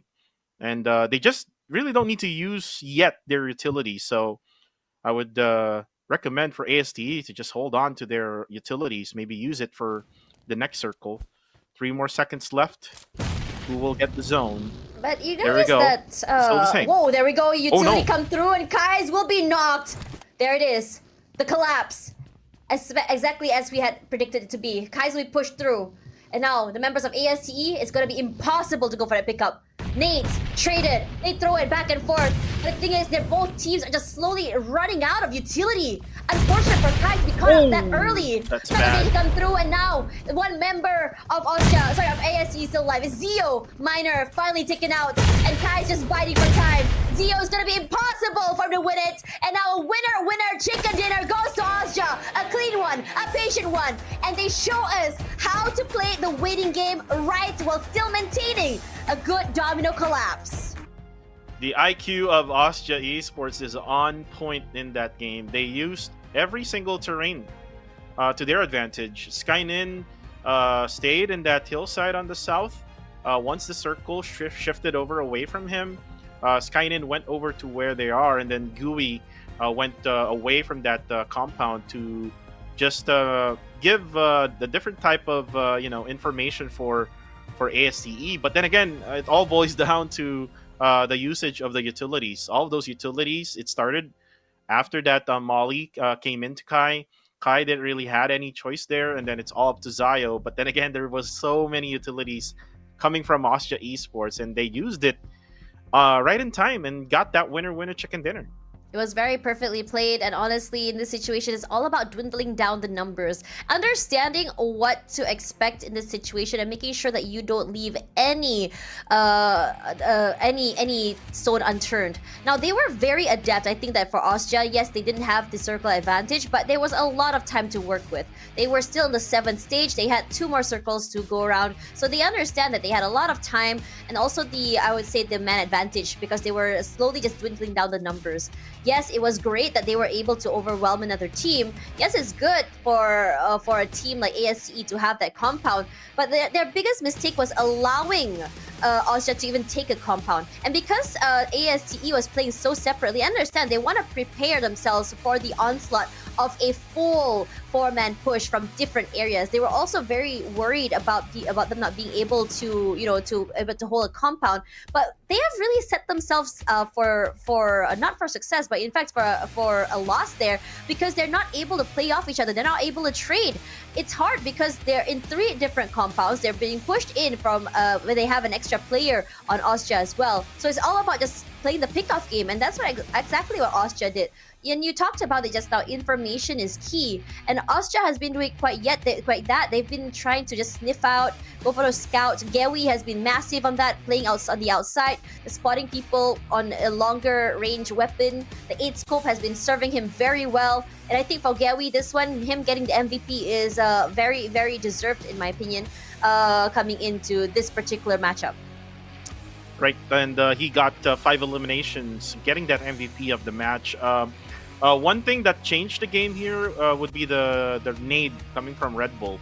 When he was able to get that nade inside that small shack, you remember that small shack was like surrounded by smoke. So it's hard for you to get that nade onto that little small window of that small shack. And after that nade, they got the Harami Bro eliminated. And they just had all eyes on the last team, which is ASEE.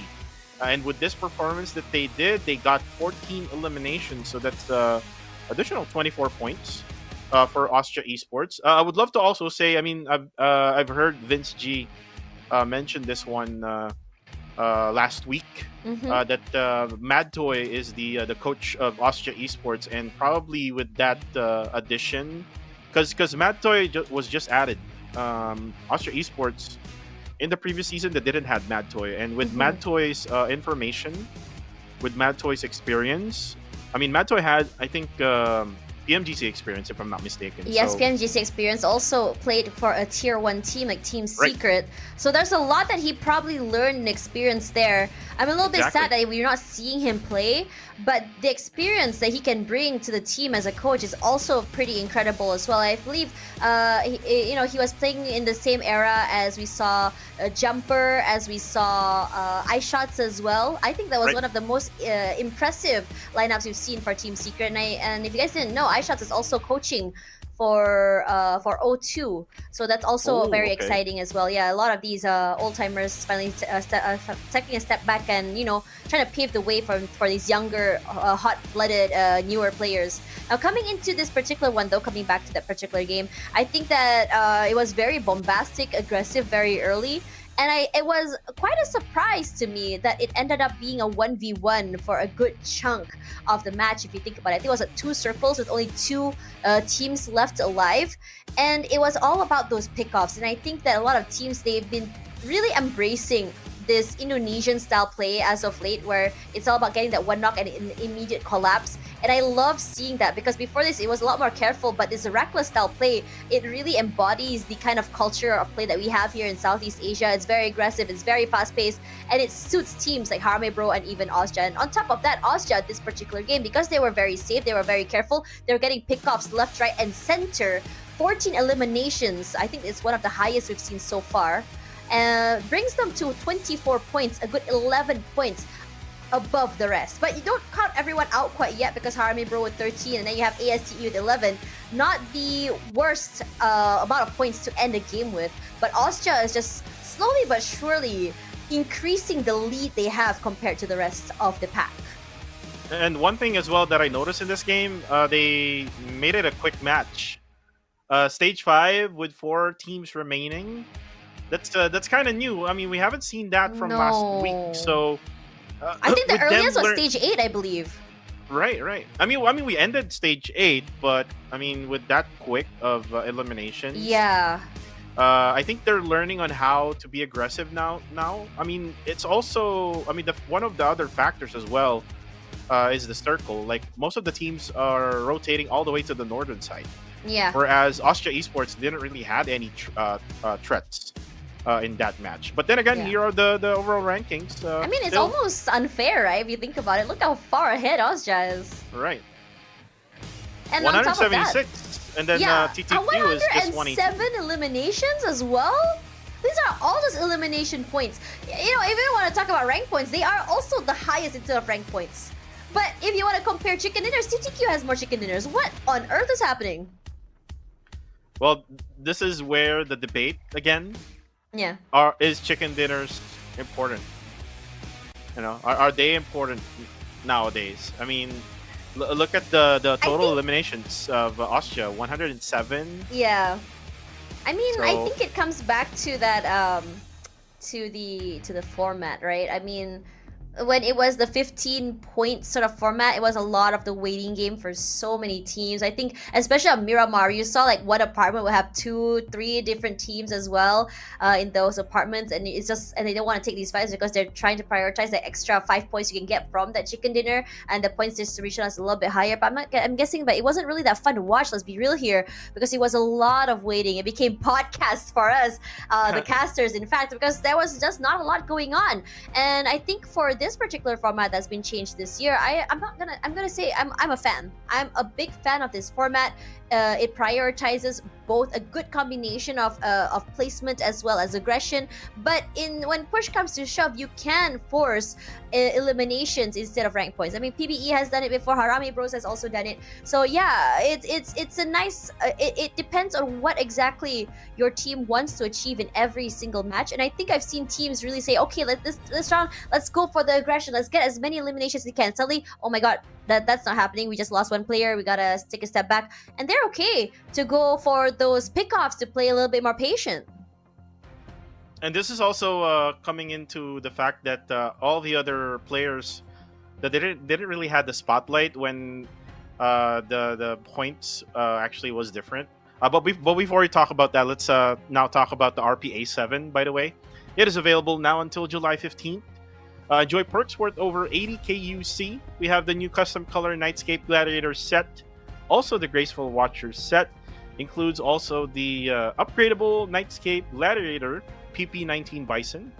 Also includes the newest Victory Dance, so make sure to tag us on your social media so that we can see it, and a lot more of skins. And going back to my point, this goes to show all of the other players' potential, because way back I was actually able to see the winner chicken dinner point with 30 points way back in PMCO, and we see a lot of those passive gameplays, wherein now the evolution of the gameplay, we can see other squads able to actually flourish, wherein we always see the usual who focuses on the middle of the circle for them to be able to survive, for them to get that winner chicken dinner. Now let's take a look at the PUBGM X Shelby Supercars collaboration. It is available until July 9th, and it is under the featured event Motor Cruise. Make sure to get your chance to get the Tuatara or Tuatara Striker. And vehicle tokens do not expire as well, so it can be used in the next collaboration event with PUBGM. Whew. What a match this has been today. Oh, we were just talking about how slow the match was in the first two. Then suddenly the third map is They were like, listening bam. to us. I'm scared. But to be fair, yeah, they might have been. We sometimes see Incus coming to the chat as well. yeah. So they were probably saying, like, the caster is one of faster match boys. Hurry it up. Chop chop, guys.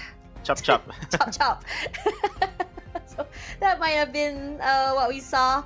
But it's fine. I think I'm liking the dynamic we're seeing. I'm liking the range we're seeing as well. It just shows that there's a lot of preparation in terms of what they want to achieve. It shows a lot of range of what they can bring to the table as well. It shows us that, being up here on tier 2 also shows a lot of different play styles and attitudes that come through from each different team. But so far, the team with the most range and the most adaptability has been Austria.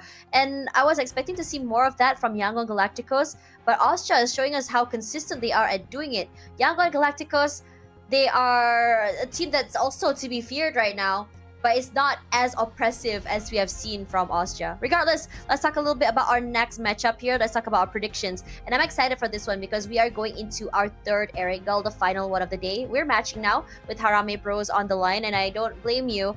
For me personally, Harame Bros is my pick because Harame Bros, they've been on a rampage. They've been taking their time. They are a team that's been quite consistent. They've been managing to survive the onslaught, making it toward the end. Very different vibe from the end of last week.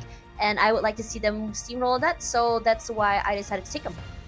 And talking about chaos, I think Harame Bro can do that controlled chaos kind of gameplay, wherein they focus on objective and at the same time be aggressive. We've seen that in match number 2, wherein they were able to eliminate PBE, and then they were able to fight against Austria and RSG. It's just so unfortunate that they were impatient during that time, but I would guess and see them now in match number 4, which is, by the way, the last Erangel match of the day.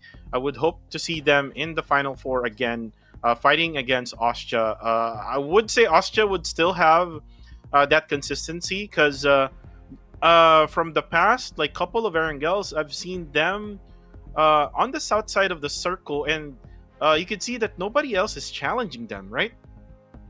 No, not a lot of challenge coming in for them as well, so might be one of the reasons why they're doing well, I have to say. And I think this is a good thing because everyone seems to be playing their game. The thing is about SysTKE, I'm quite surprised today at how many teams they've been butting heads against and how many fights they haven't been able to come up on top. And it's just been catching me off guard, honestly, because I expected a lot of firepower coming from them.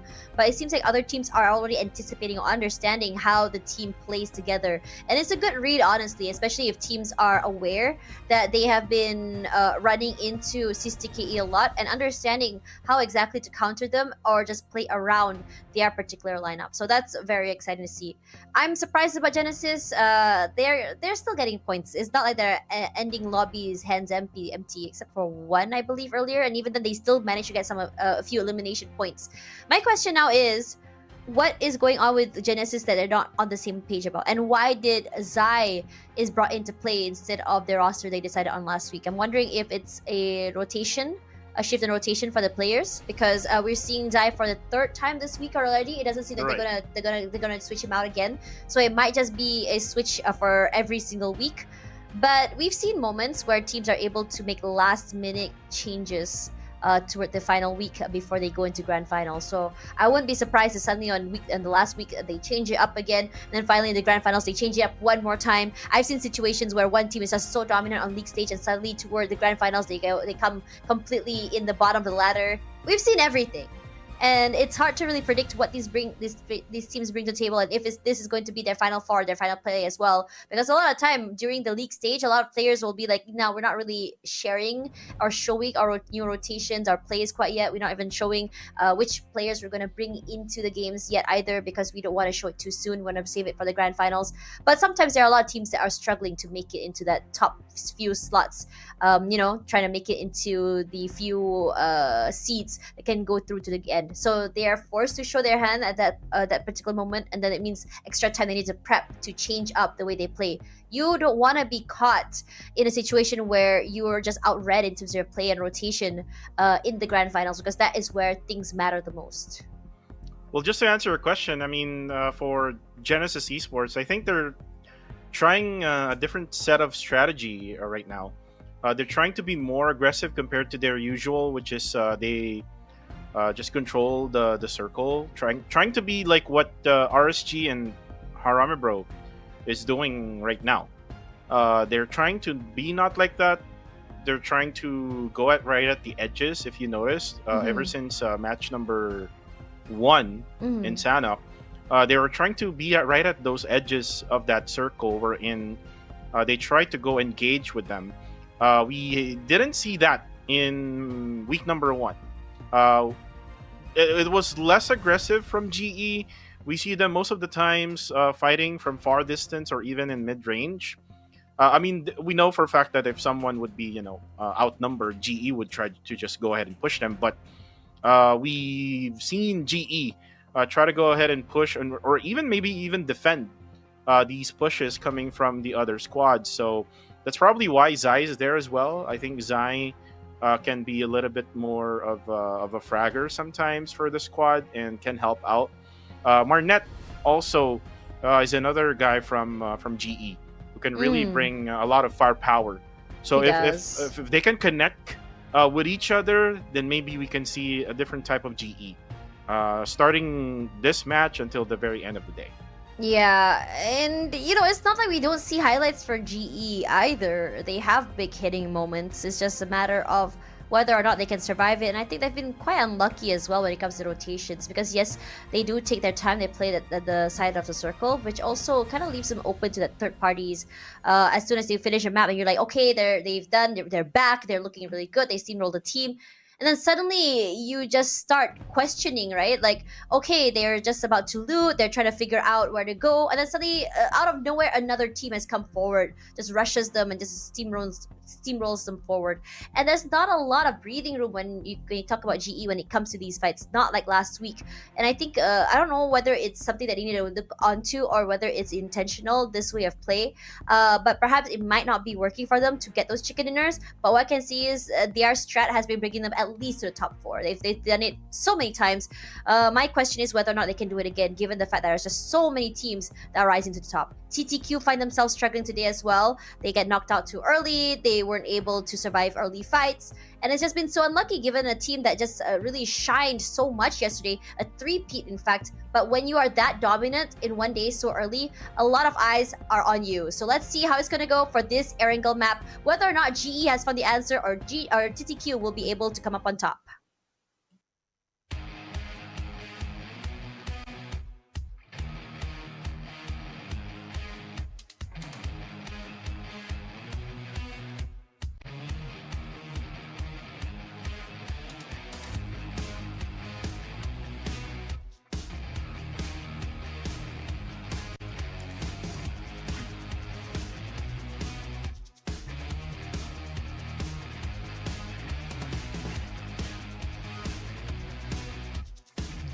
And we now fly in. Match number 4 underway. From Lipovka going to Georgia Pool, to the waters of Georgia Pool. So this is a little bit different compared to earlier. Earlier it was like from Lipovka down south of This is a nicer flight path. Let's right. Finally, We might see the circle going again to the opposite side. So southern side. this is a possible a possible southern side circle again. Yeah. I mean the previous one we saw the circle on the western side, and that gave PE again a long rotation, and that's why they were not able to really show us the good side of PPE. Well, let's see and find out while we wait on to the next circle. We saw a little bit of that engagement it's in okay. It's pre-wards. an okay circle. Sorry, cut you. It's not a south side circle. It might go to Pochinki, hopefully. I'm crossing my fingers. I want that circle in Pochinki. Another urban warfare? Yeah, to see another urban warfare. I mean, we've seen a lot of urban warfare already in Miramar. Let's see something in That's true. Erangel, We haven't right? seen it in Erangel yet. I think we saw a lot of like open area fights for Erangel, right? Maybe a building here and there, but never really like a full all-out, urban warfare. I think the last time I saw an urban warfare, because players were not able to go up to the second floor and fight each other, so it ended up being like a wait in the circle and then a healing game for a bit before finally someone died. It was very anticlimactic. Let's be real here. Yeah, let's be real. Oh, Austria Esports. Close by Fearless. Ranzer already got his AUG. Earlier, he still had that pistol on him. Fearless Esports, after that good game in Sanhok, I think they're cold now. Yeah. I'm not sure what happened to them, but they've always been struggling in bigger maps compared to Aw, the, look at this hat. What's that one called?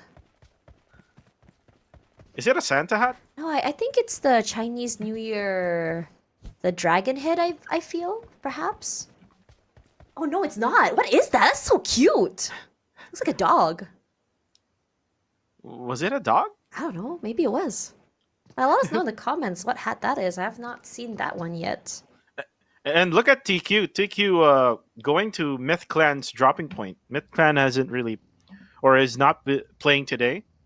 They're part of that Group C, where 214, Yangon, and Flash Russian Esports is playing. So most of the other teams, like I would say TQ, APG, maybe even God of Death 7, if there will be teams that'll be resting, they usually go to their dropping points. Right.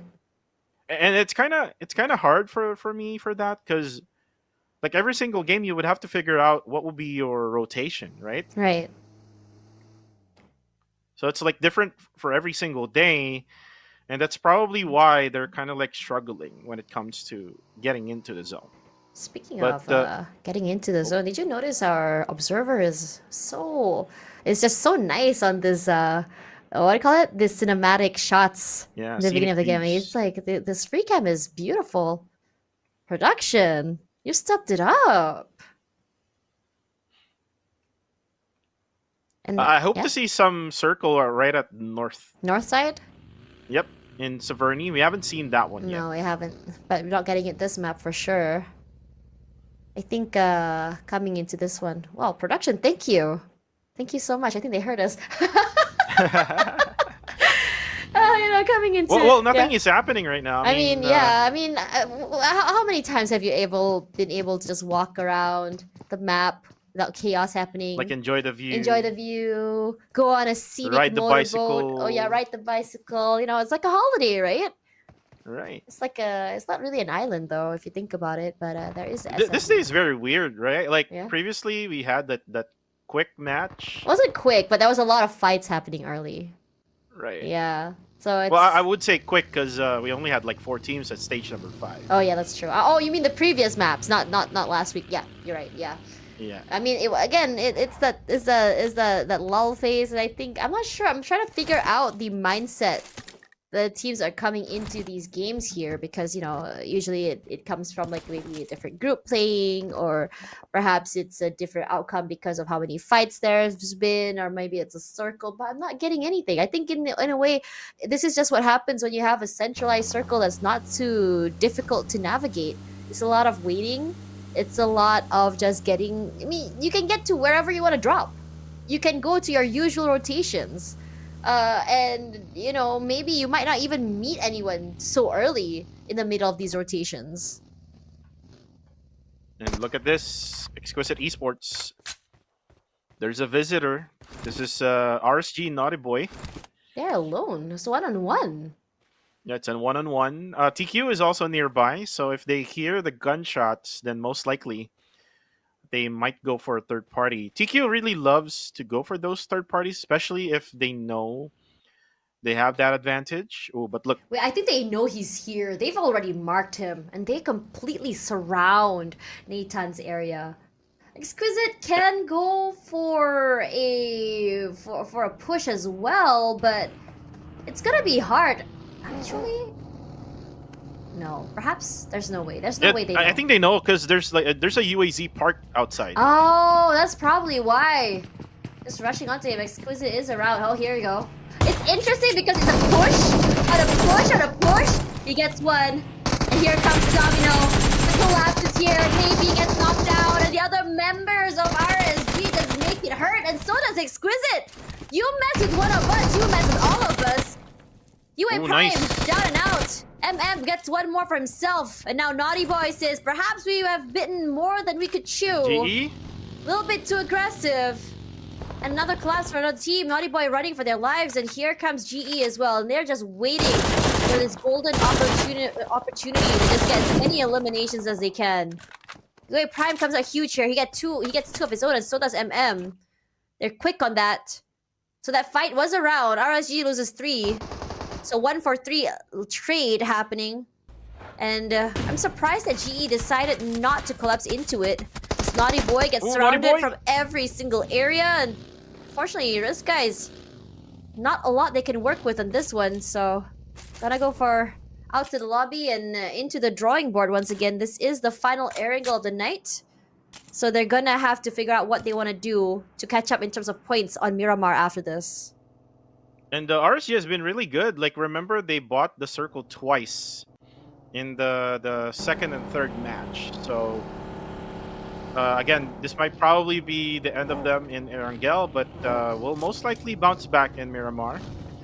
Now the circle will go to the north eastern side of the playable area that we have. And look at Dread Esports, already right smack at the middle, together with APG Esports. And by the way, GE almost third-partied that situation with Exquisite and RSG, but they hold back. So again, we need more of that aggressiveness, which is they haven't really shown here in this match. So they just prioritize the circle now, and looks like they're gonna do that. More objective gameplay now is what we're gonna see coming from Genesis Esports.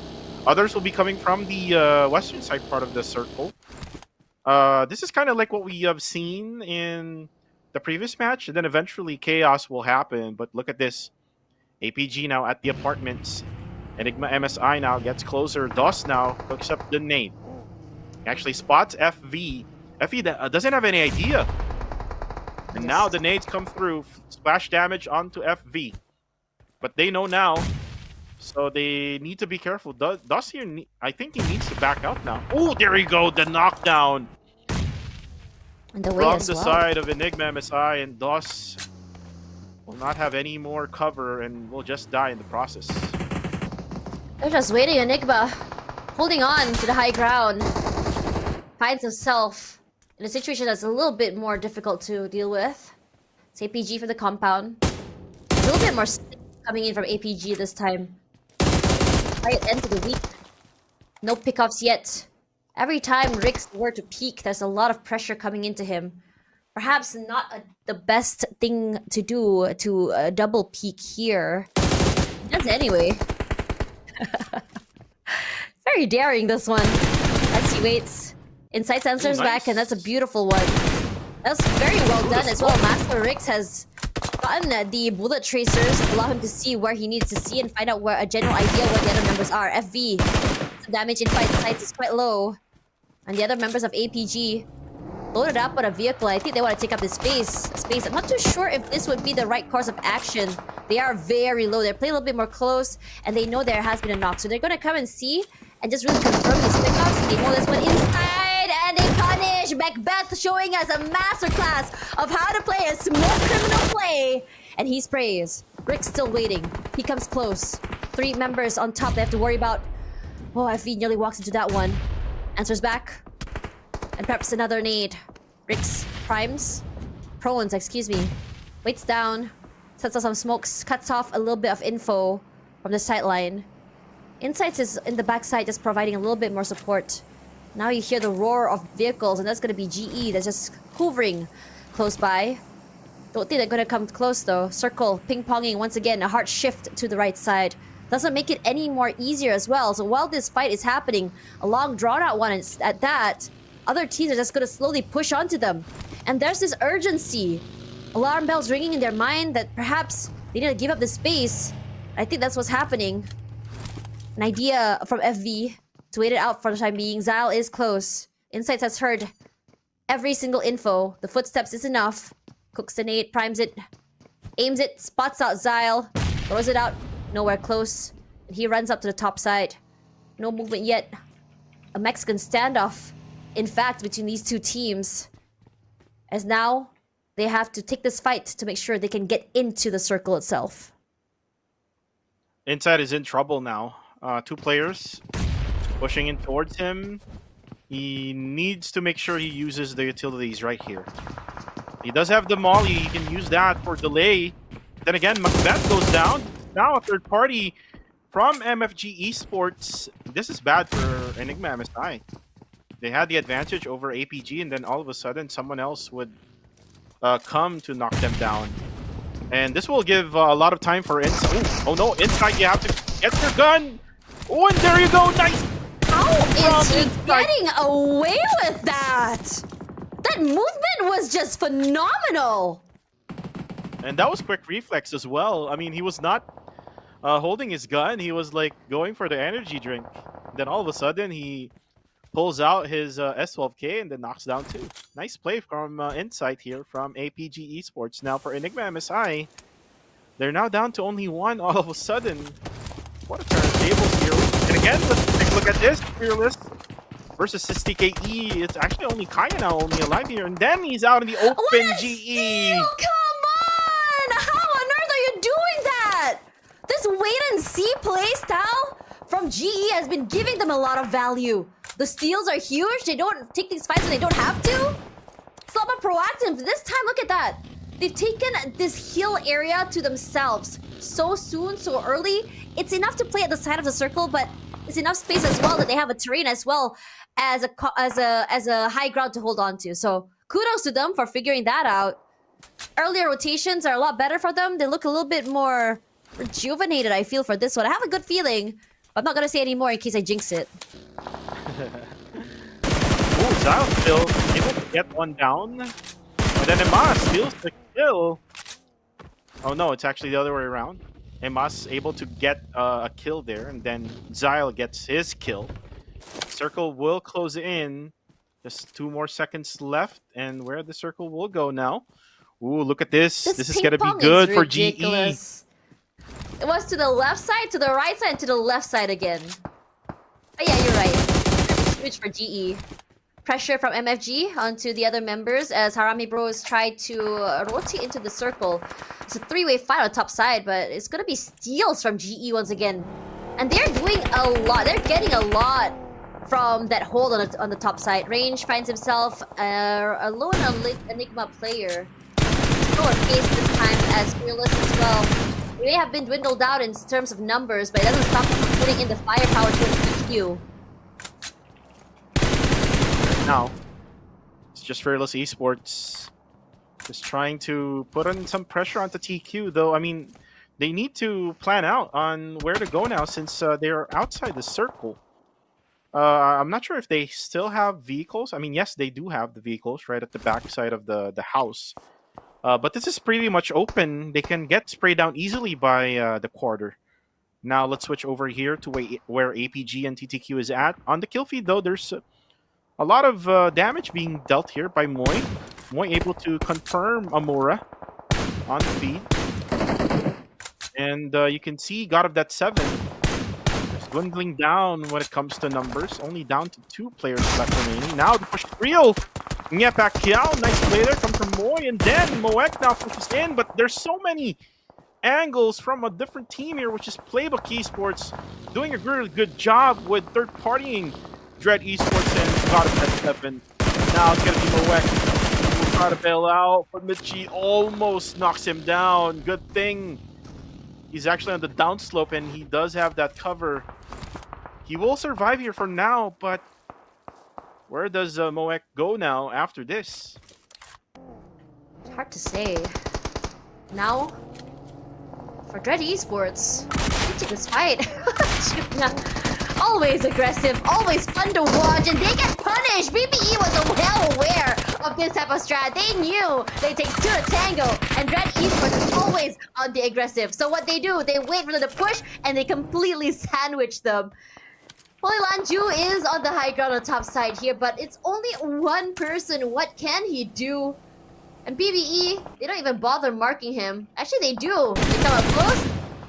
A lot of damage put onto the players. Gerald, a jump with the vehicle onto Evil. Evil is his name, and playing aggressive is his game.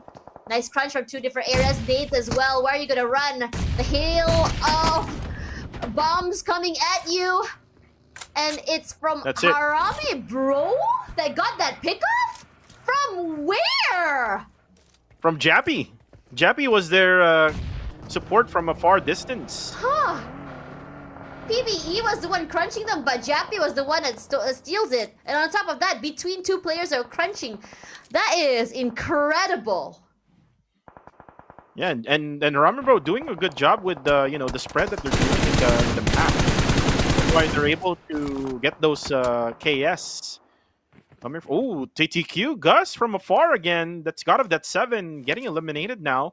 Circle will then shift away again from left to right, or from right to left, now left to right. So this circle is very unusual, to say the least, for Erangel. But and again, for PBE, they don't have Monboy now.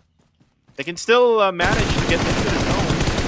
As now Jappy going into the circle. GE still not going into the circle. They're still holding on to that high ground advantage that they have. But now look at the weapon spotted by Mitchie. Oh, almost gets the knockdown there. GE needs to be careful. GE needs to plan out on how they can get into the circle now, because you can see the others already inside. Arrow already spotted here. Ooh, and APG eliminates everyone else.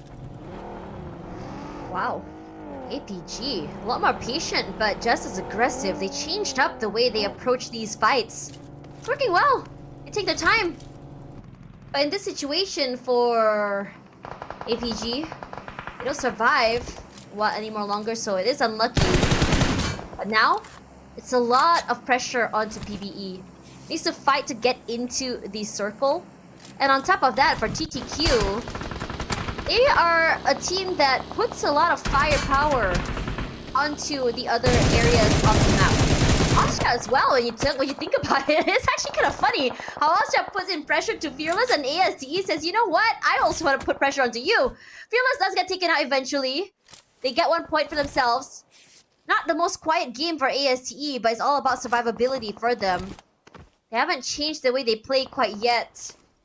They're still very well in the circle, a bit of a high ground as well for Zio, marking the members of Exquisite. And now for Ozja, it's the prone game as the other members of his team. It's just trying to go and make some noise to help their teams, distract them. And it does, in turn, make teams like TQ show their hand, move them out of the way, where all the other 2 members of Ozja has to just react off of this. And it's very fun seeing this sort of style, which is just trying to chunk out a lot of HP and time and space for other teams. ASE now in trouble. Red Bull nearly gets kept so low, finally punished. A lot of pressure coming in. A nice hold as well. The 2-2 formation worked so good on this terrain. And now a reconvene. 3 in one area and 1 all the way on the other side. Now Forgewi finds himself at the low ground and Zio punishes him for that misposition. Miner being knocked. Can be picked up. Now they silence that. They hit the brakes. And it's all about trying to find another moment where they're able to come through. Exquisite and TQ are just swapping nades at this point. None of them hitting each other. Tiny fights and skirmishes throughout the map, but yet it's all happening toward the western side.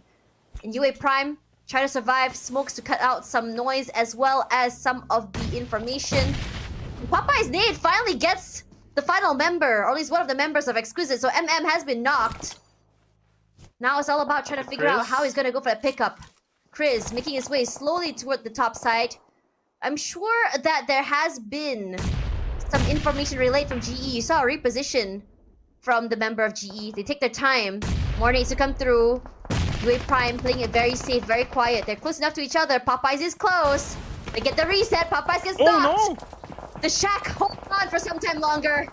And they open the door, they spray. The DBS play is much too hard to deal with it. The answer back at the very least. Too much too soon. And the spray is not much. MM still holding down the line. He makes it, still has 5 days to work with. His final smoke been used. A molly just to prep and clear out a close area. And now we have GE coming in to join the fray. MM coming up forward. TQ punished. MM all alone. There is still time to go for that pickup. I don't think West knows that he is close, but gonna unfortunately be eaten up by that molly. His own molly, in fact. A bit of a hiccup. Oh, that's and it. I'm just rushing for his life. He's still alive! He makes it! Oh. And he's holding... Wow! Is he surviving, Harami, bro? Unfortunately, does get taken out. Can't do any more than that. Exquisite as well does get taken out at 6th place. And now we're down to the final 5. This slow pacing, but yet so oppressive on so many different sides. The roar of the guns are here, but no one is willing to go for that overpeak, overheat. And look at PBE now. Evil goes down, then Mitchie goes down as well. They're kind of like spread out, so no one else can go for the revives. Jarrell now setting up some smoke, and this is TTQ's chance to be able to control now the northern side of the zone. Now on the southern side, it will be AST. So it might be the time for TTQ to start again now to get those wins. Ooh, win! Spot Jarrell. Jarrell eventually gets spotted by Zuki. That's it for PBE. Now, the final 4, Austria. Those rare moments when they only have 1 player alive alongside GE. I mean, we've seen happen so many times when GE would have 2. But the fact of the matter is they survive till 1 of the top 4 and they have 8 in the bag. Perhaps this might be the end that they wanted. Nang X, kind of low here. The only one left standing. They toss the nades, it doesn't go through. He's safe for now. Oh! They finally get in the end. A 3-pointer shot from ASTE. They're very happy with this outcome. Ends Austria. In fact, Austria wasn't able to get as many frags as they usually do as they come toward the end of this game. GE still holding strong. On top of that, a refresh, a top up from the members of Exquisite. They managed to blow up in that shack. Master Ichi just waiting. Mokier spots him, tags him in fact. Wait for my time. Teammate cannot go too aggressive, and ASTE, they want this fight. The only team that's just waiting right now is TTQ. They need to come through. They're safe. West as well. Master Ichi backside, be careful! Plays that perfectly with those shots as well. There's a crunch. Perfectly done. Either you move into the bullets or you move into the nade. West Era waiting, open door. And he just rushes through, no fear. Shows us what no fear means to him. And GE gets eliminated. A 4-on-4, once again, deja vu. From the second map from earlier. Zuki chunked down. He's low. Not knocked out yet. No position, no opportunity to just quickly go for that hold, for that spray. Edward comes through, provides a little bit more impact, a little bit more pressure for his teammate to be able to go for the heal. And he gets chunked and knocked as well. Waiting for that collapse to come through. ASTE not doing that quite yet, understanding that the hold on this circle has been to TTQ. They have put themselves in a situation where it's a 1-1-1 formation. Yes, they managed to pick up one, and they need to go and deny that pickup. Edward, that's not. Gus not able to do anything, no resets at all, and Gus says, I cannot hold this any longer. It's going to be hard. And they're just waiting. The smokes come out. And finally, you can see the vehicle just roaring, taking up space, finding as much information as he can. It's Miner that does that. He knows where Gus is, has some semblance of information. But no overheat, no playing alone, they said. Stick to the plan, play together. That's how we want to play. And now, you can see another attempt from Gus to come up close. It's hard. The smokes are there and set. And Edward just slowly moves toward him. Zuki is there for the cross and so is Quid. Crossfires all along, a 2-2 formation. And ASE, this is almost uncharacteristic from them. I was expecting the collapse to happen. But they do not want to lose this chicken dinner. They want to make sure they come up on top. Knowing that TTQ is already there with 4 eliminations, it's going to be possible for them to end the game with 14. And they don't want that, possibly even more. And it's all because of the circle. Zayo and Miner was planning on pushing Edward and Gus. But all because of that circle, they were not in. So they had to reposition. And they didn't really commit it as well because it's way out of the open. Other half of TTQ can easily spot them. So for ASTE, they're just waiting for the next circle to come now. This is the final circle of this match. And, ooh, actually benefits them now. This situation, I am so surprised that TTQ is able to hold on this long. In fact, getting a reset and 2 airdrops in their hands? I don't know, man. ASTE, they took too long to figure out the answer. I was really hoping for that collapse. And on top of that, an isolate as well because TTQ was not playing together. And this is just so unfortunate for them. It is still very winnable. But my concern is that in terms of utility, in terms of their items, it might not be in their best interests given the fact that that TTQ has had 2 of those airdrops in their hands. No more pressure as well. They cut the noise, and what they're trying to do here is trying to force ASTE to make the first move, force ASTE to play their own game, to take up space. But as we go into stage number 9 in 1 minute, slowly but surely the players will be moving together. It's a 1-2-1 formation. Quid, it's gonna be huge, getting knocked down, and no fear answers. And suddenly, the wait is on, the chase is on. No collapse yet. Miner does though. He rushes forward with his teammate, and they rush forward. Kai's just playing it very safely, very safe, and they run forward. They rush up, and this is the collapse I wanted to see. Slower, but slow is okay. But they make it in the end. A tie. They finally not put the final nail in the coffin. ASTE gets a winner chicken dinner. Finally, ASTE gets their win, their much-awaited win. And they were able to do it strategically. They didn't really went overcommitted. What I mentioned that Miner and Zayo was supposed to, push Gus and Edward. They went on the objectives, prioritize objectives, wait on until the next circle. The next circle went into their ways, and that gave them all of the benefits. They were able to knock down 2. And when you see Miner inside a vehicle, you have to be scared because he's gonna go ahead and push. He's not gonna stop. He was the one who was able to finish off the last 2 remaining players of TTQ. Unfortunately for TTQ, I thought that they're gonna start now, but maybe later on in the 2 matches of Miramar. I mean, it's still a valiant effort. They've been quite consistent throughout the entire match. I think, yes, they were knocked down a little bit early in the last 2, but this might be the start of the steam or the heat that they really needed to play with. Now, I have to say, it was definitely a slower matchup for that one. I understand toward the last part of the circle, we saw a 1-on-1 once again. And I think this is the problem when you have only 2 teams left alive at the end. It's all about calculating, and it becomes somewhat of a who makes the first mistake, who gets tagged up first. And unfortunately, it was TTQ. But throughout the entirety of that fight for the circle, yes, it was an open area. It wasn't the urban warfare that we wanted to see at the end. it was a lot of skirmishes throughout the map. It was a lot of third parties as well. There was no time for any team to breathe. It's like as though one fight ends, another one happens. And it's just a chain of several different fights where teams have to be on their toes constantly. Yes, we saw TTQ get the less dominant side of the circle, and they had more time to breathe, more time to prepare. But in this situation, TTQ was outclassed in terms of their positioning. And this is also the reason why ASE wanted to play it safe. They understand what TTQ brings to the table in terms of their aggression, in terms of how they play. They had to make sure that yes, they had managed to get a knock. They have to make sure that they can try to dwindle as many of the utility as possible from TTQ.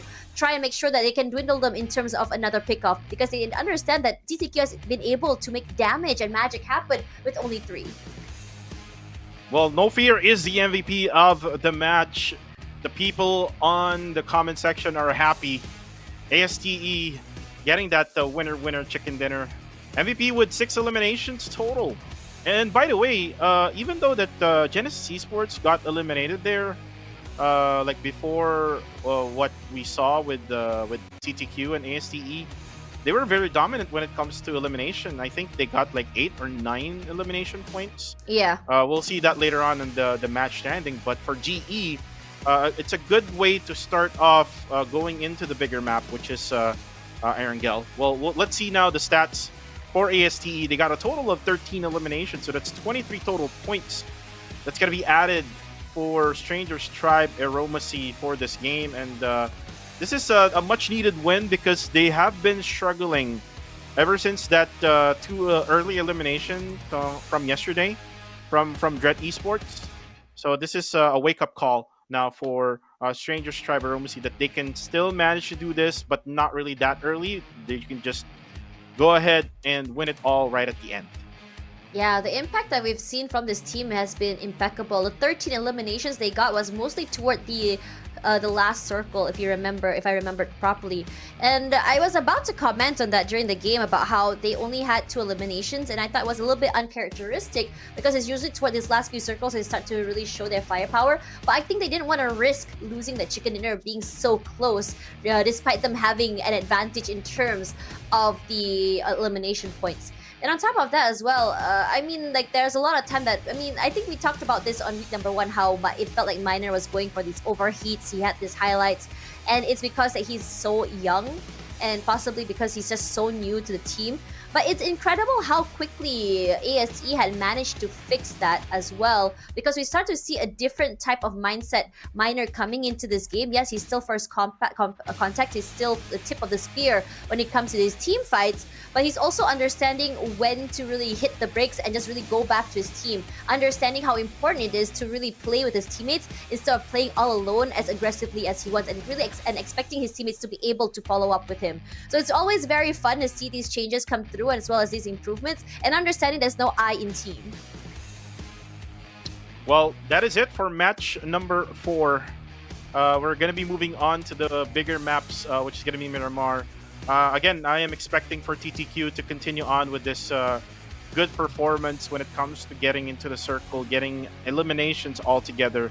And this is what I said earlier, GE, with a good performance, still with 13 total points in this game. So if GE would continue this, then they will be consistent, kind of like what Austria has been doing for the past couple of games. Austria, though, only got 6 points, though, in this match. They were at the bottom side of the circle, but unfortunately, they didn't pick the right side of that circle. So for Austria Esports, now that we're moving into Miramar, I just hope that they're going to continue on with this type of gameplay that they do have when it comes to, you know, positioning into this circle. But we do know for a fact that they're not as good compared to, you know, Erangel. They're not as good in Miramar for Austria Esports. I think end of the day as well, it just showed how early those fights were happening as well from so many teams. The teams that were getting those 1 points were the one involved with these early fights, and they were just getting picked off one by one toward the end. Now coming toward this half of the day, you can see Austria just completely just dominating in terms of points. They've just really set themselves ahead by about 60 points now, a lot less, in fact, just a little bit under 60 points, and it's almost like a 2-map win to really catch up for TTQ. ESTE is slowly catching up to GE as well as GE comes up to the top side. And if you can see in terms of GE, a change in pace is definitely what they have. They are one of the lowest in terms of ranking points in the top 5, 30 only. But it's the elimination points that have really pushed them all the way to the top. And they are actually rivaling Austria, only 29 behind as well in terms of eliminations. And I don't think this is going to be changing anytime soon. And I think this is the idea that they brought into, or the mindset they brought into this week, because last week was all about their positioning. It was all about playing more conservatively. And I did say that, you know, they wanted to play mechanically well. They were so focused on getting their strats and their set plays done that they weren't able to be so fluid. This week it's a lot more messy. It's a lot more adaptable. I love what I see. I love this change up in the way they think, in how they want to approach these fights as well. So it's nice to see that for GE, every day they go into every match thinking, okay, this is our objective and this is how exactly you're going to execute it. And in a lot of the fights today as well, I mean, a lot of the maps today as well, yes, they might go a little bit early, but it's not without any points. They do have a little bit of a placement point. They have quite a number of eliminations on hand. Third partying has been something they've been doing quite actively, especially today, and I am here for that, because it's show if that is the way you are going to be able to push yourself forward, why not, right? Yeah, why not? Why not for GE? Actually, I saw GE in that match wherein they did not commit it on a third party, so they know when to third party, they know when to not to third party, and that gave them the idea of having a good position in the circle later on and able to get those eliminations. But then again, we're going to be getting ready for our match 5 and 6. Kuku TV together with Tash Bunny. We'll be right back for more PUBG mobile action.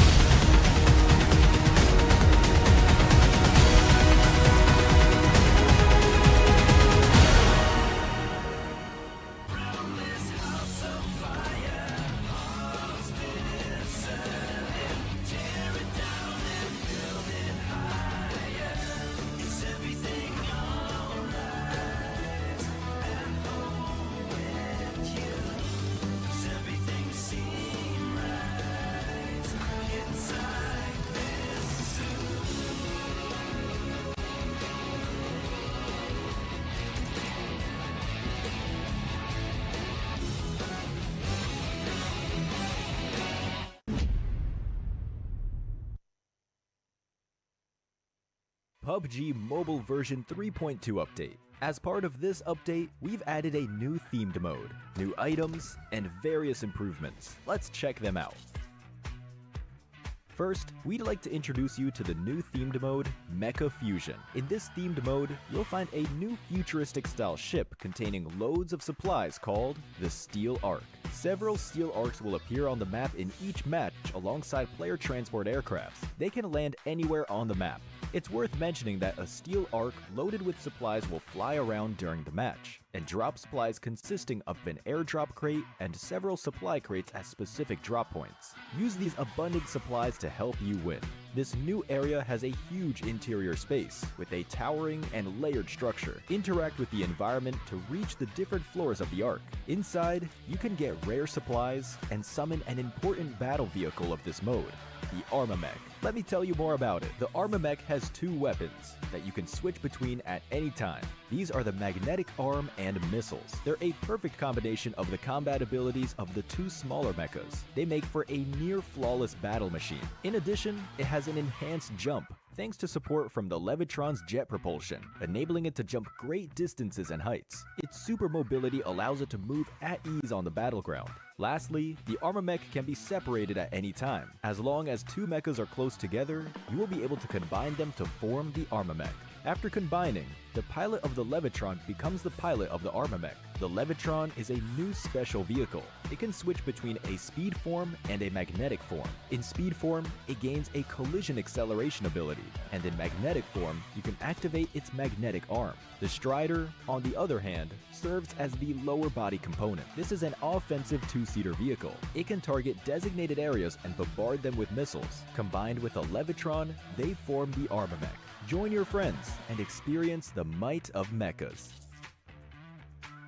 Besides the steel arc that spawns mechas, there's also the assembly base, where you can get supplies for yourself and your mecha. The assembly base contains not only mechas, but also a repair station, where you can replenish your mecha's health, fuel, and missiles. After battle, don't forget to come to the assembly base with your teammates to resupply. In this new version, we've also added a legendary pilot challenge. Complete difficult challenge missions to get special cosmetics for themed items and vehicles. You can get rewards such as a dance move and special elimination broadcast for the Armamech. Try taking on the challenge.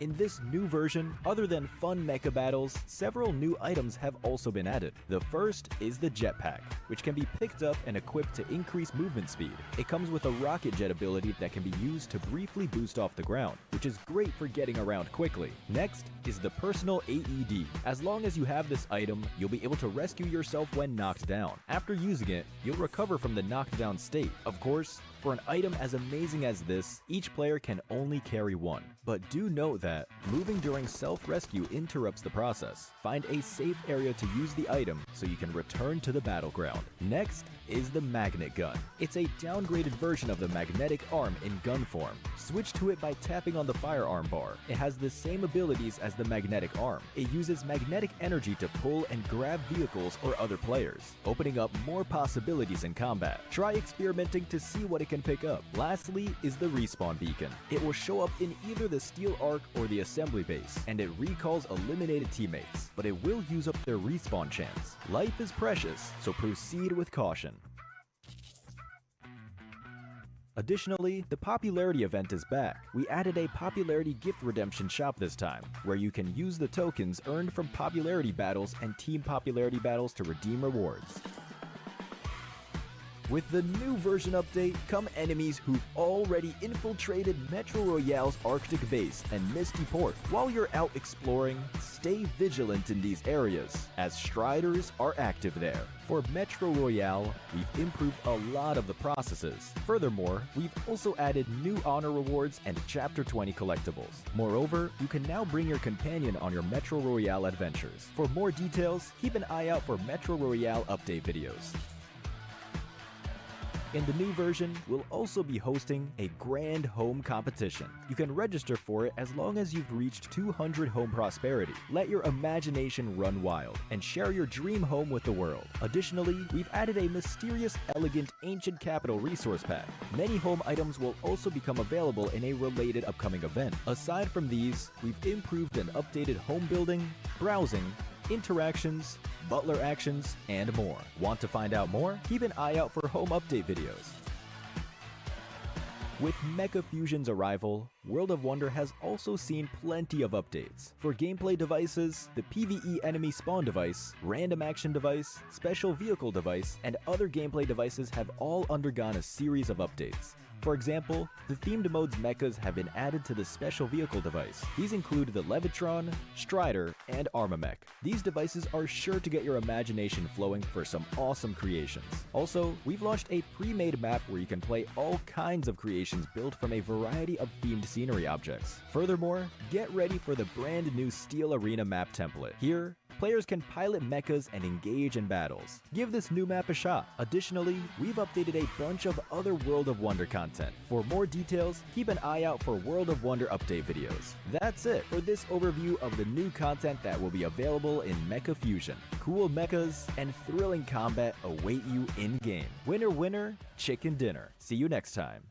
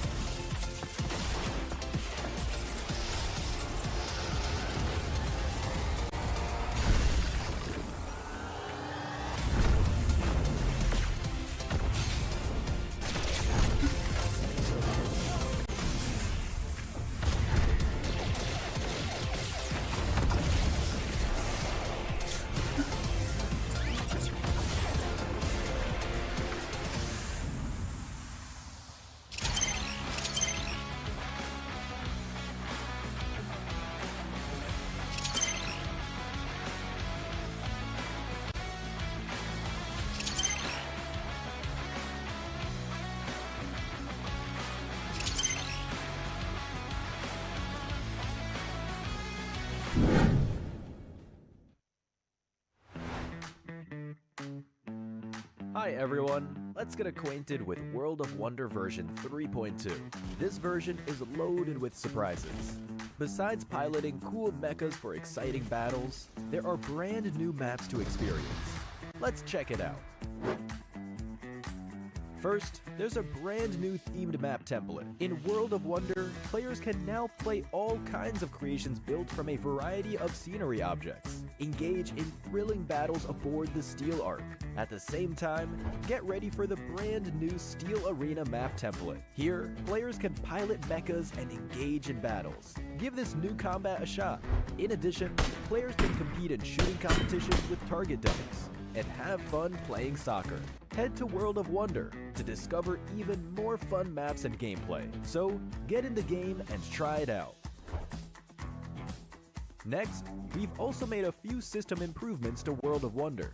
Players can now go to the player information page to check their World of Wonder play statistics and creation data. As for creation tabs, we've added a Friends tab. Now, you can find your friends' creations more easily and check out what creations they've been enjoying. Additionally, to better help you find the maps you like, you can search for them by creation ID, creator UID, creator name, creation name, and more. There are still more improvements for you to discover.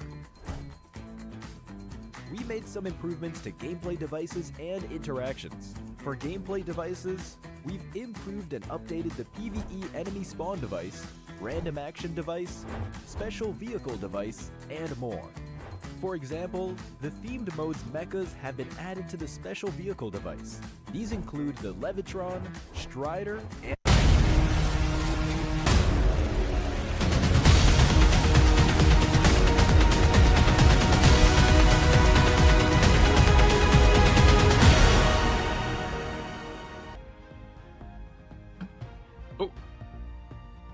All right, I'm back here with PMCL Southeast Asia Summer. This is Kuku TV together with the one and only Tash Bunny.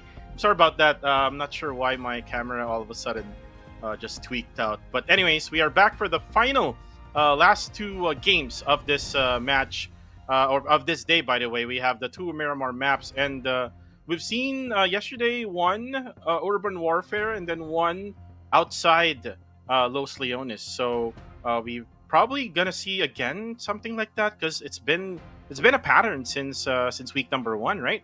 Yeah, it's been such a pattern, but also we saw some really interesting ones toward the end as well. Regardless, for Miramar, it's definitely, given the fact that today has been such a slow day, I wouldn't be surprised if we're seeing the same tempo or even slower for the bigger map, as well as teams are trying to survive toward the end. I am quite surprised at this change just now when you think about it, from the tempo. Even the teams are a lot more, they are, going toward the more aggressive side is taking a step back. And again, this comes down to me wondering if group C not playing is the reason for this. Perhaps it might be 214 Sin not being around means that the teams are not forced into these early fights. Perhaps is the idea that Flash Vision Esports is around, so a lot of teams are not really interested in hot dropping. Or is it the fact that Yango Galacticos not being around means that a lot of people are not getting stopped in the middle of their rotation? So there's a lot of questions that are coming into today, and it'll be answered very soon in the map of Miramar. And now we talk about again the newest Royal Pass. A7 is available right now until July 15th. You can enjoy perks worth over 80,000 UC. Also enjoy the new custom color Nightscape Gladiator set, which is the male character set. Also, it does have the Graceful Watcher set. Can be both the set and the cover. And we also have the newest upgradable Nightscape Gladiator PP19 Bison. And you can get that exclusive elimination broadcast. And then the newest Victory Dance, which we encourage all of you guys who are watching this live right now across all of our platforms to post clips in your own social media. I would highly recommend for you to do it in real life as well, so that we can see how well you dance. And again, for the viewers who are just tuning in, Tosh, just want to invite them again here in our PMCL Summer week number 2. We still do have 2 more days.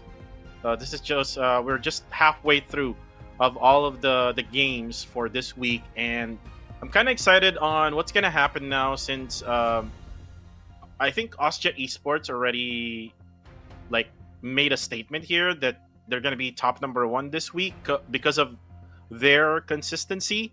So I'm kind of excited on who's going to be second to them, or if there's going to be a chance for someone else to take their spot, then again, that can be a possibility for the next couple of days to come. But we do still have also the newest collaboration between PUBGM and Shelby Supercars, and it's available until July 9th. You can find it under the featured event Motor Cruise. Get a chance to own a Tuatara and a Tuatara Striker.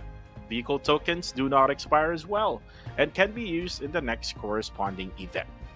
Yeah, it's kind of cool that you can have this and also the vehicle tokens for the next event. It's really awesome. Now let's talk a little bit more about what you said earlier in the map of Miramar. We talked about Pacey, we talked about the teams. I mean, I'm sure that you've also talked about, like, drop spots, right? We saw hot spots happening throughout the entirety of the end of last week. We saw teams, especially I think it was Dread Esports in the beginning of this week, that seems to be butting heads with Flash Vision a lot, and they were getting hot dropped there as well. So those early fights are probably because of that as well. And I think it's a bit unfortunate for Flash Vision Esports to have such a good day yesterday and today having this break, because I was really hoping to see them really snowball on that, but we didn't see that quite yet. So now let's talk a little bit about teams. Out of all the teams we've been looking at today, which team do you think has been a little bit too quiet for your liking? See you soon, Tiger Kill Enemy. They were good for, I think, a couple of days only. Or no, just a day only. And then the second day, they were able to get a few points. And then on the third day now, all of a sudden, they're not found. Yeah. So SysTKE needs to, wake up, get to where they were before. Or it's just probably because that there was like one team who were not playing on day number 1 that gave them the benefits. I'm gonna have to agree with you with SysTKE. I'm actually quite surprised as well. This is a team that has high firepower, a team that has really managed to surprise us, especially on day number 1, where we were like quite surprised at not only their performance, their speed, their tempo. They looked very confident. And now suddenly we're seeing them taking these early fights. I'm not sure if they are hot drops or intentionally them trying to, hit another team's area. But I do understand as well there is that possibility of the flight path being very difficult. So understandable there as well. They want to take these fights, and it's, again, like I think I mentioned this in the earlier game, where we expect SysTKE to push in for these early fights to show their aggression. But it's other teams that are pushing on them.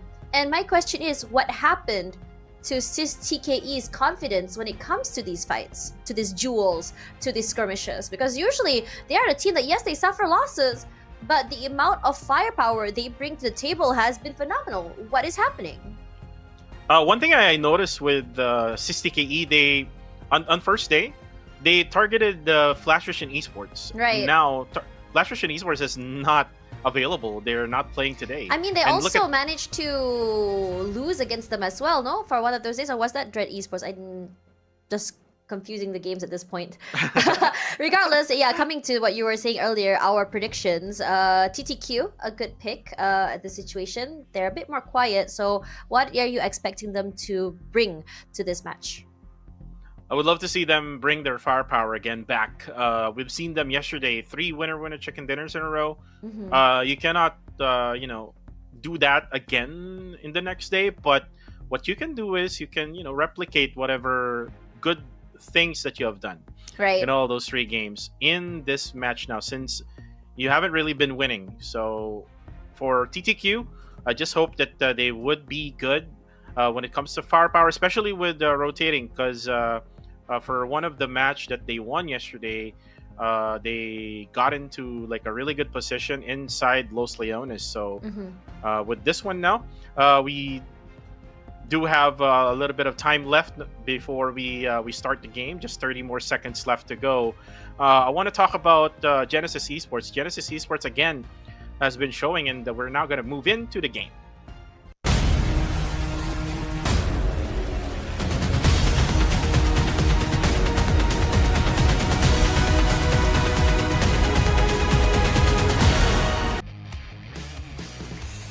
there we have it, the flight path from the northern side all the way down to Puerto Paraiso. So the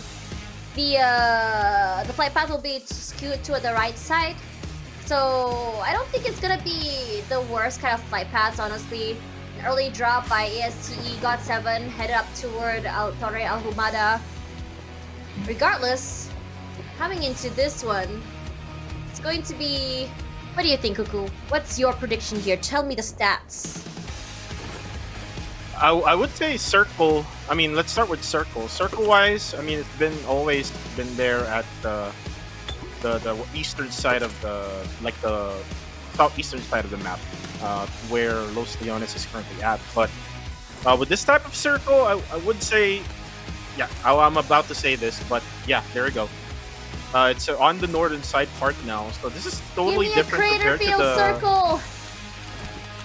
Yeah, it's totally different compared to the circles that we had for Miramar for the past 2 days. So this is gonna be interesting on how the teams will play this one out. I would call out ASTE on this one. They do have a lot of positioning already, but then again, hot drop. Interesting. Here we go. The aggression comes through. RSG comes up hot. Molly Boy, first aggressor. He's almost good for 2. In fact, he rushes up forward. Miju does answer back at the very least. Waits. Needs up house. Rushes forward. You wear this one more there. Oh, the double barrel shotgun. Strong on this one. Zyzak plays huge for it. Not afraid to take up space. Now the members of Fearless are just slowly dwindling one by one, just as badly as RSG. These early fights are not benefiting anyone. Ranzer wants to come up on top, and he does. Finds maybe. Cleans up house. Ooh. Combat knife end. Preserving any ammo. Buy some time as well. Now it's all about just cleaning for Zyzak. Everyone is low. He does have a better gun. In fact, a tier 3 vest. So, with what he has, can he make something work? They are close by, but he does have access to that compound. So he's gonna have to cross. He can push out, he can force. There's so many questions in his mind. Where is everyone headed? Where is everyone holding? The resets come through, and he misses his golden opportunity. Trying to go for the isolate. Not happening quite yet. You saw Molotov as well to flush him out of the side. So they know that he's playing a little bit more closer to the stairs. No smokes, no nades. Waiting for the right time. Sees no one close. Run up. Wait. Can I go? No. I did more than that. And Fearless comes down the end. There's guys. Unfortunately taking the first elimination for this map. And this team celebrates. Yeah, as we go inside the death crate as well. Fearless Esports, this is good. Again, remember, they started day number 1 with only 14 points. Now that they're currently at 38 plus 4 elimination points. And this is not yet the final match. So this means that this is a good bounce back day for Fearless after that rest day that they had yesterday. And if they continue on with this type of performance, definitely we would see them in the upper tier of the rankings, like more than top number 10. For Fearless Esports, though, they need to be consistent. It's always been that we say that Fearless Esports would have off matches, and then all of a sudden they'll have good matches. It's better for us to see them always being in the top 4, kind of like what Ostia is doing right now. Ostia, I mean, it's not winning. They're getting eliminations. It's all about how well they get into the circle, especially on the southern side of the zone. You could always see Ostia Esports, especially in the 3 maps of Erangel. So that's where Fearless Esports is going to have to be consistent. They probably would have to replicate kind of like what Ostia Esports is doing. Well, for now, it's going to be quiet at Partona. We see APG Esports. What do you think seem to be the problem now with APG? I mean, they're the only team from that group that rested yesterday that hasn't really had a good game. Don't think they have an answer quite yet. Yes, the rest is there. Perhaps they just need that momentum. They're not on the same page when it comes to fights. I think there's a lot of pressure onto them as well coming back into the game, knowing that they have a big mountain to climb when it comes to points. I mean, you want to talk about firepower? They've been coming up on top of certain fights. I think it's a very similar problem they've had to that we've seen from Enigma. So they take these fights and they're not able to clearly and cleanly tie up these fights. Make sure they can win these 1v1s. Those 2v1s sometime they get a little bit more clumsy. I'm really hoping for a cleaner one from them, but if they themselves cannot seem to point up where was the problem, it might be an issue itself. Or perhaps they're just not understanding, or they're not seeing how exactly to execute what they had in mind in terms of these takes. And I want to see APG. Sorry about that. I just want to see APG be a little bit more confident, you know? Yeah, and one of those other teams on top of APG is God of the Seven. There you go. Just rotating in, and then all of a sudden TQ is there waiting. Then Pacquiao with a UAZ, not able to control that vehicle, and then Popeye hits him on the side. There will be some suppressing fire from a different area, and this is coming from the two other members left for God of Death 7. And Chris with a spray. The top actually will go down, and that's Moek using the vehicle as a weapon now. These two teams chaotic Kinda sad as usual. for the top. It is. It's just so unlucky. The amount of pressure coming through from Chris is... Honestly, I've been, a lot of time we have a lot of eyes on Moek on being one of the team's heavy hitters on Fern. But Chris has been a very heavy hitter when it comes to providing pressure to allow his teammates some space. In this situation, he gets taken out immediately. All eyes are on Popeye. He can't execute how he wants to. Now, my question for the other members of TQ is why are they going for these fights one by one? Scary. There's our Fern. Provides some cover to his teammate. I'm not sure how much longer his teammate will be able to hold on. And Fern, perhaps the call has been done just to leave him. They quickly move out of the way. And they had lost 2 players in that particular fight. An ASTE come by, roll down.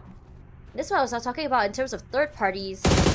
ASTE, they just wait for the right timing. They just go straight and chuck into it. And that's just unlucky. Exquisite finds one. Miner all alone.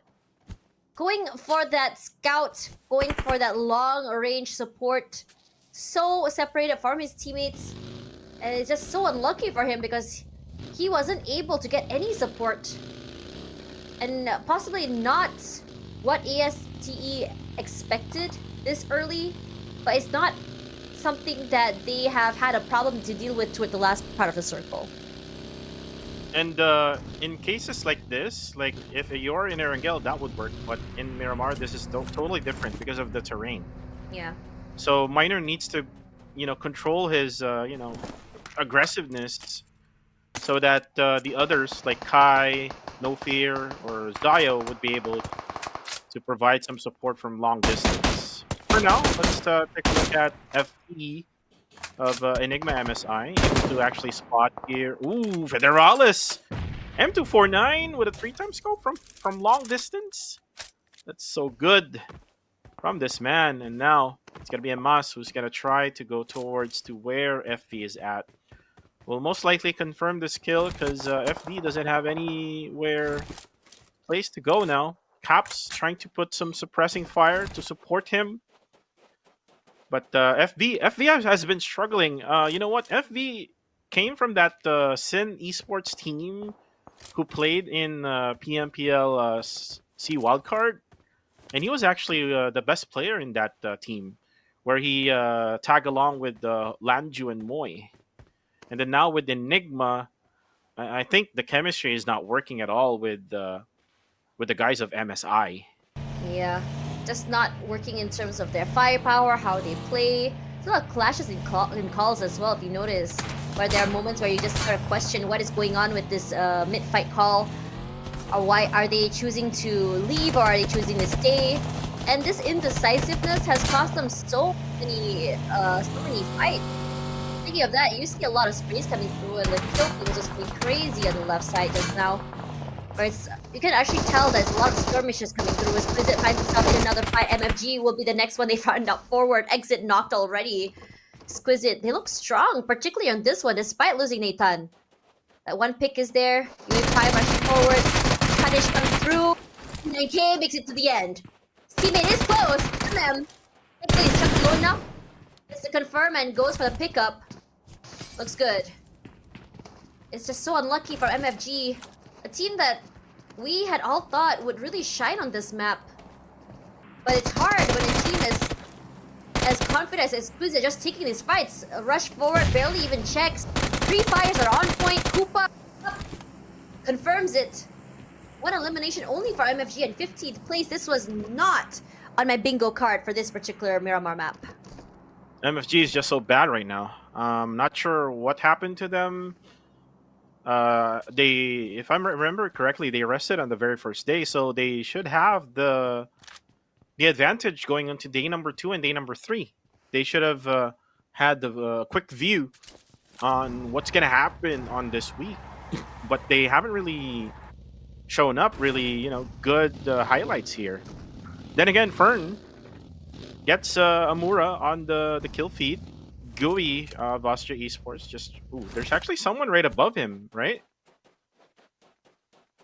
They wait. Actually, this is good. Gooey is having some really good game sense. He's so aware. This high ground Mikado is going to be hotly contested, at least for a little while. Because we've seen some of the biggest, I would say, plays come up here on the top side, especially for Erangel Galacticos. But the biggest problem for Erangel Galacticos, especially on this map, is rotating off these high grounds. It's a big risk. Gives you so much insight, info, pickoffs as well. And Gawi keeps an eye out on Federalis. Not get a knock, and Federalis forced to jump off this high ground, move to a different area. And it alerts the other members of Harami Bros as well. Look at Range going for that reposition. Footsteps gonna just give an idea to where he might be. And for Federalis, he's in trouble. Falls down straight into the jaws of SysTKE, excuse me. And SysTKE just now, we had a conversation about them, about how they weren't able to start these fights.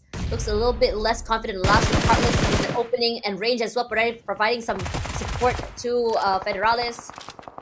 And on top of that, despite that start, Federalis, Harami Bros make it up with that first point. They're so patient, a lot of trust coming in from the teammates to provide that cover. Davan waiting, the nades come through. Kaya knocked already, and so is Natiev. They do get the pickup. No, actually not. I'm sorry. They actually get a confirm. Now Kaya is all the way on the outside. He's out in the open. Jappy is close now. Gone for that collapse. Nice shot. SysTKE eliminated. Unlucky. And in fact, it was just so unlucky because what they were trying to do is to collapse onto the only member that fell off the high ground, which is Federalis. But they failed to realize that there's so much support, long-range support coming in from Range, from Jappy as well.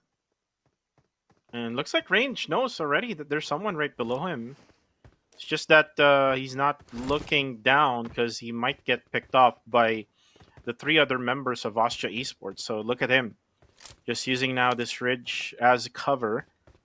If he gets knocked down, then no one else could, go ahead and revive him. So I understand why Range is looking in towards Gooey. As Gooey now spots Emas, but Emas actually hit him onto the face. And now the circle. It's right there. I mean, GE is on a good spot there. On the northern side, though, it's Dread and Exquisite Esports who's going to fight for that position. But Dread is going to be running past that, and more than likely will be going up against PBE, who is also on rotation. TTQ as well is just trying to rotate. Zuki already found a really good spot there right at the middle. TTQ actually on the middle of the circle right now. They can manage to survive until later on, but for how long? We still have 20 seconds left to go before we close in this blue zone. I'm kind of interested in what will be the next circle, because Miramar is very random. There's all these fights happening throughout the entirety of the map. just fights on fights on fights with 3 different teams in 3 different areas, just fighting for control on the eastern side of San Martin. Gerald with a nade. Knows Holy Lanju is close. That nade will just confirm the pickoff. The hit. Oh, barely does. Not enough, but Holy Lanju's time is running out regardless. So is the blue zone. Holy Lanju, down and out. Koopa manages to get that pickoff. So Koopa's gonna be happy with that. Another point in the bag for Exquisite. They already have 6, if you think about it. This is the most aggressive I've seen Exquisite in quite some time. They lost 1, but they're not stopping that pressure. They're not stopping the aggression. And when they feel good, it's just one of those moments that they tend to just really start to steamroll. And speaking of that, ASTE finds himself toe-to-toe with GE. Smile, tosses up a nade. Zayo is close, tosses it up, Oh, answers nice. back, lands straight on his head. One more, cooked. Throw it up one more time. Wants to go for that confirm, does not get it. Does clip him, a little bit more HP. Spots out Master Ichi instead. Just a pixel out of place, and he quickly reacts to it. So aware, so adept, so sharp. He's on his own. His teammates aren't there for the cover. Not quite yet. Now they are though, slowly but surely. And he goes for that spray. Going in a little bit more close as we move into this fight against Enigma. And God of Death 7, Enigma waiting, and Moe eating up the dots damage from the Molotov. Sees him, the car blows up, and it's gonna be Ferng that claims the kill. It's just so unlucky for Moek. He really needed that extra point just to really put them a little bit more ahead. Yep, and yeah, very unfortunate for Moek. Just Fern there trying to third party whatever Moek was doing with Enigma MSI, but for now, Enigma MSI, Zyle will be the only remaining player left for them. And this is going to be hard, especially that Fern is just waiting for him to just cross that road. There's also Koopa who might go for that fourth party. Look at him. I think he spots already Fern, and looks like he's going to have all eyes now on Fern here. Fern, just waiting for his death. Koopa, still not really, pushing towards Fern. I mean, he knows that there's only one member player left for them, but he's still thinking that there's still other TQ members, because, I mean, probably didn't really read the kill feed at all. But for now, the circle shifted again, and not really a hard shift, just close to the middle. TQ is still there. Harami Bro still has the best advantage here when it comes to positioning in the circle. APG though can also do some stuff here. And again, here comes now Zyle out in the open. Wait, I don't think he knows Fern is there. No, he doesn't know. Oh, that's so unfortunate. Fern was waiting, and then Exquisite as well finds one.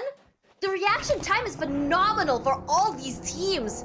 Almost instantly. One team shows their hand and they answer back. And now it's all about that movement straight into San Martin. Koopa hit, spotted out, and now he's just chunked down from 3-4 different areas. His teammates are around at least for some cover, but cannot go for that collapse. Forced to go on his vehicle one more time. And this is a very long drawn fight between ASTE and GE. I think it's been like about 5 minutes now. They're still holding on. ASTE unfortunately had lost one player. Austria is close by, and so is Harami Bro. Almost like a Mexican standoff between these three. It's Austria that's denying any entry inside, and so is ASTE. But GE, we've seen collapses from them. And the only problem GE has been facing is those pickoffs. If they don't get isolated, if they play together, that might be the answer to their problem. But it's going to be difficult. We see the rush of the other members of Austria. Just want to try and slowly go for this collapse onto Harami Bros. Harami Bros does the same. Austria, patient, waiting. One more time bought by that Molotov. It's not allowed them to push forward. Range, huge, finds one. Immediately, he gets lobbied. Cold, merciless. There's no space at the end of the day. Nate locked down, Red Bull now, in trouble. DOS from the back, he gets a reset, so gonna have to quickly find his way to play near his team. And on top of that, fight off DOS? Almost a tall order. They don't have the high ground. A must on the top side, and it's gonna be range that puts in a lot more pressure onto Skydin, and he's been completely not only cut off away from his teammate, but also knocked down. The guy's knocked down as well in GE. They're in trouble. A lot of pressure coming in for Harame Bros. Not only are they taking ASTE, they're taking Austria, and on top of that, GE. Timing, positioning is key here. Masaichi playing this terrain to perfection. But he goes down. Zayo, a masterclass to come forward. And he confirms the kill. Waiting for one more to come through. He does have some utility to go for those heals. And the other members of GE, they find time. The nade cooked. Marnet trying to find the right positioning. Zayo hasn't pushed himself yet. And he comes up. Low ground. Disadvantage. He's not afraid. And now the sprays come through. He hasn't spotted out Marnet quite yet. Yes, he does. He knows the vehicle is close. And he knows there's at least one more close by. The question of matter is, how exactly is he going to take this fight? Has to go for the reload. Barely has any shields. The nade pass by him. Ooh, they blow him up. Zayo can't do more than that. 9th place. 3 eliminations. ASTE, unfortunately, has to go down. And good positioning as well for GE there. I mean, they were really busy with Ramibro and Austria as well. Same goes with ASTE. So they had to do a 2v1 with Zayo in order for them to defeat him. But now, with the delays, the circle now is not within the reach. So they also need to move. Federalis now, together with his teammates, are also in the move into the circle. Exquisite Esports, though, getting spotted by Range. Range really good with that range. Is IGN saying it. But then again, now, Federalis going to his scoop RB. APG now, just right at the back, quiet in the game. However, Emas actually spotted one player of APG. Federalis still on the move. This guy's not stopping. Look at him. He's just not afraid of like those open areas. 1 sec goes down. Here comes Exquisite. G now who's gonna try to defend themselves. Koopa will have to back out here. Looks like they're gonna prioritize the circle instead. Yeah. And GE, despite their efforts to stay alive, play a little bit more safe, a little bit more, I would say, chucking up the firepower, prioritizing their positioning. It's just been so unlucky for them, having Harami Bro just completely collapse on them in the middle of the 3-way fight. But they're not changing up the pace at all, despite losing already 2 players. In fact, they take this fight with an Exquisite head-on. They're taking up so much advantage. They already knocked down a few. Koopa lobbied, and now it's just MM. And he waits for time. He hears all the info, but all he can do is just speculate where the others could be. The nade a little bit too short, exploding, and he gives them the space. And Marnet knows exactly where he is. He sprays out so beautifully. MM knocked out 8th place, but 10 eliminations. Exquisite looks so good. And Dread Esports will be the next one out. Range has to buy time. Moves away. Needs that reset. Needs to reconvene. Figure out how exactly he's gonna play this circle. It's so annoying and so hard playing these terrains. The high grounds are just so hard to come down on. And Doss eats a bit of that nade. But it's going to be Smile from out of nowhere that gets a knock. Smile has been watching this fight the entire time. Harami Bros with 3. They do have a 2-1 formation going on. But having one all the way to the top side might be a bad idea. If they're able to isolate them, or he's not able to provide that support, it will be devastating, in fact. Yeah, it is gonna be devastating.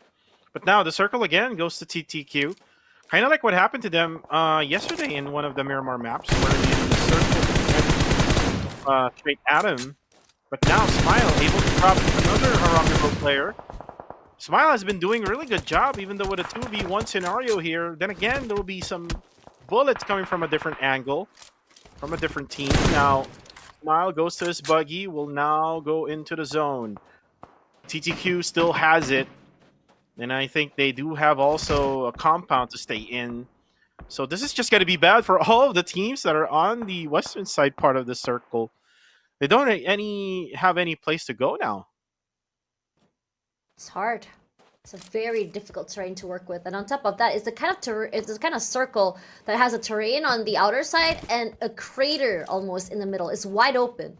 So if you want to take space at the bottom side, you're almost cooked if you think about it, because the high ground is not going to give you any cover, especially even if there are terrains to work with, because it provides you just a straight shot down. Your positioning will have been compromised. Just like GE's right now, top side catches him apart. Federalis! The top side train goes down, unafraid. Just knocked down, top, trying to make the best of a very terrible situation. Goes for the heal, buy some time. Don't know how Top survived that even. Despite that, the nade comes through onto Marnet. He can do more than that. Red Bull, that nade doing work. And he makes it happen despite losing half his team. And he's gonna do it again. A perfect lob up forward. Harami, waiting. Oh no! Solo, it does not hit his desired target, but does guarantee another pickoff. Do it again. Final nade now. Gets Federalis. Again, not the target. You know what? Everything in the kitchen sink throws a molly as well. Why not, right? Federalis hasn't been picked up. Range has to go for a reposition. Range finds one, eliminates one more. Red Bull answers. Harami bro, not able to do more than that. Top 3. Red Bull making it work, and in fact, bought so much space to pick up his teammate. APG putting in a bit more pressure onto them. But as they do that, you hear the sound of gunfire from TTQ. Potentially had saved some time and space and Nung X's life. And now APG goes straight to the middle of the compound. TTG once again playing inside of the compound area toward the lower side of the terrain. And we've seen TTQ play this. It's something that happened in the beginning of the day. It happened yesterday. The question is whether or not the circle will give them that advantage. DOS spots out a member of Ostia. And I think he really wants to pressure them. And DOS right now put up some smoke there, giving them much cover that they needed for Austrian Esports. Then again, he actually goes all the way out of that smoke, knocks down one, eliminates Nong X, and now it's only going to be one for Ostia, the Terminator of week number 1. Will Red Bull be able to... Oh, that headshot! Spots DOS the headshot! 1 HP left for DOS. Though, if you can see the circle now, APG does have that circle. It's just that DOS is just extending towards the player where Ostia Esports is at. But then again, it's going to be TTQ who has that most of the advantage here, who has the compound together with the circle. I'm not sure what DOS is doing. He's firing at the vehicle, probably trying to destroy the vehicle for cover. But then again, that's it for Ostia. They denied themselves. It's now a 3v4. And look at Yuno, doesn't have any heals anymore. All he can do is wait. Right timing, right place is all he needs. TTQ. The map is just so perfectly cut, if you think about it. They have an advantage. Oh, Zuki. And Gus take that away. A spray to find him. The scope doing a lot of work. A headshot just to really change the course of this ending for both these teams. Need to come out, and Gus quick for that reposition, wants to pick up space. And they put a lot of pressure on APG. Rick's already down at Yuno as well. The collapse is imminent. TTQ just rushes forward. DOS final man standing. Rick's already taken out. We have seen DOS with impeccable firepower. Plays in the smokes, buys some time. A spray going so true. His HP chunked down slowly. Not much he can do here. As the nades come through as well. Bit too early on that. Yuno, just hiding for cover. Hoping that DOS will be able to go for the pickup. Not much there. And he's just waiting. The only thing between him and the rest of TTQ is just this singular rock. He's just trying his best to at least get a pickoff, perhaps. Actually, fights. Can't do more than that. Yuno is so low. 9 points at the very least. And a winner, chicken dinner. Gonna go once again to TTQ. I got my prediction right. TTQ wakes up now in match number 5. TTQ able to get that circle. The moment that they got in stage number 4, I knew that TTQ had that bigger chance of winning this game. Then again, it actually showed that TTQ getting that position, they weren't able to do, a lot when it comes to elimination, because all of the other teams were on the western side part of the circle. It was Arame Bro, it was GE, it was also Ostia Esports, who basically dealt a lot of damage there together with their firepower. But then again, still good job for APG. APG was actually quiet until that last moment. They just waited and waited and waited. They were like stuck in that lower ground, and Harame Bro just had that higher ground advantage, so they really had no other choice but to just stay there, wait out for the circle. Eventually, the circle went to their way, and then they just went in. Unfortunately, doesn't have any first aid, so at the end, he just denied himself. No, honestly, I think that for TTQ, one of the best things I've seen from them, I think for quite some time, if they manage to get circle at advantage, is that they like to wait. In so many of these fights, they didn't even show their hands in terms of third partying as well. They allowed all of these fights to happen in that terrain. And coming back to your point about the rotations, yes, it's been such a battle for this terrain on one end. It's all about that high ground advantage, and you want to be able to get that. And the problem I think most teams face is rotating off that high ground into the lower ground. And I think that's been a recurring pattern throughout when it comes to these sort of circles. But teams still prioritize the high ground because you get a lot of value with getting those an idea of how the rotations are going to be, where the fights are at. And even those pickoffs in those third-party situations. Not even real third-party, it's just really just stealing those kills as players get knocked. And we've seen quite a number of those today. Now, for Smile, I think this is very, very deserved, this particular MVP of the match, because he had, despite only 3 eliminations, he was such an impact maker for GE. The fact that, yes, they had lost 2 players so early, he was able to work with his teammate to steamroll a whole other team. And to the point that he managed to, even though he wasn't able to pick up his teammate, he still managed to fight them, come up alive, and survive a little while longer before finally going down. So you really got to commend him for being able to play as aggressively as he did on his own. Well, it's good to see Smile back on top here with the MVP of this match with 3 eliminations. And even though we're saying that GE is not that too aggressive, they need to be more aggressive, they are really aggressive. I mean, you can see the overall rankings later on, how many elimination points they have. It's just a matter of probably that GE picks their engagements correctly every single now and then, like what happened to match number 4, I believe, or match number 3. But then again, here is the winner chicken dinner team. Time to pick Esports. This is another chicken dinner. This is, I think, 5th chicken dinner already for TTQ. So they've gone a lot of chicken dinners already with 7 eliminations in this matchup. And Zuki, together with TTQ, is just hoping now to get another one for next game. But just interested on like looking towards the match standing, like how much Austria Esports got in that match, because they were in the Final Four again, and they've always been in the Final Four, even though that you think that Austria Esports will get eliminated. Remember, they were pressured by Harame Bro in that western side hill, and I almost thought that they were going to get eliminated. But then again, Austria still finding ways on how to survive. Yeah, honestly. So it was one of the more explosive, bombastic maps for Miramar. Granted that not only was it a very hard shift in terms of circle, but also the terrain itself doesn't make it any easier. Coming into this one, I have to say that was a big showing for so many teams, and to the point that it came down to, I mean, even that, right? Like, I mean, honestly, position is key. Yes, it is. But we're seeing teams actually win these low ground fights at the same time. It's come to the point where teams have started to adapt and understand how exactly to navigate these terrains. The lobs of the grenades have been really good as well, especially from GE. And it felt like even one of those rounds, I think for Smile, everything in the, not Smile, sorry, it's a Red Bull.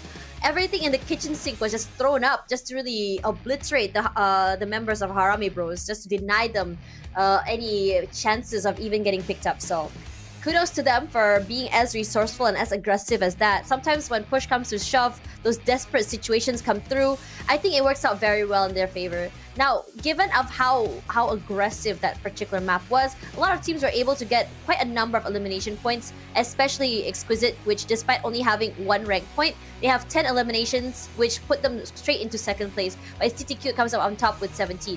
10 points each for both APG, Austria, Harame Bros, 9 for even Fearless, and GE with 8.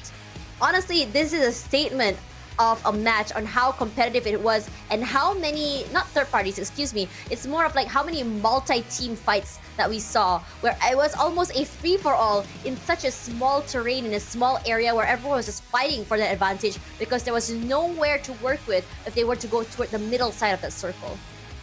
Yeah, the circle was very much open. Only TTQ had that advantage because they had the compound. No one actually challenged them. No one crashed to their compound in that game. But then again, here is the overall rankings now. Just eight more points for Austria Esports, and they will be on the level 200 now for the rankings here. For TTQ, they have 145 points. GE has 118. So this is what I'm talking about earlier on. GE has the second most elimination points out of them all, with 85 total elimination points. So even though we're saying they're not too aggressive, I mean, they are aggressive, but it's just that they pick the right time to be aggressive. They also get a chance to get those elimination points from long distance, and we've seen that here in this very matchup.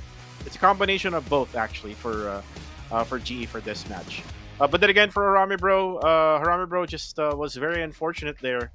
They had been sandwiched by multiple teams, and I think Range was also stuck at the very topmost part, and I think he wasn't able to get closer to his teammates until that very end, wherein he just crashed, and they got naded by Austria Esports. Yeah.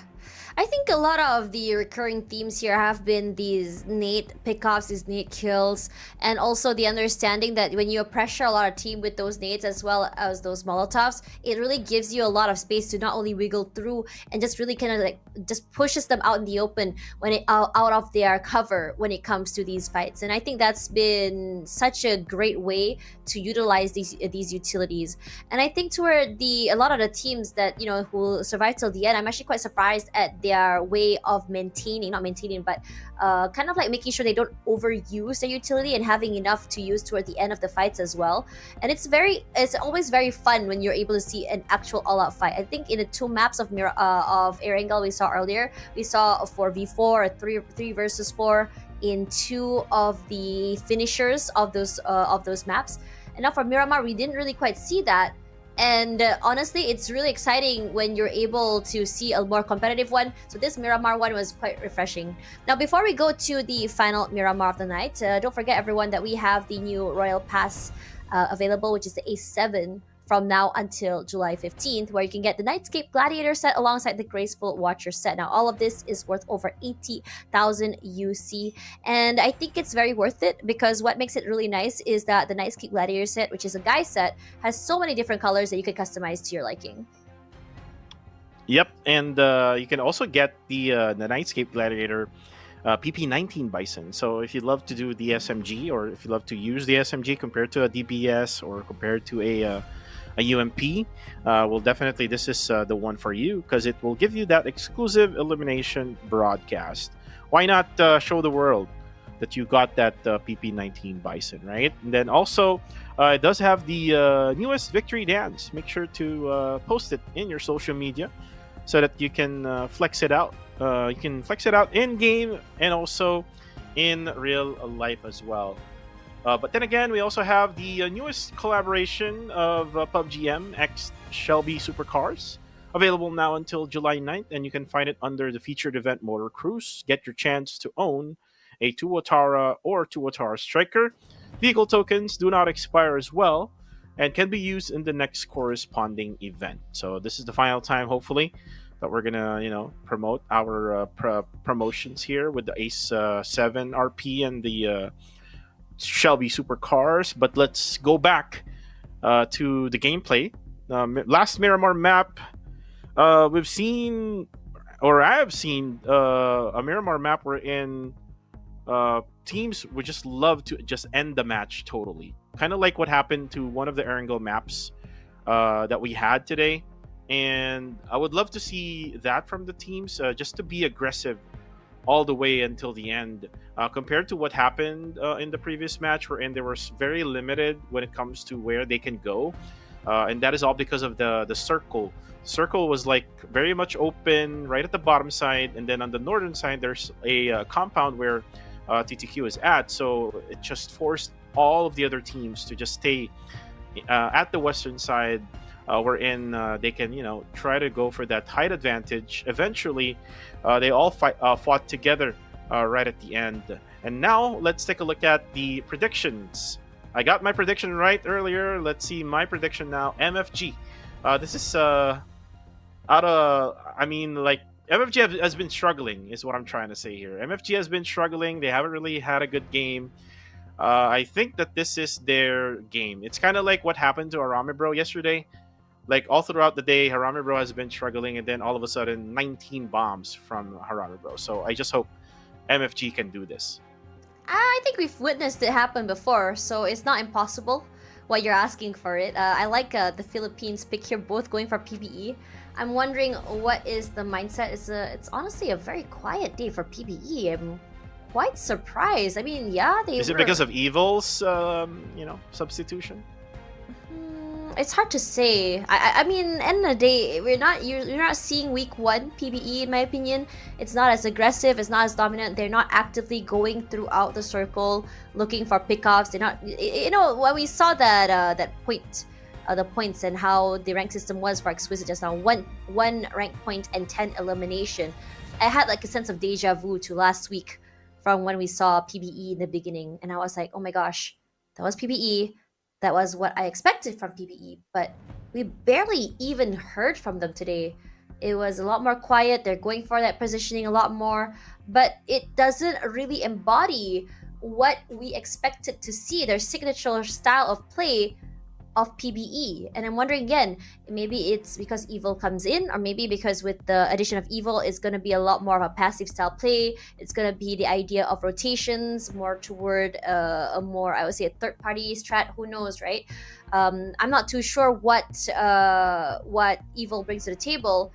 But if, say, Evil does, not get rotated in anymore, brought in with the main core again, and the tempo changes, that it confirms my suspicion that they are trying something completely new. Now, coming into here, I think I'm really liking all of these picks today. Dread Esports looks so good today. I think this is one of their best weeks. Genesis has been fairly consistent despite not getting chicken dinners. In fact, this is the same thing they kind of faced last week, right? Top 5, no chicken dinner for quite some time. So might be that as well. Fearless, such a 50-50. At one moment they're just so strong, so dominant. Another moment they just fall apart. So I think more consistency might be needed. And TQ, same thing. I think it's going to be the same comment for me. Now I think for ASCE, I think where I'm going with this particular pick. They've been surviving toward the top 4, I think, for quite a few maps now, just not able to really secure that chicken dinner. I'm waiting for the time that they do. But I think it's quite surprising as well. I think we were talking about it in the final Erangel map, about how I thought that they were just completely going to collapse on TTQ just now once they got a pick off, but they still didn't. And personally, for me, it felt like they could have ended that fight a lot sooner, but they really wanted to take their time. It felt a lot hesitant per se. Not sure whether it was hesitance or a lack of confidence in terms of knowing where the crossfires are going to be. I know I love it that they're taking it safe, but I also would like to see, the ASCE that was on fire and just completely rolling people down and playing aggressively to come back. I think it comes back to what the identity of the team is, and some teams are starting to swap out the identity, and which makes us really question what can we expect from these teams now that they're not playing the way they usually do. For AST though, I mean, in the previous match in Miramar, they're kind of like moving like they're still in Erangel. That's probably the problem last game. So I think, or I just hope that they were able to regroup and talk about things. That we are in Erangel, or we are in Miramar now. This is a totally different map. You cannot just use your vehicles like what Miner was doing in the previous match, using the vehicle as a weapon for him to be able to get closer to the enemies. Maybe you can do that at the latter stages of Miramar, but not during the early stages, or even in the mid stages of Miramar. Right. So if AST can figure things out, yeah, I would agree with your pick. Yeah, they are one of those squads that are, are really good when it comes to picking positions, when it comes to being when it comes to starting being aggressive, and if they can win this one, yeah, definitely that would really help them a lot when it comes to overall. I mean, they got the winner chicken dinner ready in one of the Erangel matches today, so if they get another one, that for me that would bring the confidence back to AST. Okay, let's talk a little bit about tempo as well as the type of games that we are expecting. It was a lot more, I think that particular Miramar map was a lot more explosive than what we're used to seeing in the past week. Which I think the past week the games has been a little bit more slower than usual, while it was very explosive. Now today on this final one, I think for me personally, I always go and tell you like, oh, it's gonna be a very explosive one because it's the last map of the night. People want to end with a bang, but half the time I've been saying that it hasn't been the case at all. But what do you think about today, given the fact that Miramar previously was that competitive? Well, I mean, that Miramar was that competitive all because of everyone else trying to be on the high ground part of the circle. Right. There were some parts of the eastern side until it went smaller and smaller on the next stages, and then the only high ground part was the western side. So everyone else tried to just go either onto the north or the southern side, wherein they all fought out in there. They really didn't had the chance to go for the push onto TTQ. So what am I expecting on the next game? Yeah, what are you expecting? I am expecting for it to be totally different, especially that that circle was a way different circle compared to the previous Miramar maps that we had. Like what we had in the previous Miramar maps, like yesterday and also in day number 1, Right. we had like I think three urban warfare circles, and then Right. there's only like one circle we're in just way out in the open. So if we get some type of circle we're in, it'll be like an open circle wherein there's like no compounds, just ridges that they can use for their advantage. Then maybe we're gonna find some type of explosive match in the final day, or in Yeah. the final match of the day. Yeah, I think it's very exciting when we talk about urban warfare. I think we wanted that for the previous map as well, and we weren't able to get that. So perhaps day number 3 might be the change that we needed to get a Miramar urban warfare. It's gonna be a lot more slow, but the CQCs is what we want to see, ladies and gentlemen. Now's the time for you to keep your eyes on the screen because now is the final Miramar map of the night. So let's see who will be ending the night with a chicken dinner and who goes back to the drawing board.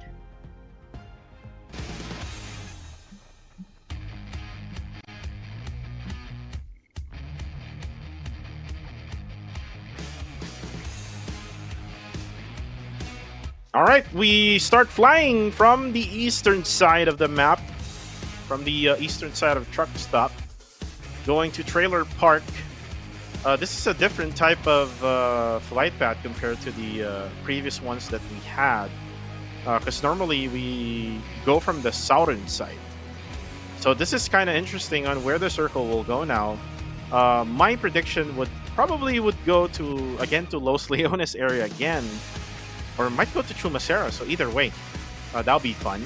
But then again, this will be very bad, especially for I think God of Death 7, if I'm not mistaken, or even Sisti KE and God of Death 7 drops to Chumacera, where we're in right now.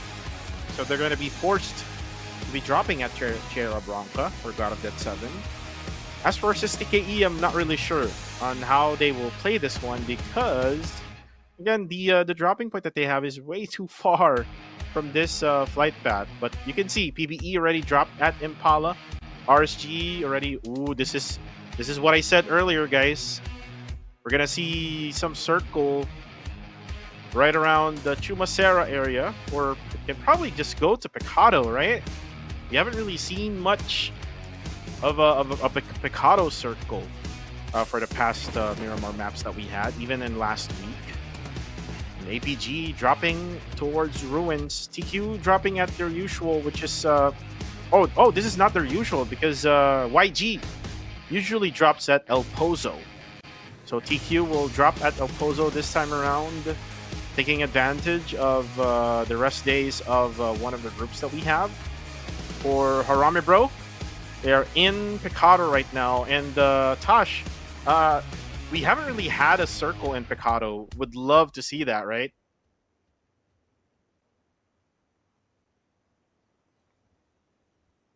No, not in Picado. I mean, in it might be the previous match wherein it's like northern side of Picado.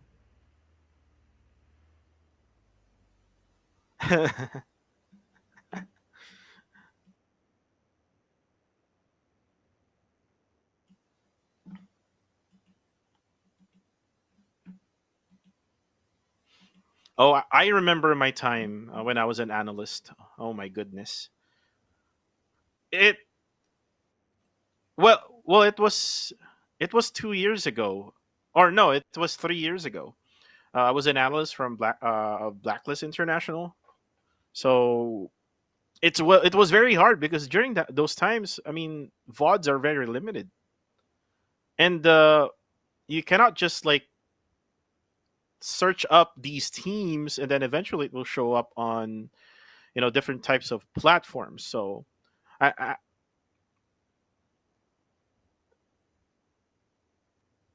right. I mean, there were times that they don't allow us to be on spectators whenever scrims would happen, but there were times that they allowed us. So that gave me an idea, especially when I was scouting Reject. Reject plays totally different compared to the meta that we're seeing right now. They play like totally far from each other. Like imagine you have four players and then one player's yeah, it's like 1-1-1 formation always for Reject. So that's how different the meta is. Right.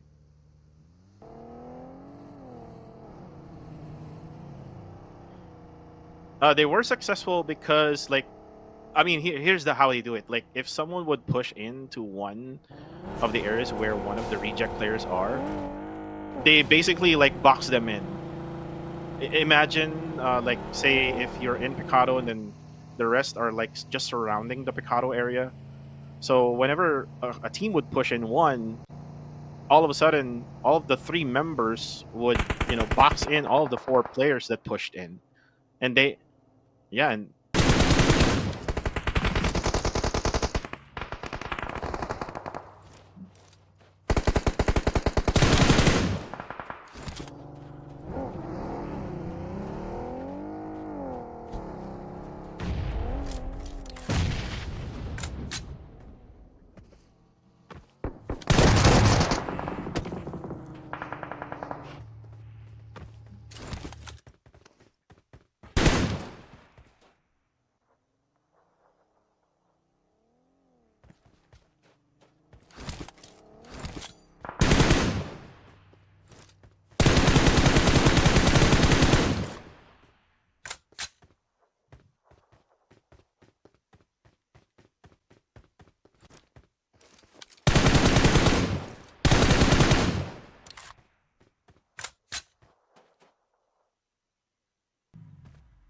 and this is coming from the two teams who came from San Martin and Hacienda.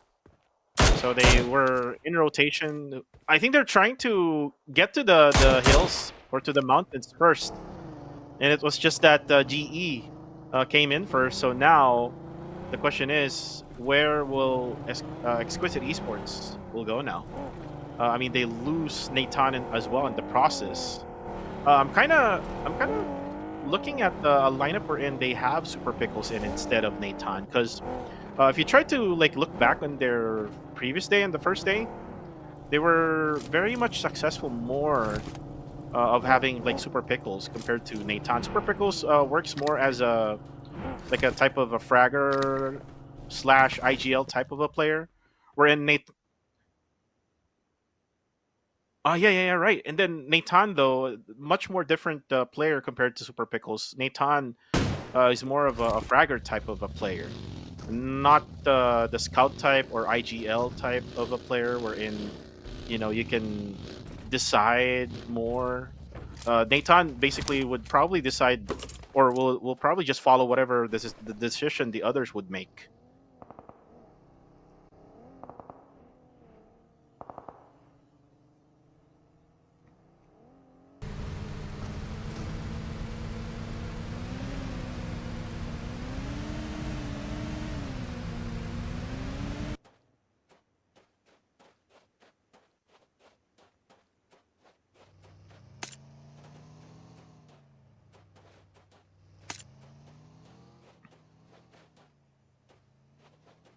Oh yeah.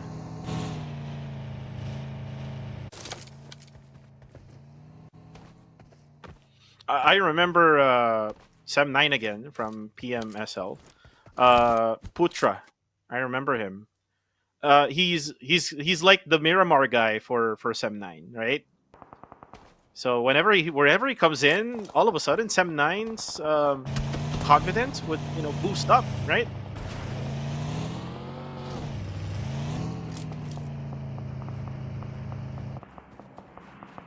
Yeah, he's stuck.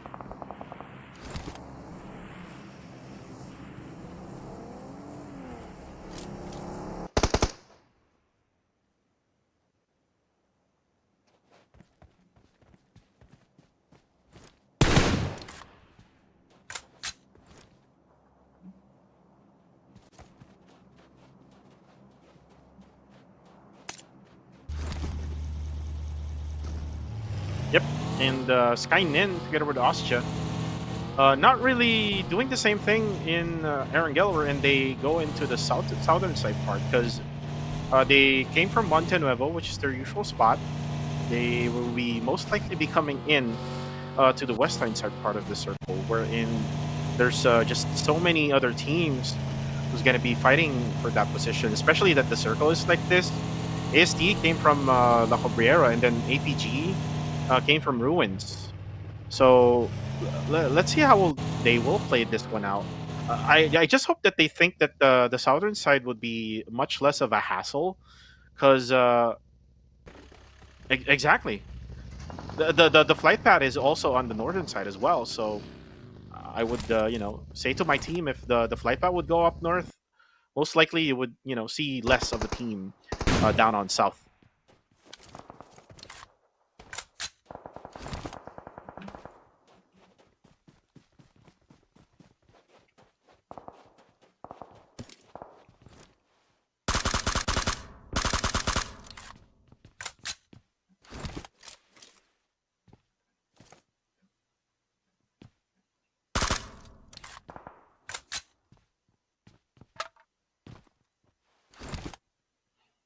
And TTQ again, always in buildings, always in compounds. As TTQ is, yeah, they're like always holding these compounds. I mean, their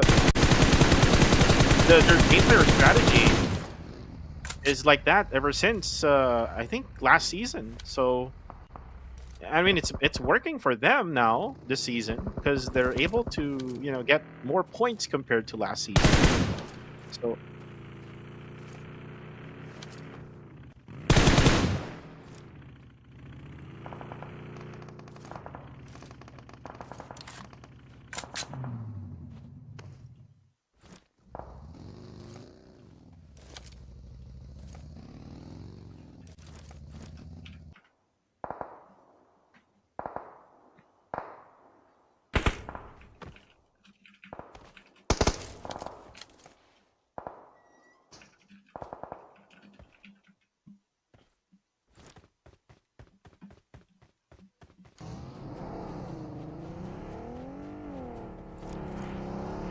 well, for now, it's gonna be Zayo.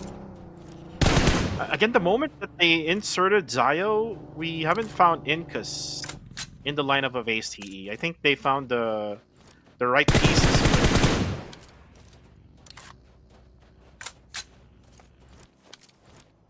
Yeah, only week 1, I think, only for 2 days, right?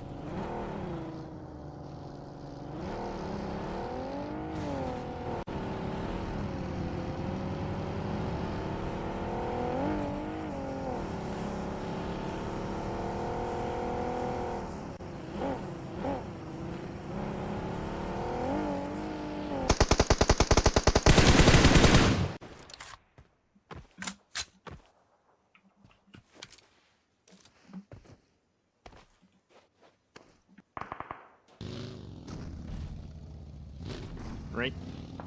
And MFG, my pick for this game. Right now, they're currently... Ooh, nice shot. Able to knock down Jashi of Dread Esports. And by the way, the insert of Jashi in the lineup actually gave Dread Esports more opportunity to actually get more points. But then again, for now, looks like they won't, because look at how. No, no, I didn't.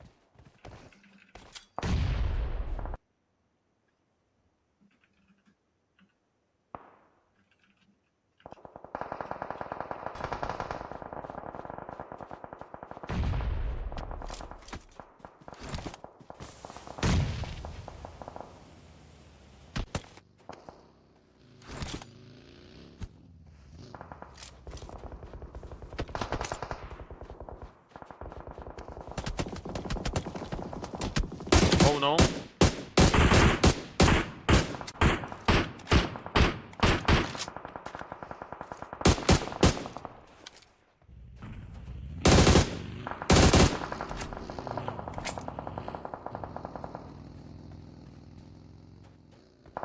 I just don't know why Caps was there. I mean, he's very much open on the backside, and you would. Ooh, what's happening now? Ooh, the name. Ooh, Zio falls down. Did I jinx Zio as well?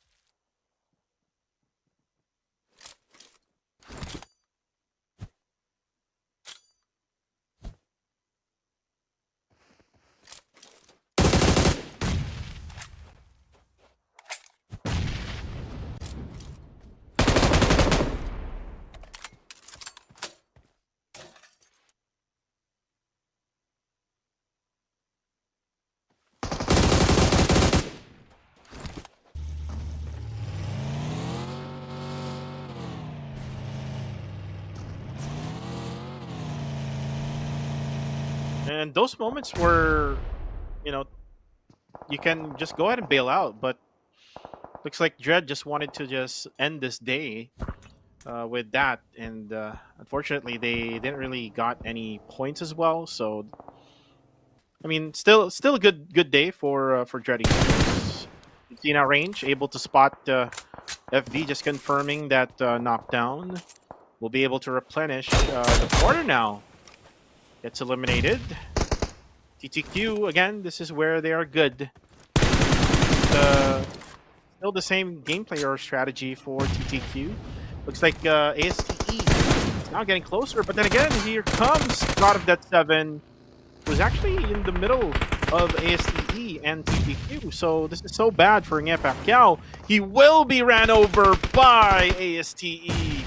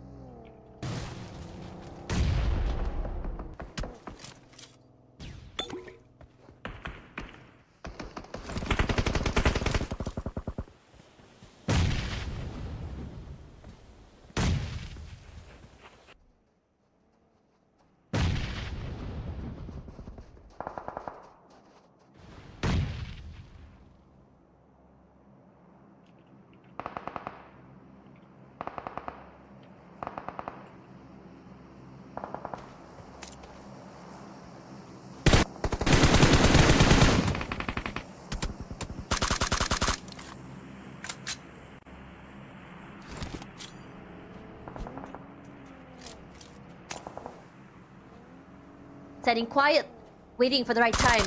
Not only for the pickup, just waiting in bated breath, hoping that they're able to go for that reset. And they do, in fact. They get a pickup.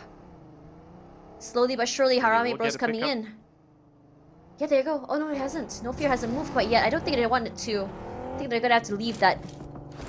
Yep, he goes down. Minor as well. Yeah, he goes down. ESTE, not in the best of positions. Only one left alive, and he is running for his life right now. Still waiting outside the circle is Gewi and the other members of Osja. I would say a good split coming through. A lot of pressure can come in from Gewi. And for some reason, despite him being alone, Gewi has one of the highest success rates for his kind of solo plays. And that's why he's always like far away from his teammates. He always does this 1-3 splits where Osja Esports are so much effective. I mean, it's sometimes Red Bull, but most of the time it's Gilly. Oh, nice nade coming from Jappy. Eliminates now ASTE. Unfortunately for ASTE, they're gone. But good thing they got 6 eliminations in this game. That's the ASTE that we saw toward the end of last week. Eliminations, more in their hands, a little bit more fluid on how they wanted to approach things. Just unlucky. So many teams in the particular area they were crossing into that circle. TTQ hasn't moved at all from this particular compound. Got a lot of value from this area.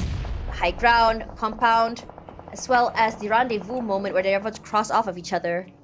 Doesn't seem like Harame Bro wants to try and fight this. They're thinking about it though, just because of the amount of pressure that's been put in by TTQ before. So they might try and fight this. As for Osja, they're still going on. They're still taking this fight, and now this time against Harame Bro.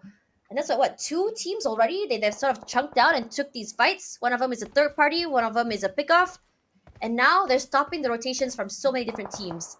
And this terrain hole from Fearless is actually kind of nice if you think about it. It's toward the middle side of the circle. It gives them a lot of access toward the western and eastern side. And also the circle still favors them. So they're going to be very happy with this. But there is going to be a contender for this particular area. And it's going to be MFG.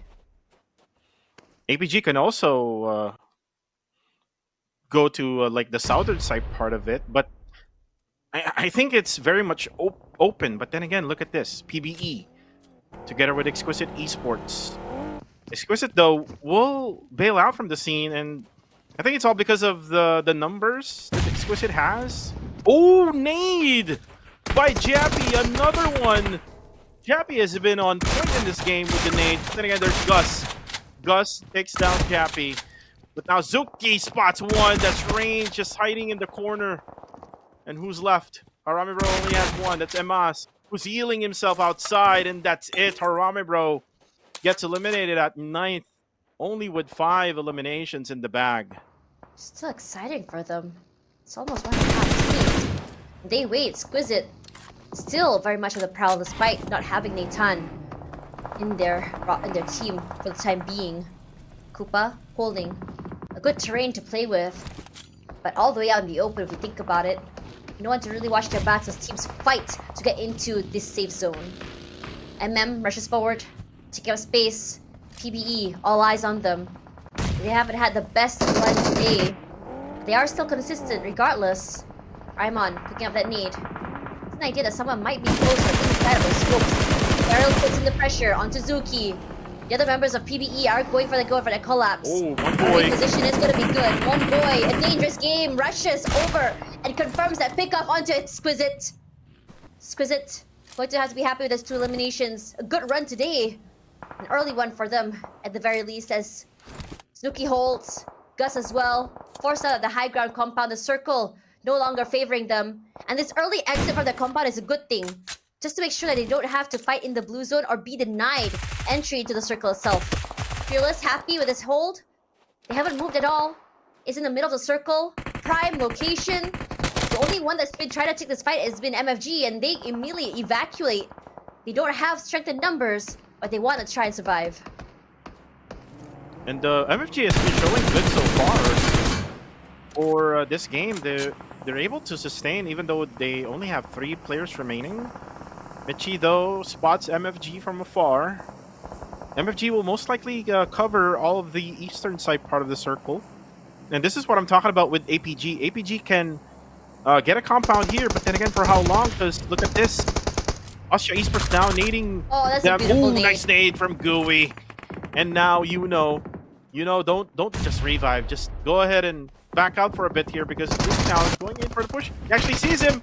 Ooh, we switch over to Fearless, but then again, we go back. Gooey now tries to use the ridge for cover. He's very low on HP, so it's all about Red Bull now together with Nang X. And he does get Doss together with Yuno. Look at that.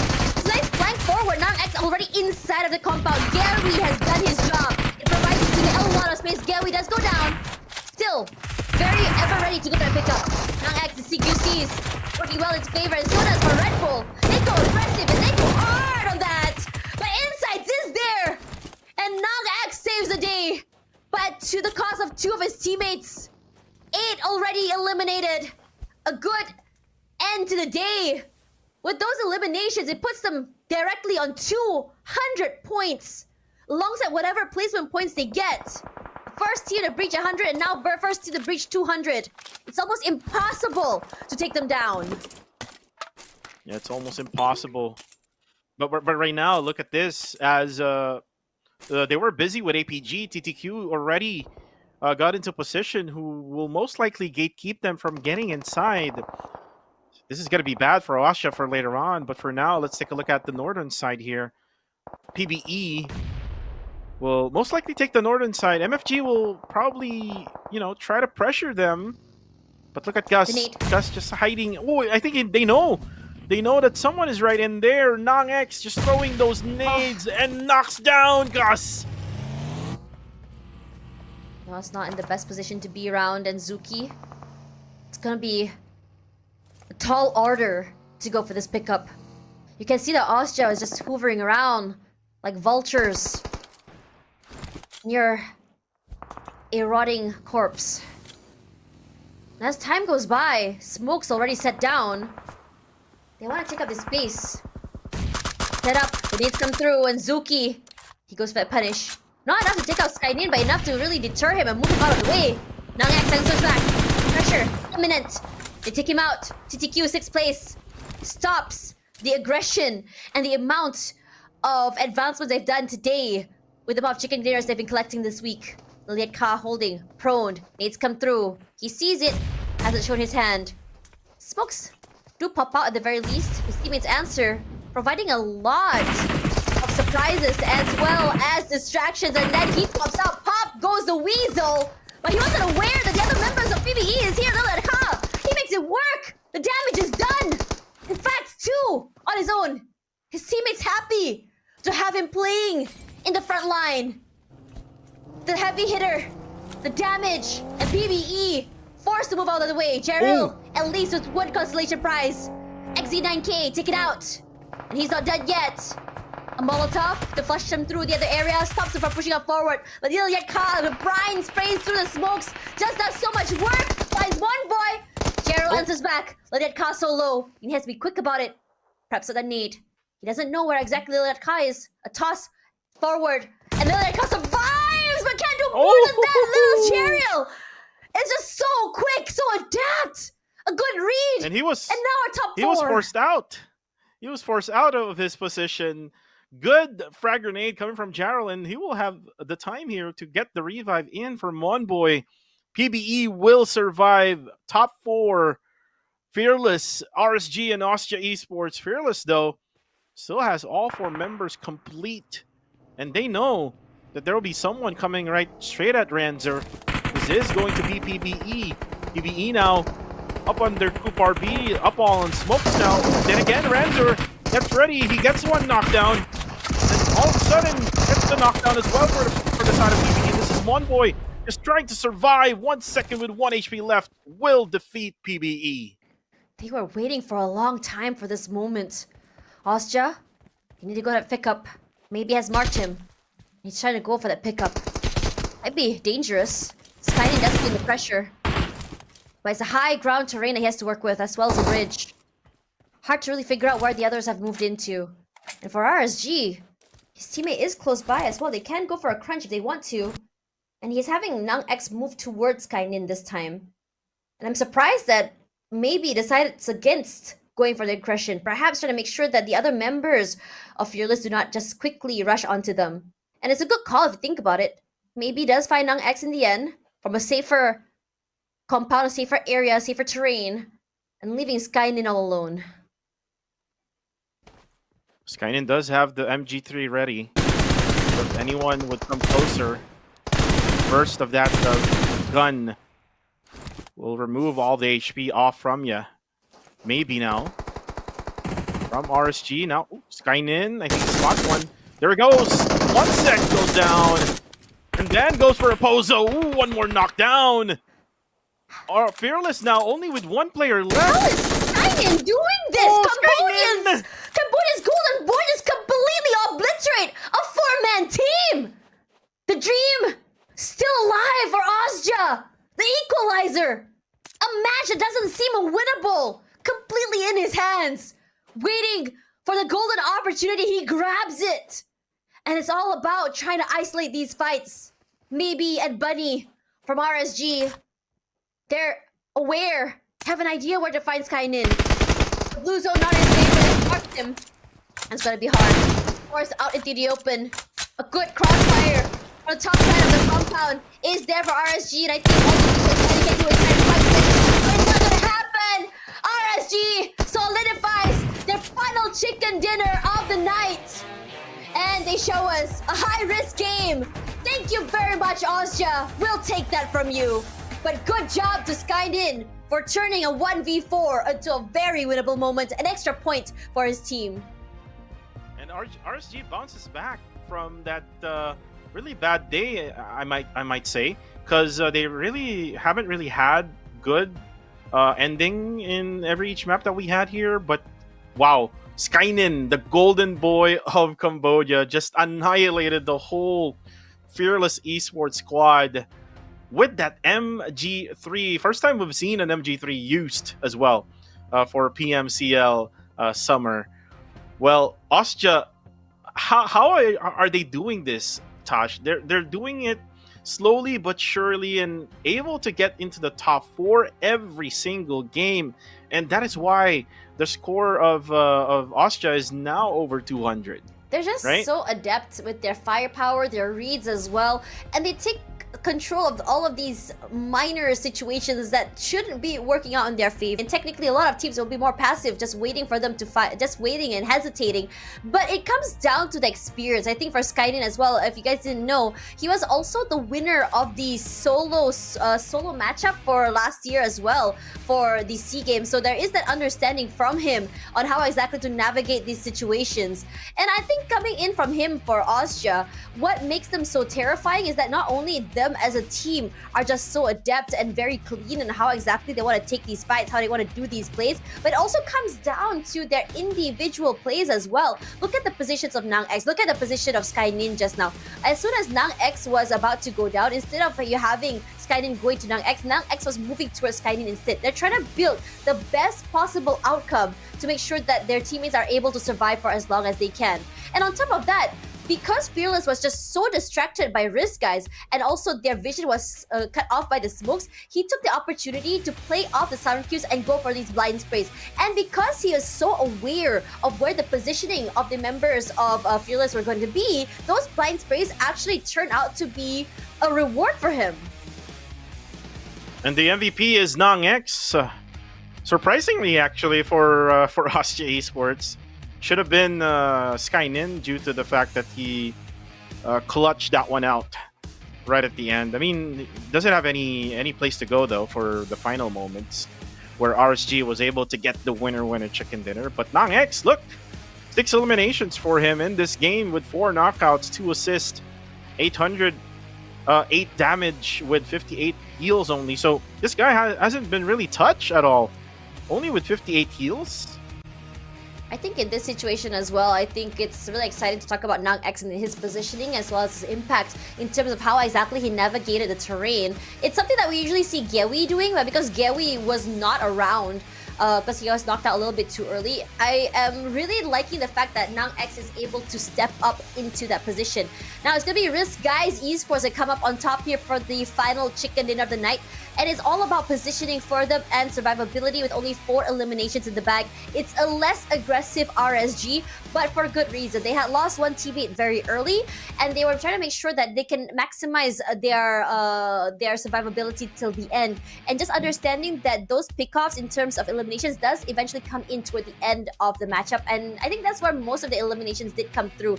It was a lot of knockouts. There was some fights here and there, but it wasn't the most active and most aggressive we've seen RSG. And it does show a little bit more range in how they decide to play this one, because it's quite a difficult terrain to work with. Now coming into tonight, I think it's exciting to think about like what exactly is coming into for this fight as well, because we saw a lot of teams, they actually bagged quite a number of elimination points. It was skirmishes upon skirmishes. The terrain fights were still very much going on, and I think that was a recurring theme tonight for our Miramar map. And as much as, you know, I was sort of anticipating it to be a slower sort of map, and yes, it was toward the beginning, different than last week where we saw these early skirmishes happening. It was more toward that stopping teams from being able to go for the rotations. And these centralized circles are a little bit more easier for teams to navigate as well. And they only had like 4 eliminations in that game for RSG. It's all about just prioritizing with the objectives. The circle is always the most important thing, because eventually you'll get 10 points automatic with that winner chicken dinner. But then again, here are the overall stats for match number 6. 59 total eliminations, 65 total knockouts with over 9,400 heals, 23 revives, 277 throws used, 9 total headshots, 351 meters of longest elimination distance, 341 kilometers of drive distance as well, with 2 airdrops looted, 2850 survival time. Well, for the other teams that are playing today, I think there's only like one team that hasn't really played well. That is See You Soon, Tiger Kill Enemy. Yeah. I wanna call them out. They played bad for today. It's probably because of the groupings. They were probably much more comfortable compared to comfortable on day number 1 compared to the couple of days that we had. Now that we look onto the match standings, Austria gets a total of 20 points, 14 for RSG. MFG gets 10. This was my pick, and it's good that they were able to open up now in this final game. I just hope that they will continue on with this type of performance for tomorrow with Sanhok as the start of the day. Fearless Esports also gets good score line here with 8. For the rest, STKE and Dread, they didn't really do anything for this game. They got 0 points.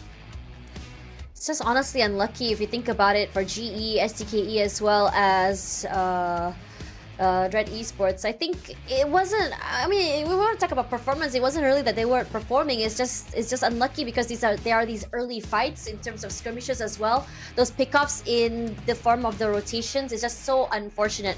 Now Austria putting more lead into their points with a 2-1-2 end to today. I think almost like 70 points ahead of the pack, 60 points ahead of TTQ. And TTQ has been maintaining this despite, some matches going up and some matches going down. I think it's a good thing as well because they had placed a lot of space between them and the third place point, where in one day they were able to get like 3 chicken dinners in a row, which means that it gives them a little bit more space to make some mistakes. And you start to see a bit of a shift here in the first half of the ladder where RSG is just going up on the ladder, ASTE just dropping down a little bit, and GE finally taking in that fourth, and Harmony Bros on third.